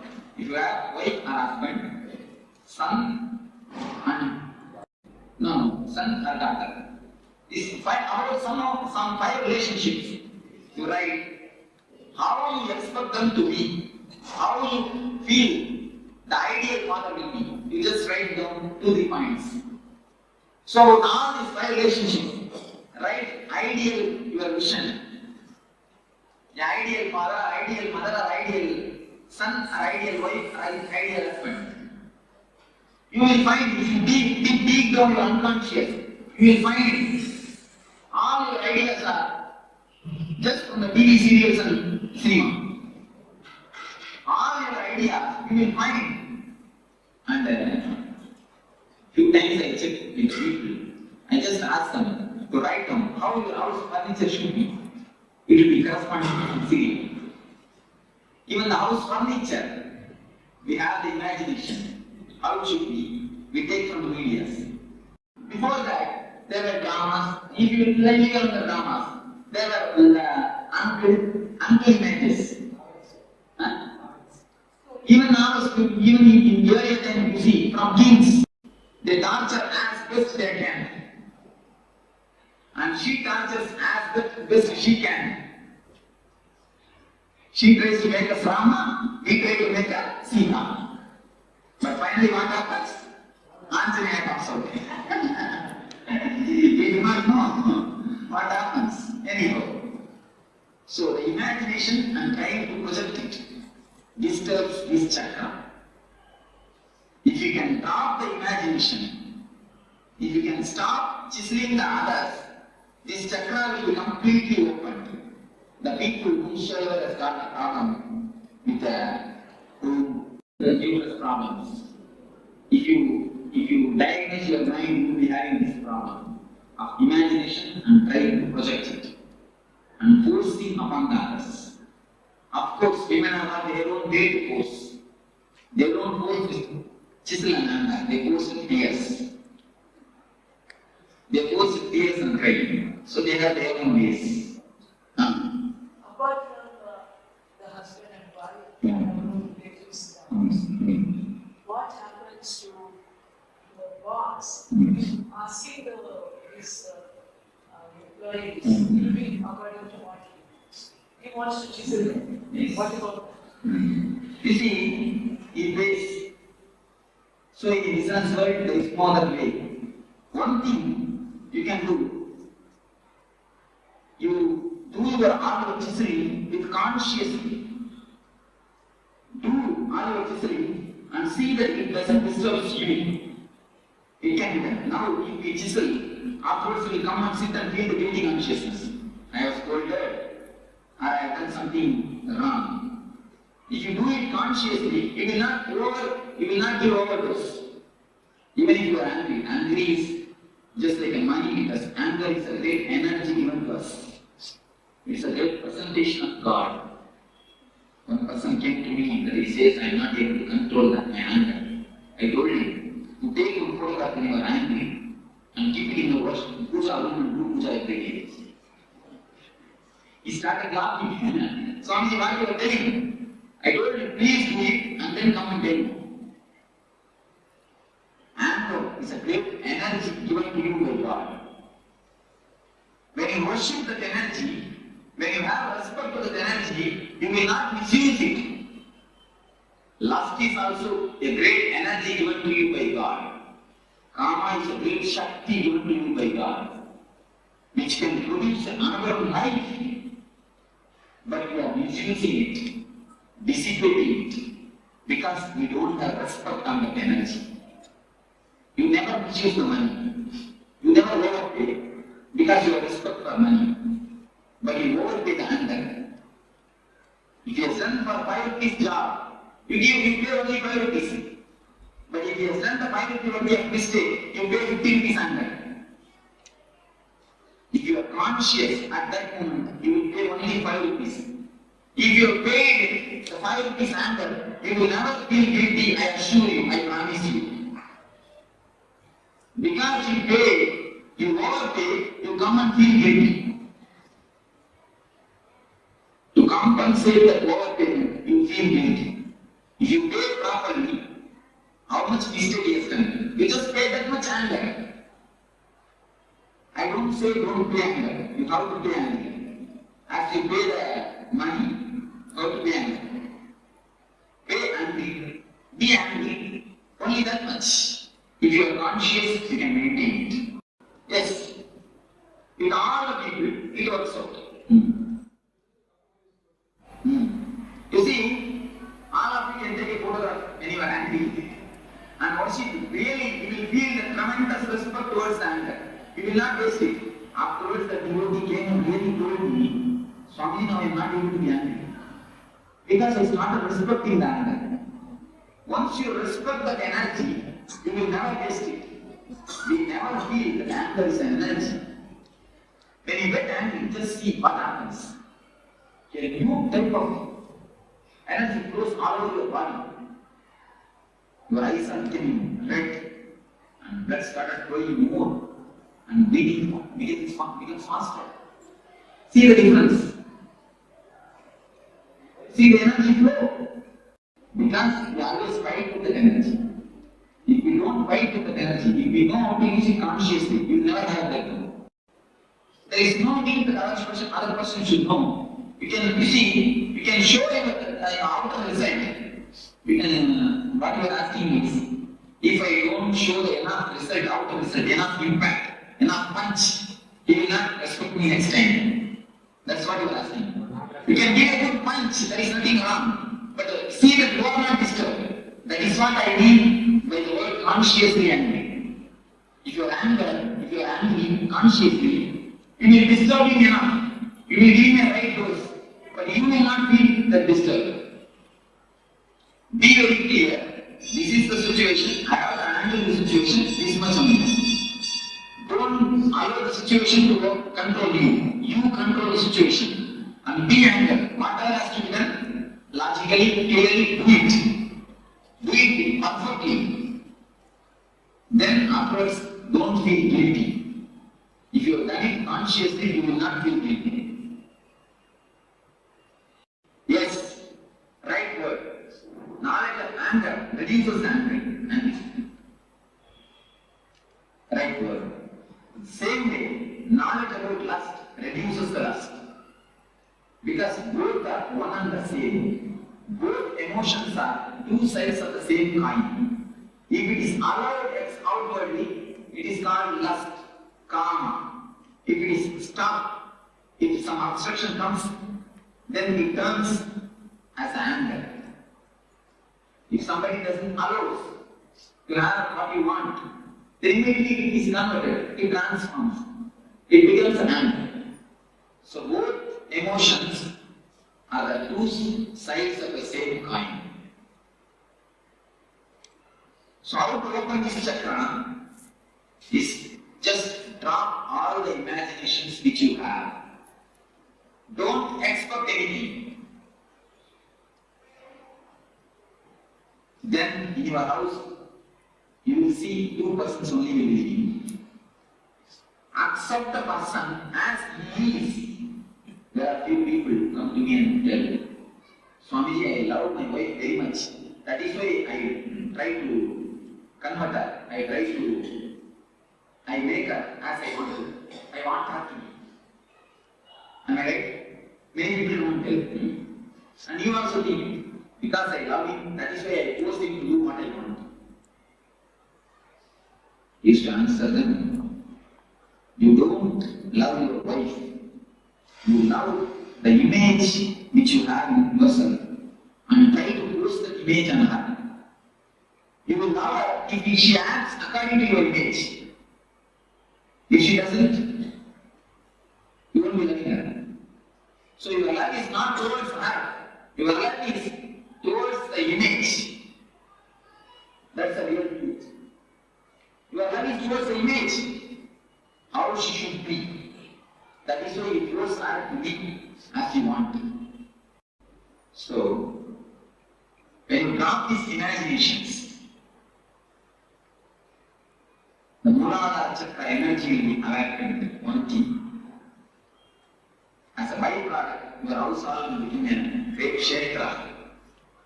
All our houses are almost ready to this good Kshetra. Our houses have become good Kshetras. Am I right? Our houses have become really good Kshetras. Actually, so if I speak about Namrata, I will pull down the whole structure of Jyotisha.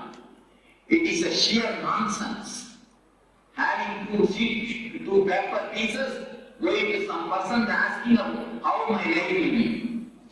What right you have to live if you don't decide how your life will be?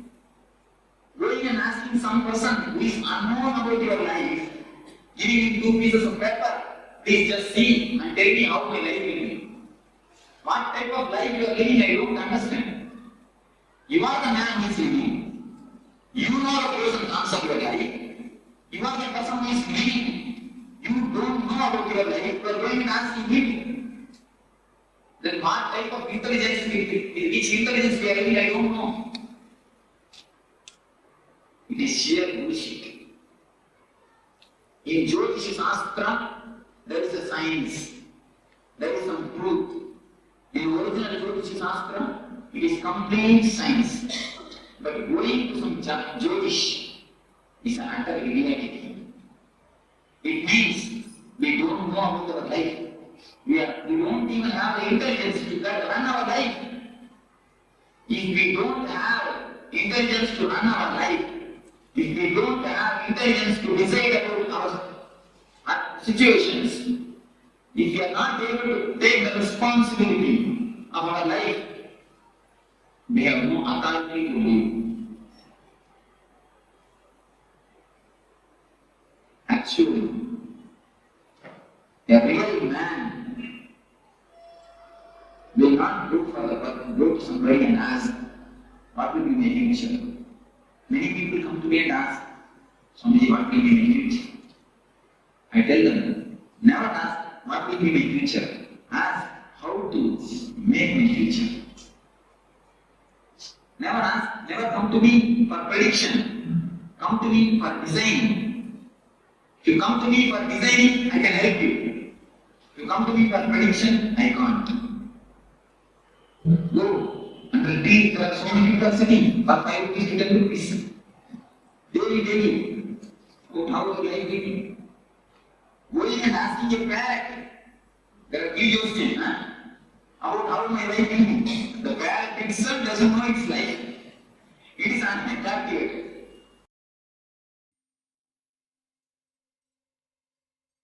Yes, Nitanam, all of you. So this is the revelation by Swamiji on the Mooladhara Chakra. So take a moment to share your understanding, your powerful cognition, that understand the click that you received from this uh, revelation by Swamiji on Mooladhara Chakra. Swamiji says very beautifully that it has nothing direct. It's nothing. This Mooladhara Chakra has nothing directly related anything to the sex itself, but images that we carry, that we build, and we project that onto the other person, and it's never gets fulfilled because it is an image. Just like how dream never gets fulfilled because it is a dream. In the same way, image that we carry can never be get. It will not get fulfilled because image is an image that we have carried. It's not a and we are projecting that on the living being. And when we project that, we try to possess that and try to mold the other person into the image that we carry. And when we possess the other living being, we reduce the other person from being to the matter. So please take a moment and share and understand, make more an interactive session, make start cognizing and sharing your understanding, sharing your cognition, what you understood. Yes, we have been joined by Kailasa Toronto in Nityanandam, and also we have, yes, Nityanandam, and we also have Manitya Paramashivoham Anandini who have joined us, Nityanandama. Nityananda. And also Manitya Arunachala has joined us, Nityananda. Nityananda. Also requesting all of you to switch on your camera, be available in the cameras. Understand these powerful truths the Swamiji is revealing. It's the moment we cognize, transformation happens that and there itself. So having, Swamiji says very beautifully, listen. When you listen, you internalize these powerful truths and the transformation happens.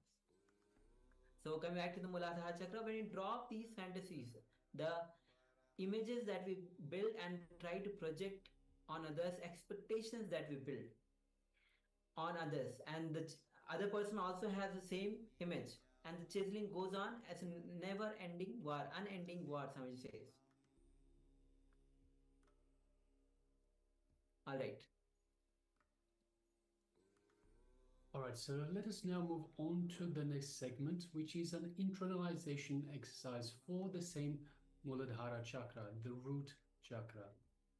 So in this exercise, we will align our inner and outer image. So what is our inner and outer image? So the inner image is the image we have about ourselves, the image that we see, how we see ourselves.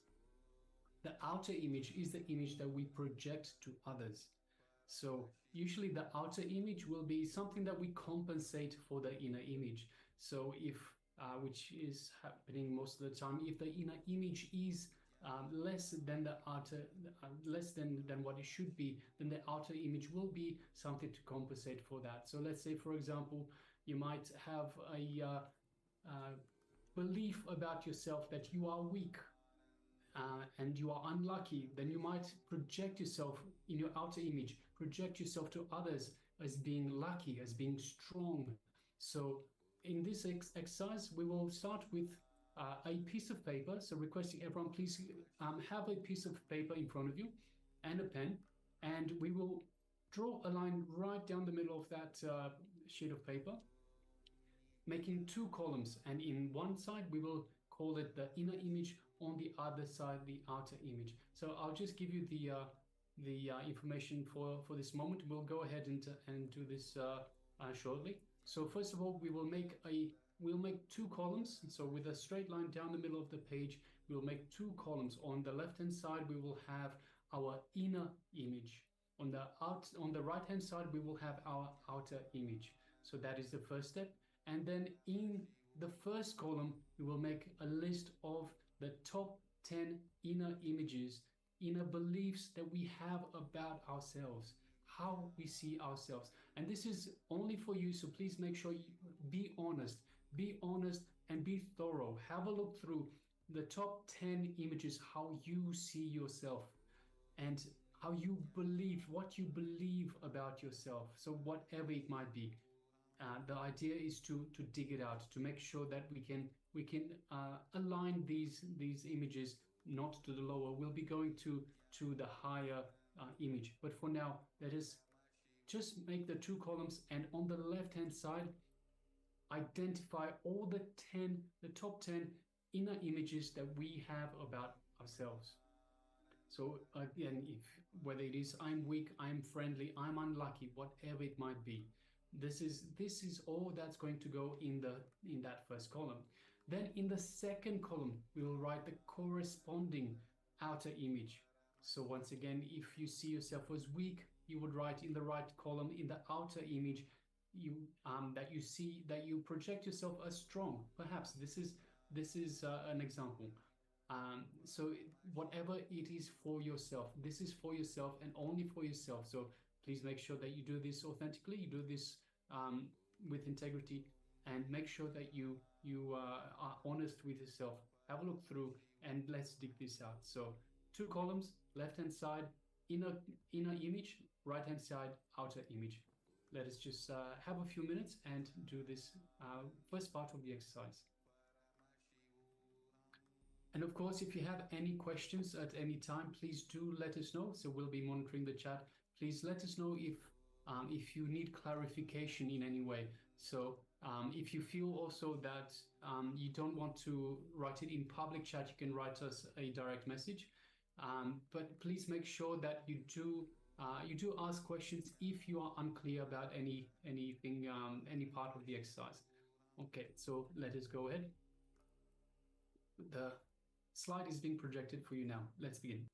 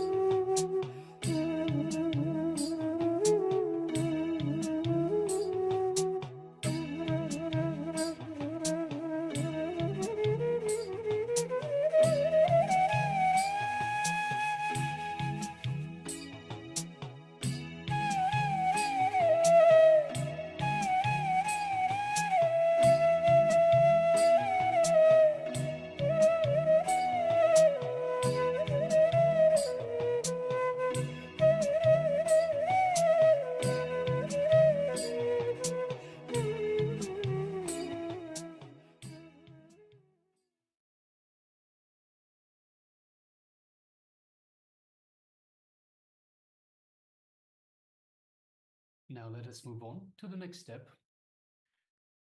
Compare each inner image and outer image that you have noted down.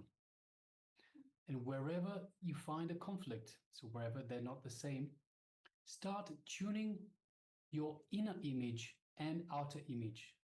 So what you perceive as you and what you project as you to others.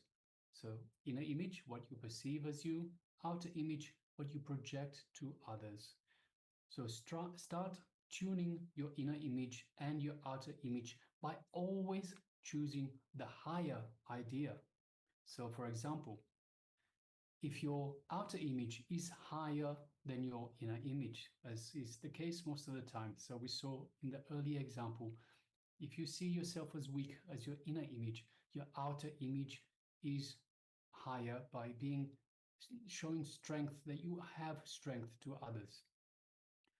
So wherever the outer image is higher than your inner image, decide to tune your inner image to match the outer image. So don't reduce what you project yourself to others, but increase what you perceive yourself to be.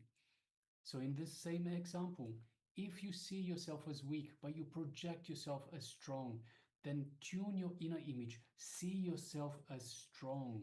So this way you align the two images. So both the inner and outer image will be strong, that you are strong.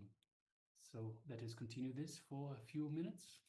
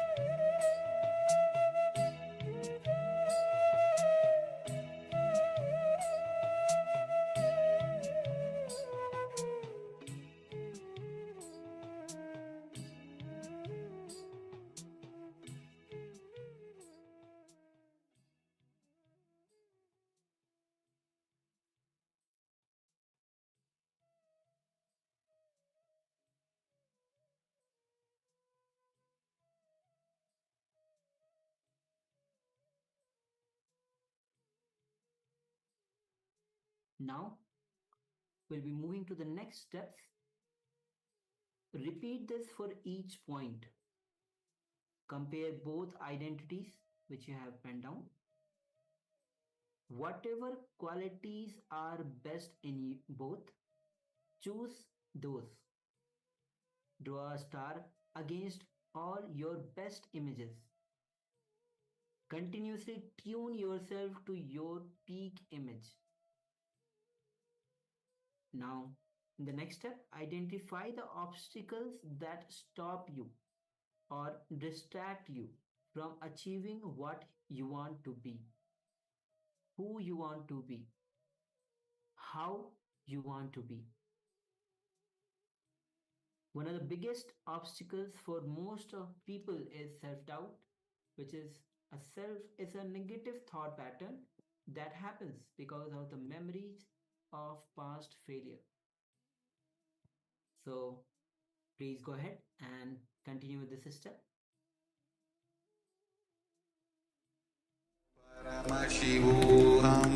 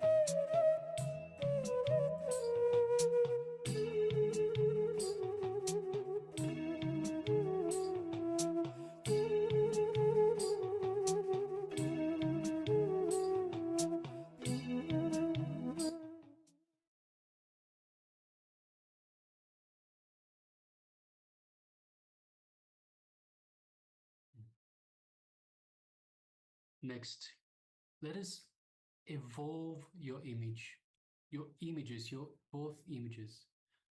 So whichever thought is in alignment with your peak possibility, encourage it, enrich it, and entertain it. Whichever thought is not in alignment, just complete with it. Consciously, decisively complete with that pattern. And let us go on completing every day with every one of those patterns which are stopping you from achieving your peak possibility. So once again, we need to encourage, enrich, and entertain all thoughts that are in alignment with your peak possibility. We need to encourage it, enrich it, and entertain it. If it is not in alignment, then simply complete with it and consciously decide to go on completing every day with these patterns that are stopping you from achieving your peak possibility.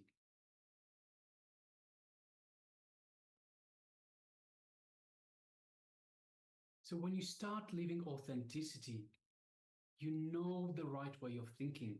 You will use your thinking to achieve whatever it is that you want in life.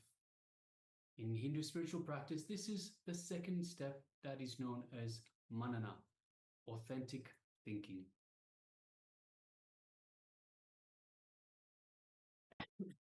When you are authentic to the current image we have about ourselves, a new higher image is revealed to us. When we are authentic to that image, higher and higher images are revealed. Authenticity will take us progressively to higher peak possibilities.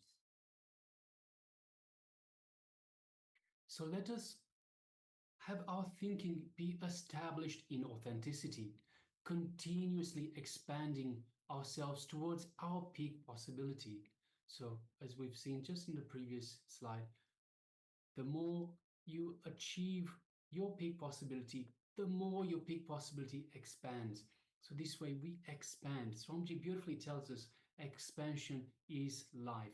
When you expand, you are alive. If you don't expand, you go backwards. So let our thinking be established in authenticity. Understand that we are Paramashiva. This is our authentic self, our true self, our divine self. So let us continuously be expanding ourselves towards that peak possibility. When we achieve a powerful clarity in our thoughts, that makes whatever we think into a success. Whatever we think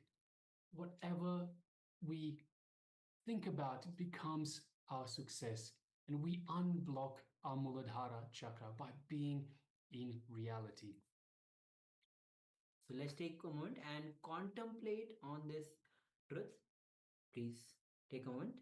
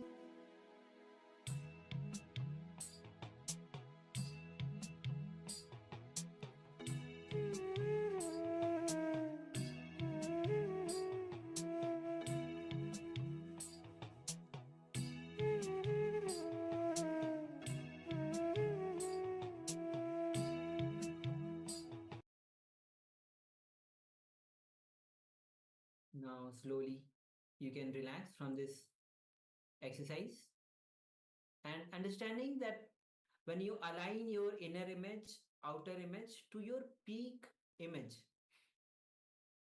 again and again go on aligning your image to your peak image, whatever it is, whether it is inner image or outer image, to unlock the Muladhara Chakra. So with this, now we'll be moving on to the meditation to unlock the Muladhara Chakra, and this is going to be the Dukharna meditation.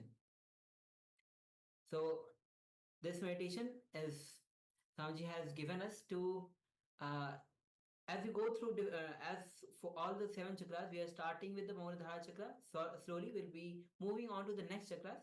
So this Muladhara Chakra meditation, which is actually the Dukharna meditation.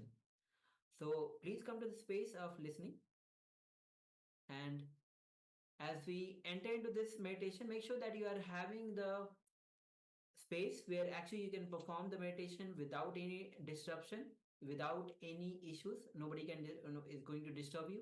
Give your 100%. Swamiji says very beautifully, when you give your 100%, whatever kriya you're doing, meditation you're doing, it will transform you. So make sure that you are giving your 100%. And also we are joined by Ma Parabrahma Swarupini, Ma Nityananda Ma. Nityananda Ma, welcome. Yes. All right. So let's get ready for this Dukharna meditation. And yes, so as we're saying that, make sure that you are having the space for yourself to perform this Dukharna meditation. You can choose a place where you are comfortably without any disturbance, because it's going to be a 40-minute duration of this meditation. So make sure that you are giving your 100%. So please come to the space of listening, and let's enter into this Dukharna meditation.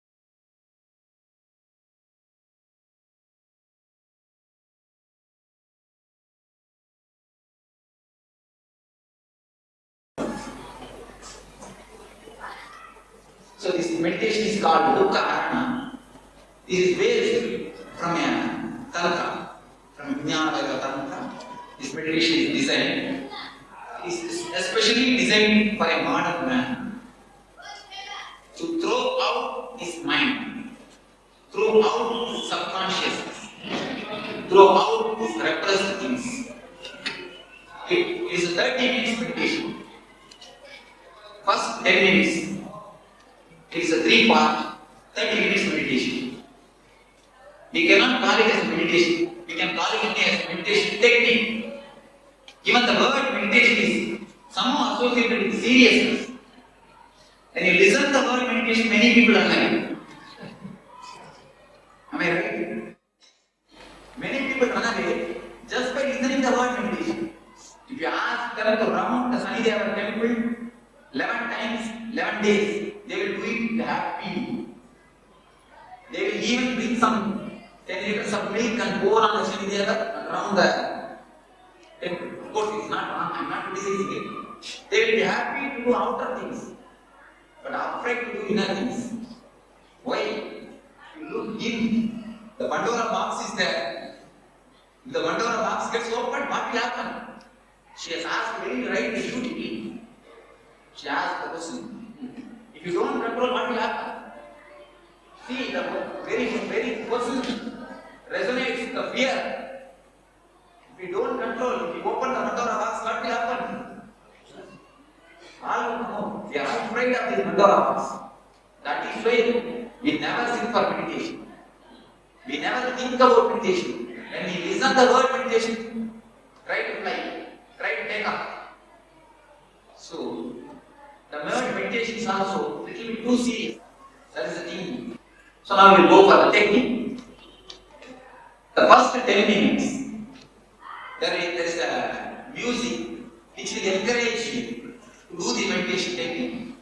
There is an encouraging music which will change by itself every 10 minutes. You don't have to see the clock.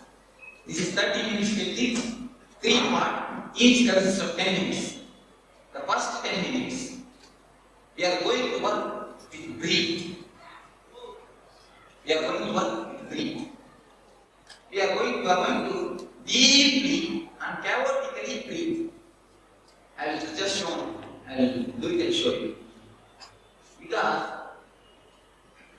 when the body intelligence is awakened, the body will take how much of oxygen is needed when you deep breathing.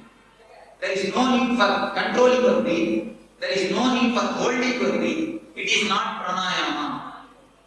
Please be very clear. It is not at all pranayama. You are supposed to breathe as deeply as possible, as chaotically as possible. Up to navel. Up to navel. Begin the breathing, not up to navel. Forget your whole breathing. Forget your whole body. Just begin a breathing in the 10 minutes. First 10 minutes of deep, chaotic breathing. And then, no, you just as deeply as possible breathing, as deeply as possible breathe out. And people who have got the problem in heart, do it as much as you can. Don't follow it. But other people, put your whole energy and do it. The 10 minutes standing and deep breathing. In these 10 minutes, all your frozen energies in your body will start melting. All the frozen energy which is stored in your nervous system will start getting melted. The heat will melt all the repressed emotions. Your subconscious will be completely open. The next 10 minutes is called catharsis. You are supposed to open the sealed body which is in your being. Just make your body as tense as possible everywhere in a chaotic way. Just throw your legs, throw your hand, round your head, whatever you want to do. Whatever body wants to do, allow it to do. But wisely. That is the only word we underline. Do it wisely. Just make your teeth tense, make your eyes tense, make your hands tense, make your legs tense, make whatever body part you feel, make it tense as possible and relax. I will show you, do it and show you. Have you understood? The first 10 minutes, deep chaotic breathing. Next 10 minutes, just pouring out all your dukkha. If you feel like crying, just cry. If you feel like screaming, scream. If you feel like rolling your head, just roll. Allow complete independence. This 10 minutes. Don't control your body for 10 minutes. Only one rule, don't disturb the next person. Don't disturb others. That is the only rule. You are supposed to throw all the insane. Become a man. In one word, I tell you, become a man. Because already we are mad inside. Am I right? Already we are mad inside. You just take one paper. Today you go and do it as a homework. Today this is the homework for you all. You all will take one paper and sit in your place.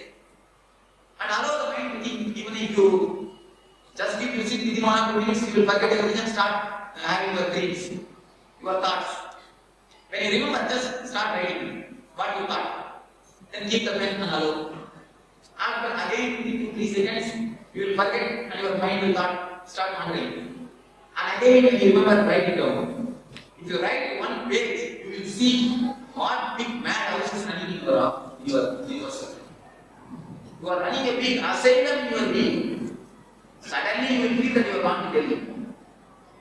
After 2 minutes, suddenly you will be in Bangalore. And suddenly you will be in your shop looking after business. And immediately you will remember that your wife has not kept water in your bedroom.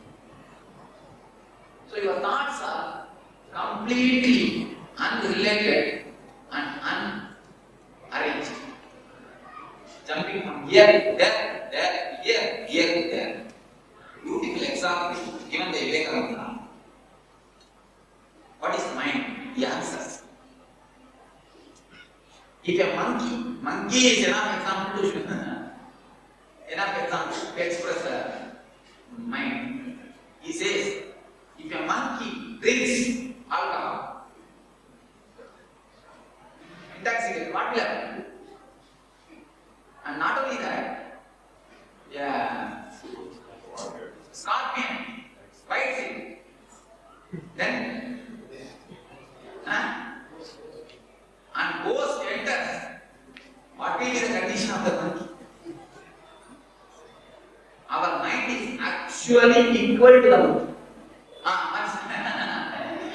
much simpler than our mind. He has told rightly.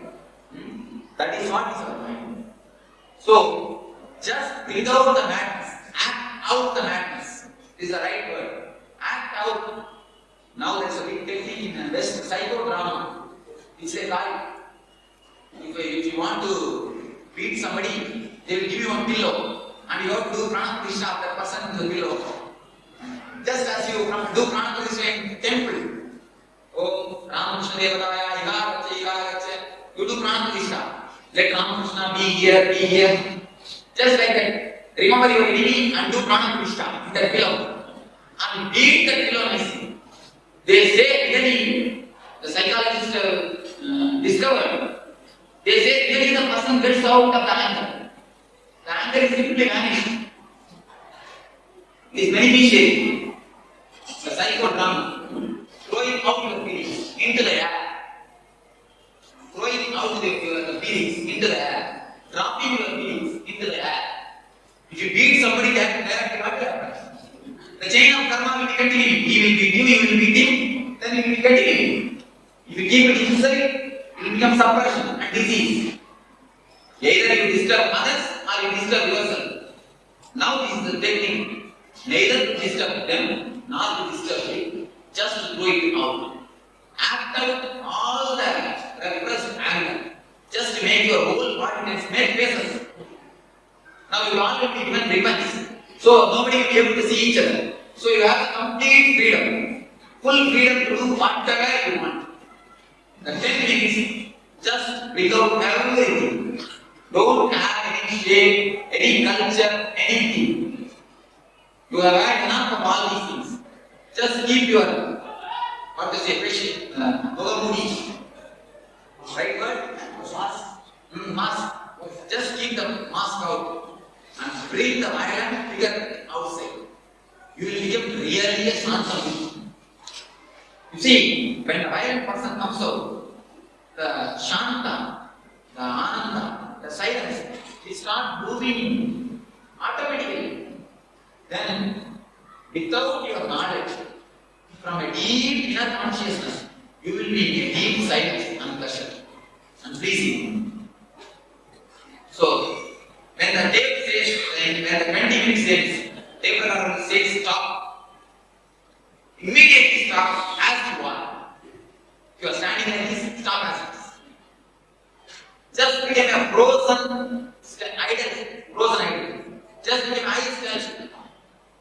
Why I say, from heart, mind, if you come to a deep, old frozen mind, in between, mind will stop working. You will be having the experience of samadhi or meditation. There is every possibility, and especially in the master's presence. When your mind stops working, immediately the energy is rushing in. Actually, you are all made to listen, not for listening. I have nothing to tell you. I have nothing to give you. If you are able to feel the energy directly, I can communicate, I can give you more in silence than talking. Actually, I can help you more in silence than talking. But why I am talking? If I don't talk, you will start talking with yourself. If I ask all of you to sit silently in my presence, what will happen? After 2 seconds, you will start talking to yourself. So to stop your chattering, I am talking. When you give a little gap, when you stop little chattering, immediately my energy will rush in. My presence will give you rush in you. So that gap, when you stop, when I say stop, really stop. When you stop, immediately there is every chance in that gap. You will see that something is happening, some new light is entering. After 1 minute or 2 minutes, you will start seeing the thoughts are slowly coming up. So no problem, just sit down as you are, where you are.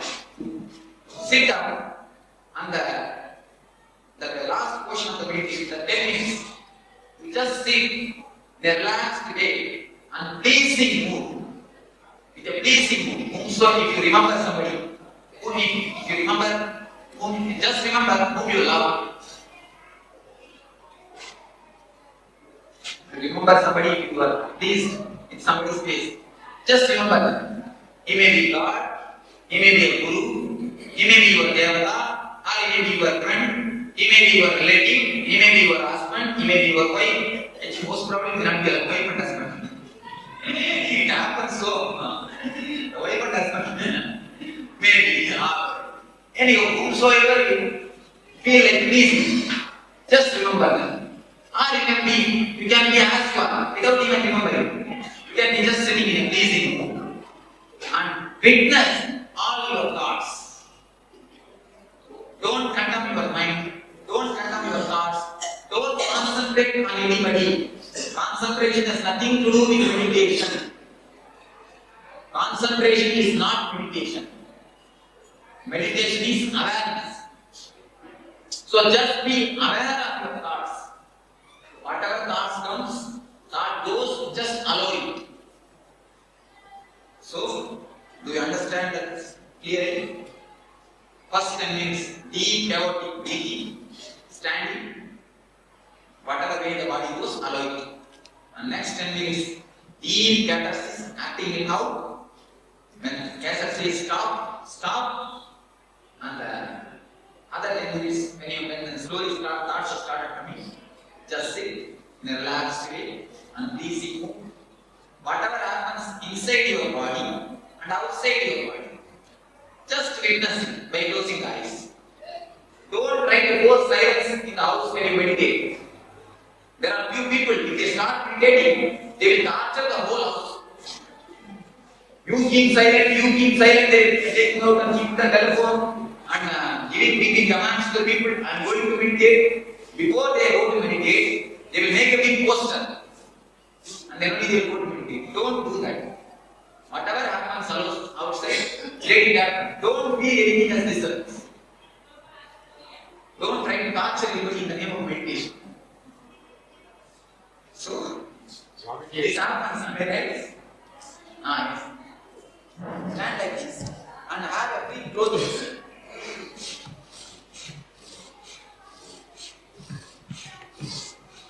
The body moves, allow it to move. For some people, if you do like this, it will be easy for you.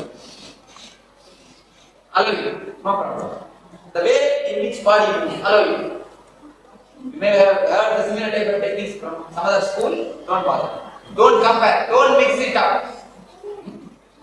Just beat, if you remember your enemy, just give beat. Then you can sit in a happy way, relax way, no problem.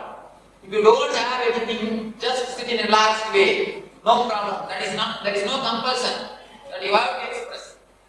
If everything is done, sit simply. But see, don't cheat yourself. Be very careful. Many people try to cheat themselves. What about Mamakara? Say, I don't have pleasure. Say, but I have Mamakara. What do you have to do? Actually, Mamakara and Desha, only in word they are different. In intrinsic way, they are one and the same. You see in the deep mind, when you deeply breathe, these differences you will understand. That is why the verbal, when I say verbally, you can question Mamakara, Dvesha, all these words. When you have breathed 10 minutes, all the anger will come out. It will simply bubble up. You will not be able to control yourself, you will simply breathe and things will come out. Don't use the words, use the screaming sounds. Ooh, ah, ooh, like this. Don't use words, your mind will come in. Don't allow the mind to come in. When you hear about this technique, you will not feel like, what is this? This Swami is teaching us to become mad. You will feel. When you do this technique, you will see the benefit. You will be tremendously benefited. When you do this technique, if you want to testify scientifically, all of you go today and have one passport size photograph. Taken. 15 days you do this technique. 15th day you take one passport size photograph. You will see your faces completely become flower. In 15 days, I assure you. I assure you. In 15 days, your face will completely get changed. You will see that your eyes will become pleasing. Your face is flowered. you will see a tremendous difference in your face. So you can see it in a visible way. After 50 days, you will get filtered water. Yes. Yes, right thing told. You will get a filtered water. So this meditation technique, now you are going to start. Just I will show you one or two things. So for breathing, use this. So for making tense, do whatsoever you like. There is no need of steps. Simply do what you want. That is the thing. I think there is no need for steps. If he shows something, you will be following the same thing. Don't do according to him. Do according to you. So the second step, do whatsoever you want. Feel like whatsoever you feel, you do it. You see, there is no must in this. Do it according to you. No problem. Just do it as you like. Allow the breathing to happen. That's all. Body will take its own posture. You don't have to design any separate posture. Anything? What about breathing in second? Second time it is no need for breathing. Let it be normal. Okay. Anything else? Thank you.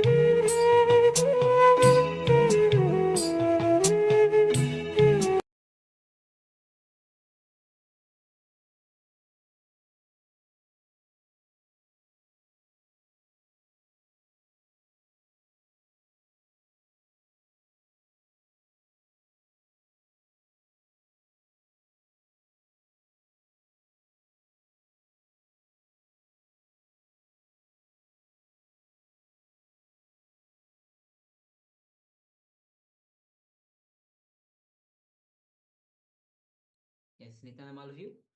So this is the Dukharana meditation. The name itself says Dukharana means the meditation which removes all the pains. So now you can relax from this meditation. And then now we'll be moving on to the power manifestation round. So all of you can settle now. Yes, all of you can settle now. So again, we'll be moving on to the manifesting the power of consciousness over matter. So if you have a coconut with you, that's great. We'll be entering into, in this round, we'll be manifesting, moving the coconut or in round object, fruit, rolling out of your hand. So please get ready. Make sure that your palms are flat, fully flat, and you place the coconut or the object, fruit, which you have with yourself, fully flat on your palm.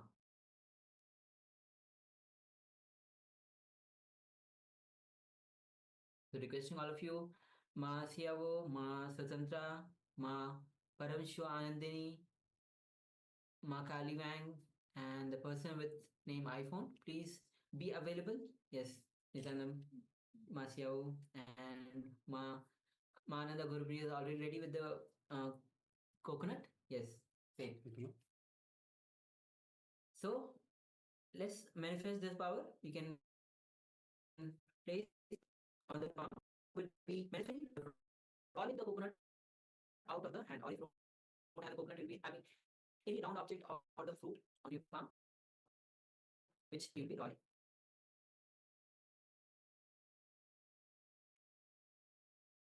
So let's get ready. You can sit with your head spine in a straight line. Visualize Swamiji in your inner space. His infinite love without any boundary overflowing through you. His love, his compassion, his grace just flowing through you and radiating, not only just flowing through you, but radiating through you. Gently bring your awareness to your Angya Chakra, third eye. And through your third eye, gaze at Swamiji's third eye. To manifest this power of consciousness over matter. Now, gaze at the object, the coconut or the fruit. And with intense oneness with Swamiji, deep connection with Swamiji, let's start chanting the Mahavakya. Om Nityananda Paramashivoham. Om Nityananda Paramashivoham. Om Nityananda Paramashivoham. And with this deep feeling connection with Bhagavan, give the command to the coconut or the object that you're having in your palm to rotate and move out of your hand.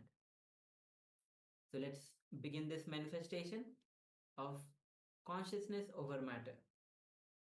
Let's begin.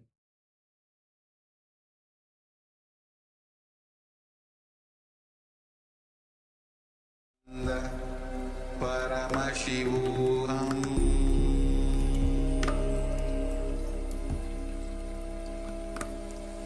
Om Nityananda Paramashivoham.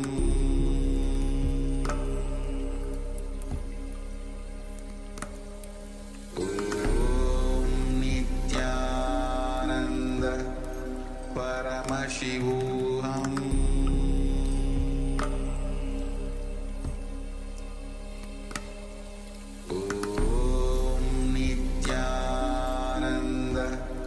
Paramashivoham.